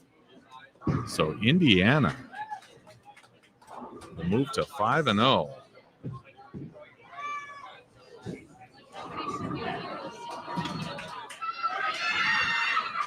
And they will be the lone undefeated team in men's varsity and top seed in the bracket.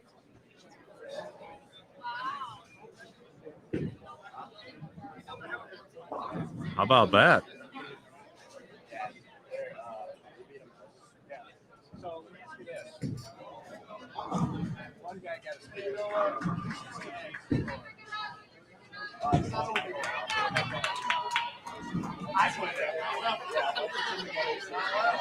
I was wondering.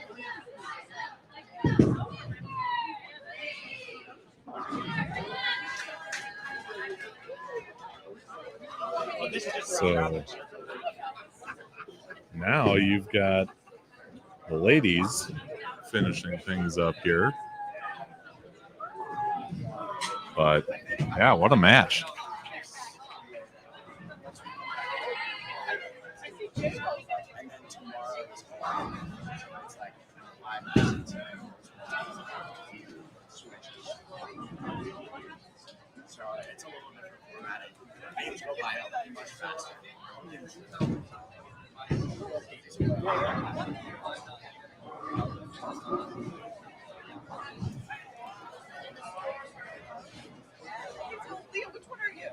I'm two.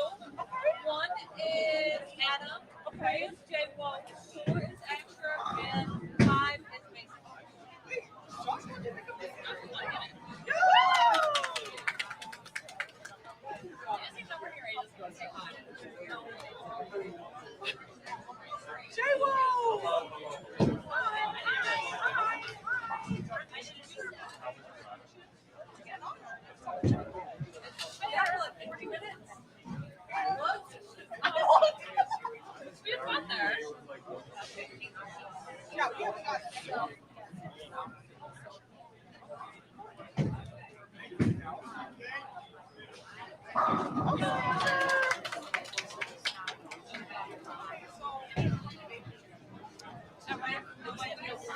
Yeah, wow was right. I'd have a second to catch your breath after that one. So let's see if I can zoom in here on the other match.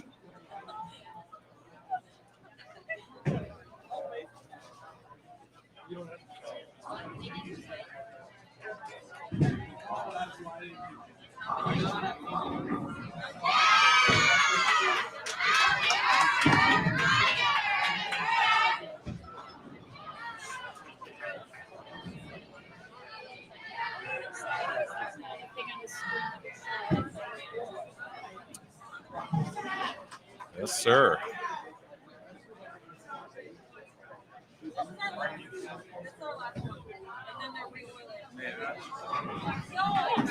So, Indiana going to be the top seed on the men's side. And, yeah. See what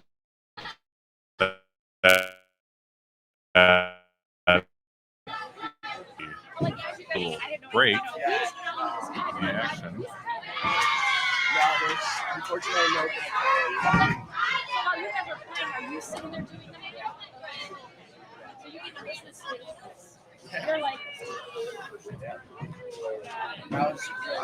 It was. I apologize. So you've been playing since you were little? Since I was 30. Your parents played? Where'd you guys get? My dad grew up in a bowling alley, and my grandma ran a league when I was little. And Kimberly says, "Nice, Asher. Go blue." She is. I'm from Indiana. Yeah. And you have a brother that bowls? Yeah, he's actually on Ohio State. Oh, really? Yeah. Oh, that's cool. Yeah.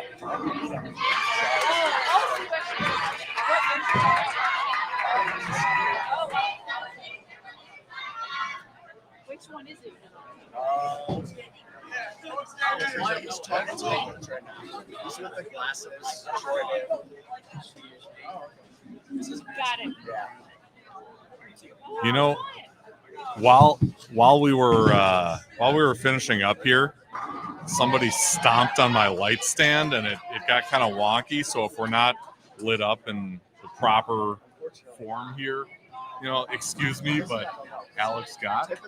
Yeah, nice to meet you. Good to meet you, especially under these circumstances. Congratulations. Thank you. Tell me about this match. That was intense. Very intense. And speak right into there. Of course. Yeah, no, very intense. So, I mean, obviously IU and Purdue have a huge rivalry. Bowling, maybe a little bit aggressive, less aggressive than the football rivalry, I would say.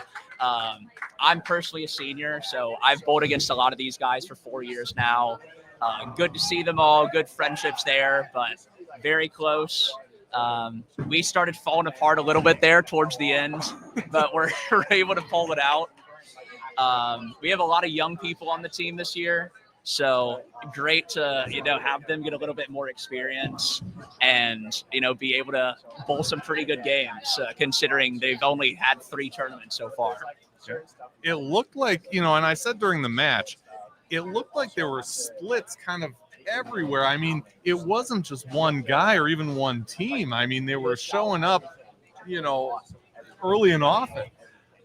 What do you tell the guys when all of a sudden it's like, oh my gosh, I miss right, it's a split. I tug it in, it's a split. Slow, fast. Ugh. It's hard. I mean, being kind of a player coach, it's nice that I get to experience the same things that the guys that are bowling are. So very early in the game, I missed a little inside, left a 7.49, and it's one of those things where you've got to tell everyone, just keep a level head, throw your shots, hit your targets, make your spares, because at the end of the day, it comes down to adjustments. And as long as you throw a good shot and hit where you're trying to aim, we can move and make it work off of that. Okay. So what do you tell these guys now? Because you've been through this stuff before. This is just one battle, right? Now we get to this double elimination bracket, and this is when the intensity really ramps up. Oh, yeah. Yeah, I mean, it's all about just taking a deep breath. It's a really big part, staying relaxed, staying in the moment. It's really easy to get caught up watching the other team, seeing how they're doing. And, I mean, those head-to-head matches ebb and flow quite a bit. You can go from shooting 250 one game to then having the team shoot 150 right after that. So it's really all about keeping a level head, throwing good shots, and, keeping everyone together so they're able to stay in the moment. Yeah. Of course, we're getting some commentary here from Wisconsin YBT 8255. I don't think you have to guess many times to know who that is. But his last comment is, Alex in the interview is going to make me cry. What's your reaction to that? Yeah, I mean, it's laughing a little bit, some happiness. Zach Singer, legend of the bowling world. He coached our team my freshman and sophomore year. So, my job, and I always tell him this, is I learned basically everything I know about bowling from him. So it's kind of just spreading the wisdom to all the young guys. So once I leave, they're able to run the team when I'm gone. I know they can't see it, on the live stream because we're kind of watching the end of the women's match, but also even if I had it up with us, you wouldn't see this. There's like a wild pack of Hoosiers, like taking cell phone pictures and leaning in. This is really fun for you guys, isn't it? It's great. Yeah, we have a big base in Chicago. There's a lot of our bowlers that are from here. A lot of people from Chicago that go to IU. I'm not sure. Again, we're quite as big as the football Big Ten championship, but I always joke around and say, what if we perform well? Maybe we can do the same thing that we may do later tonight at the football game. So okay. Well, if they're from Chicago and they're football fans, they better have their fun tonight. Of course, because Sunday's going to be very disappointing. very disappointing. Right? Who are you a fan of? Well, I'm from Wisconsin. Oh, okay. Green Bay and Chicago. Right? Yeah. There you go. Yeah. That guy right there. Unfortunately, we do have a bowler who is born and raised in Chicago, but is a diehard Green Bay fan. Well, see, you got to have at least one. Exactly. Yeah, I knew there was going to be one. He's got no spine. No spine at all. He's just smart. He's smart. He knows that, you know, you get your hopes up so many times and then only to be disappointed. Exactly. Why wouldn't you rather have, you know, a couple Super Bowls in your lifetime and, you know, that is true. Be proud. That is true. Be proud of the history and, you know, some hope for the future. It's a valid point. It's a valid point. Yeah. I'm from Southern Illinois, so I always make fun of people that are Bears fans too. But most of that's just because, you know, I picked a team very early on and stuck with it. And it's ended up pretty well for me because I chose the Eagles when I was 5 or 6. That's not bad. Yeah, it's been all right so far. Yeah, they're the defending champs. Well, let me get back to the women's match. I do want to figure out who's winning this thing, but congratulations, best of luck in the bracket, and happy Baker Bowling. Thank you. I appreciate it. Good luck with the stream. Thank you. Indiana Hoosiers, Alex Scott, the #1 seed on the men's side as the women's match comes to a close here. I'm going to tabulate some scores and figure out who we've got here between Purdue and Ohio State. Hopefully we can have a word with the winners on that side as well.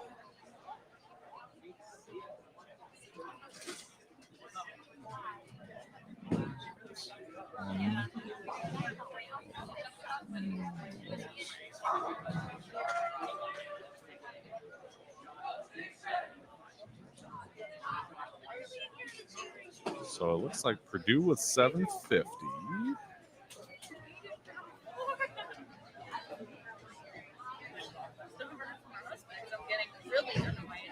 Well, you know what? They reach out now. And then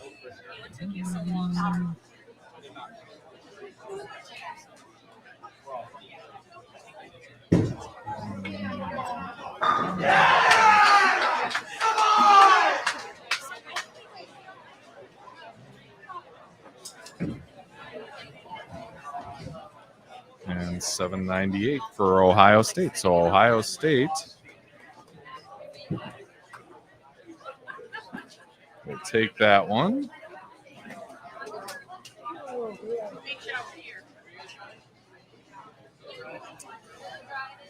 Yeah, it's kind of a slow process with the old calculator, but Ohio State's gonna take that match, and they will both be 4-1. So it really comes down to total pins in the end, and we will have that figured out in just a moment here. They don't quite have that calculated just yet, but my hope is that will be sooner rather than later, and maybe we can get a word with the top seed over there too. But yeah, that's fun stuff. So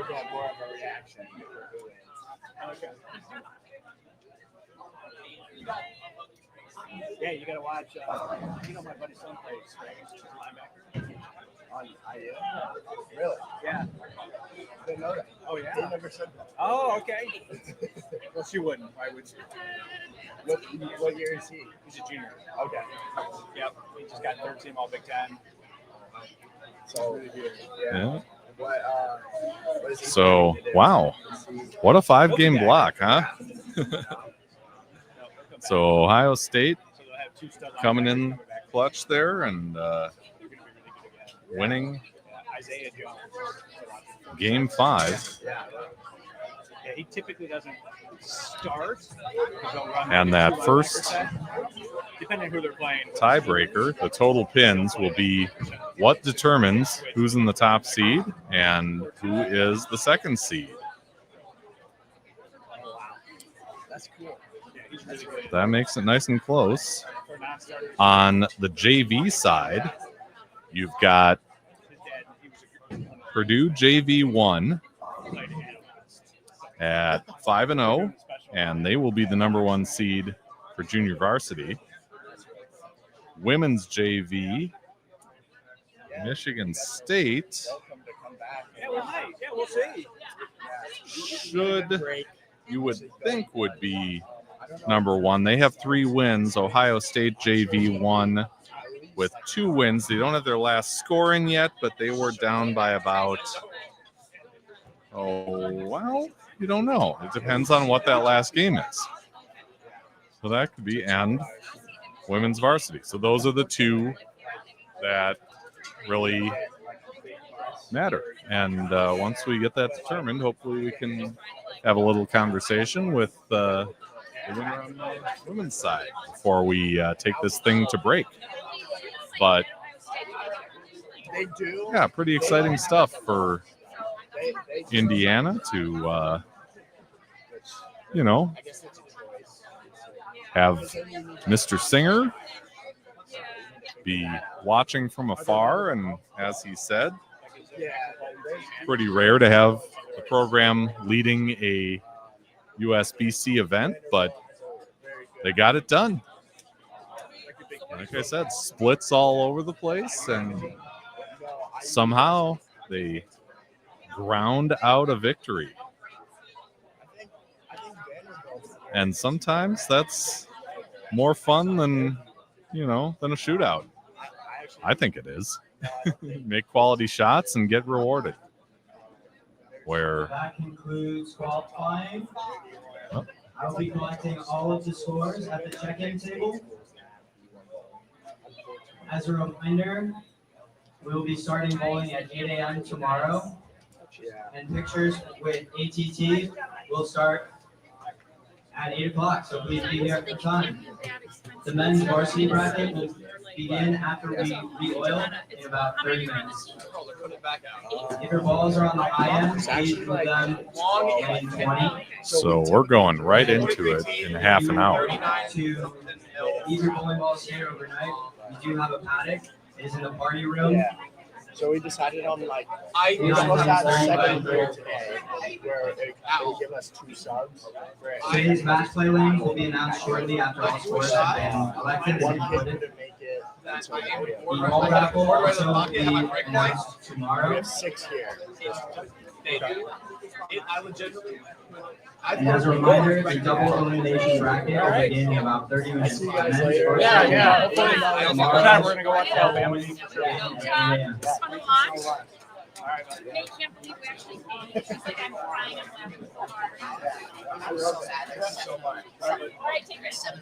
Because we've had 114.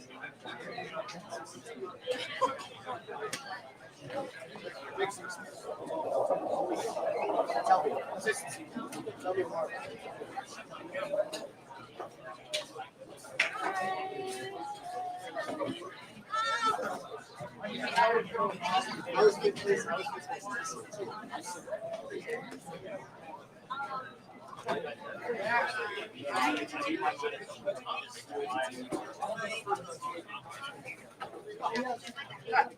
I might have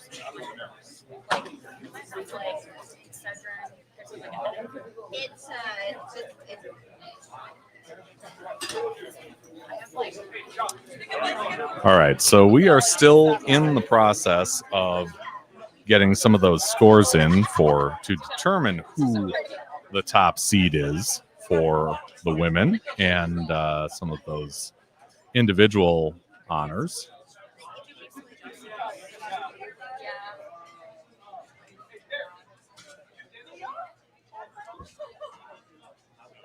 So it'll be a bit, but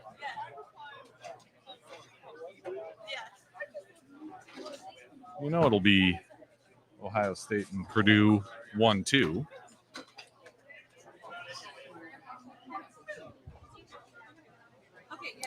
Give me a quick break here, and we'll see if we can wrangle up somebody to talk to as we get set for the double elimination match play. Because that's fun, right?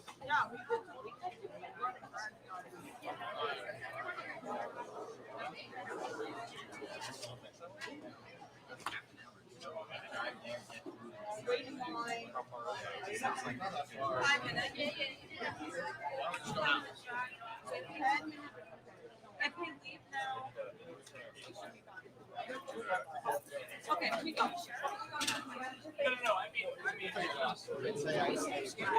All right.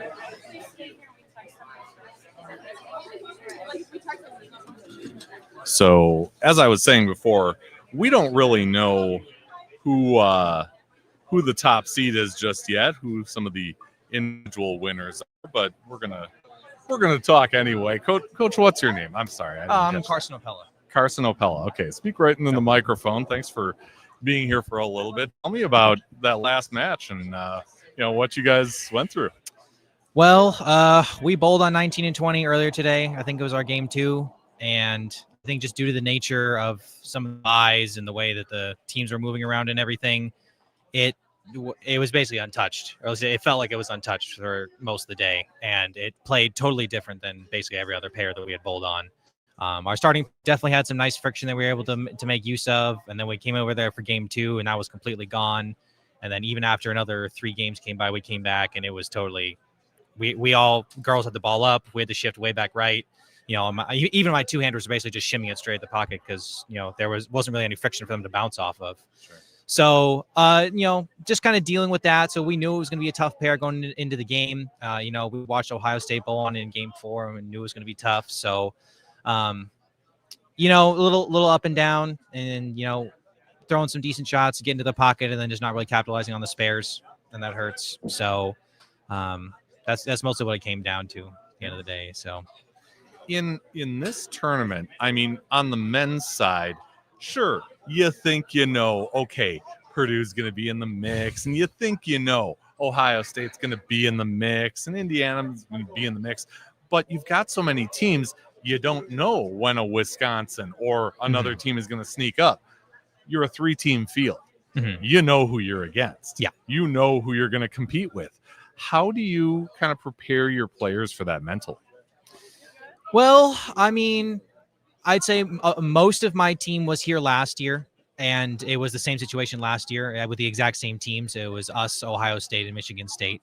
So, most of the players have been in that similar kind of situation before, and so they had some good experience from that. And realistically, we try not to think about the opponents too much. Bowling is one of those sports, people talk about it all the time. There's no defense. You got to go out there and bowl. We could be playing Wichita State. We could be playing a college nobody's ever heard of before. You got to go out there. You got to throw shots. You got to execute and make your spares. That's all it is at the end of the day.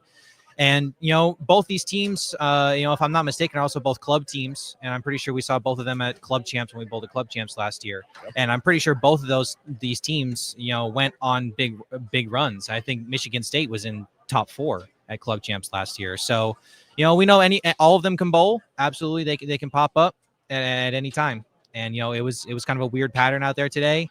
Not one, I would say, that really heavily favors a lot of the women out there. So, it's just, you go out there, you got to bowl your game, execute good shots and close your frames, and, regardless of who you're playing. Yeah. So. From my vantage point, it didn't favor anybody.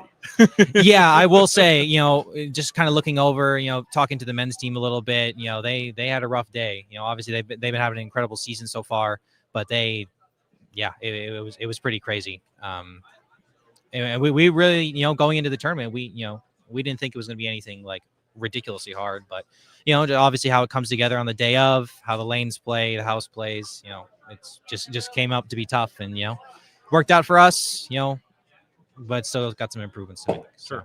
Ooh, there goes a bowling ball. What's your message to the team, moving on to the next part of this? Well, obviously, the ranking points, we care a lot about, getting those for USBC. Our women's program has just come around, basically just didn't exist like 3 years ago. And so, this is my second year coaching the team now. We're really trying to get to sectionals. That's a huge goal. So, we're going to take home, as long as my math is correct, I suppose, based on what I saw, we should be number 1 in the qualifying pins. So that's great. That's, probably our biggest goal for the weekend. But I think the girls know too that, again, the standings are there, but I don't know if we really still bowled up to our full potential, which it always has pros and cons, in that obviously, we didn't bowl maybe 100% of what I think we can do, and we still came away with the first place. But at the same time, there's clearly still improvements that we need to make. And, we need to start looking at some things, going into the rest of the season. And now, our women's team won't have another tournament until, the start of the second semester. So, taking that time over the winter break to really work on things, really try and identify what your problems are, and really try and grind those as much as you can over winter break is going to be huge. So I think overall, good start to the weekend, and, tournament's not done. Got to finish it out tomorrow, but definitely want to, have an accurate look of where we're at and how we performed. And, let's use that as a springboard to go into the future. So. Is there something about either Purdue, the area, you mentioned yourself, the women's team, it doesn't have a lot of history. The men's team does. Yeah. They've, performed at the highest levels. The men's team has been national runners up. They've done all the things, and here they are. You said the season's been incredible. The women have performed despite not having all this history. What is it about Purdue?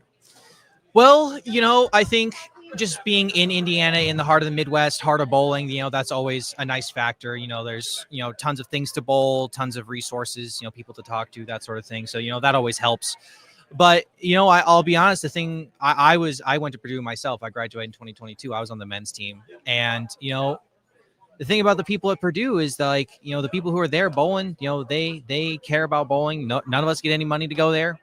We're a club team. We get basically zero help from the school. I'm the manager of the bowling alley, and I do what I can to give people practice time and, give them good prices at the pro shop and stuff. But other than that, it's just them putting their heads down, grinding day after day after day.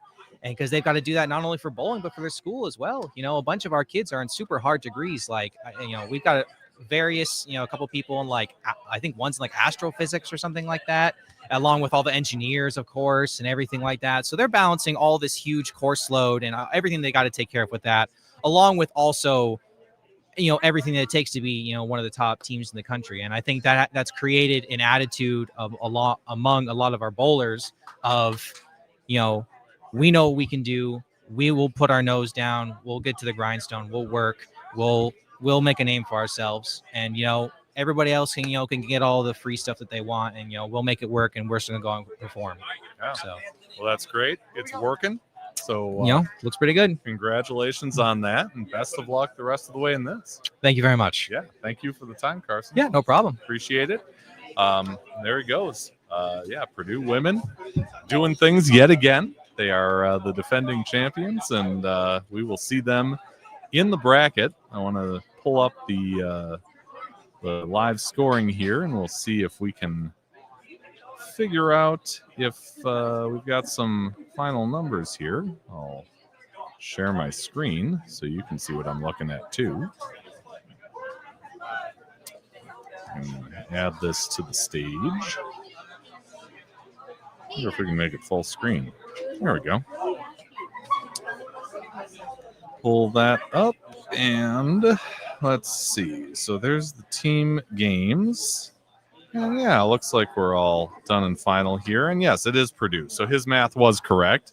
With 4,015 pins, they are the number 1 seed going into the bracket. So we will come back with some men's action as they start up things in just a little bit. They're going to re-oil the lanes. They have actually already started with that. So I'm going to reset cameras and things like that. If you are watching this from the playlist on the Bowling with the Fef channel, you know where to go. You'll just go to the next Saturday video. If not, feel free to jump back onto the playlist. You can find the link on the higherbarbowling.com page. Just look for live stream. It'll take you straight to the playlist, and just find the second Saturday video. That'll be the place to find the next live link for the conclusion of Saturday's action. Until then, I'm Andrew Pfeffer, and hopefully we will see you again in just a few moments as we start up bracket match play in the Baker system format here at the 2025-26 Big Ten Championships, brought to you by Storm Bowling and H5G. Thank you for watching Bowling with the Pfeff. Pound the like button and subscribe button. It's the easiest way to support the channel, and it's free. Bowling with the Pfeff is brought to you by Chip Magnet. Raise your snack standards. Jerry's Score More Bowling Supply inside Wagner's Lane. So Eau Claire, Wisconsin area's leader in bowling products and services since 1988. And Visionary Video Hub. Video with impact. Email bowlingwiththepfeff@yahoo.com with questions or to appear on the show. You can also reach out on your favorite social media platform.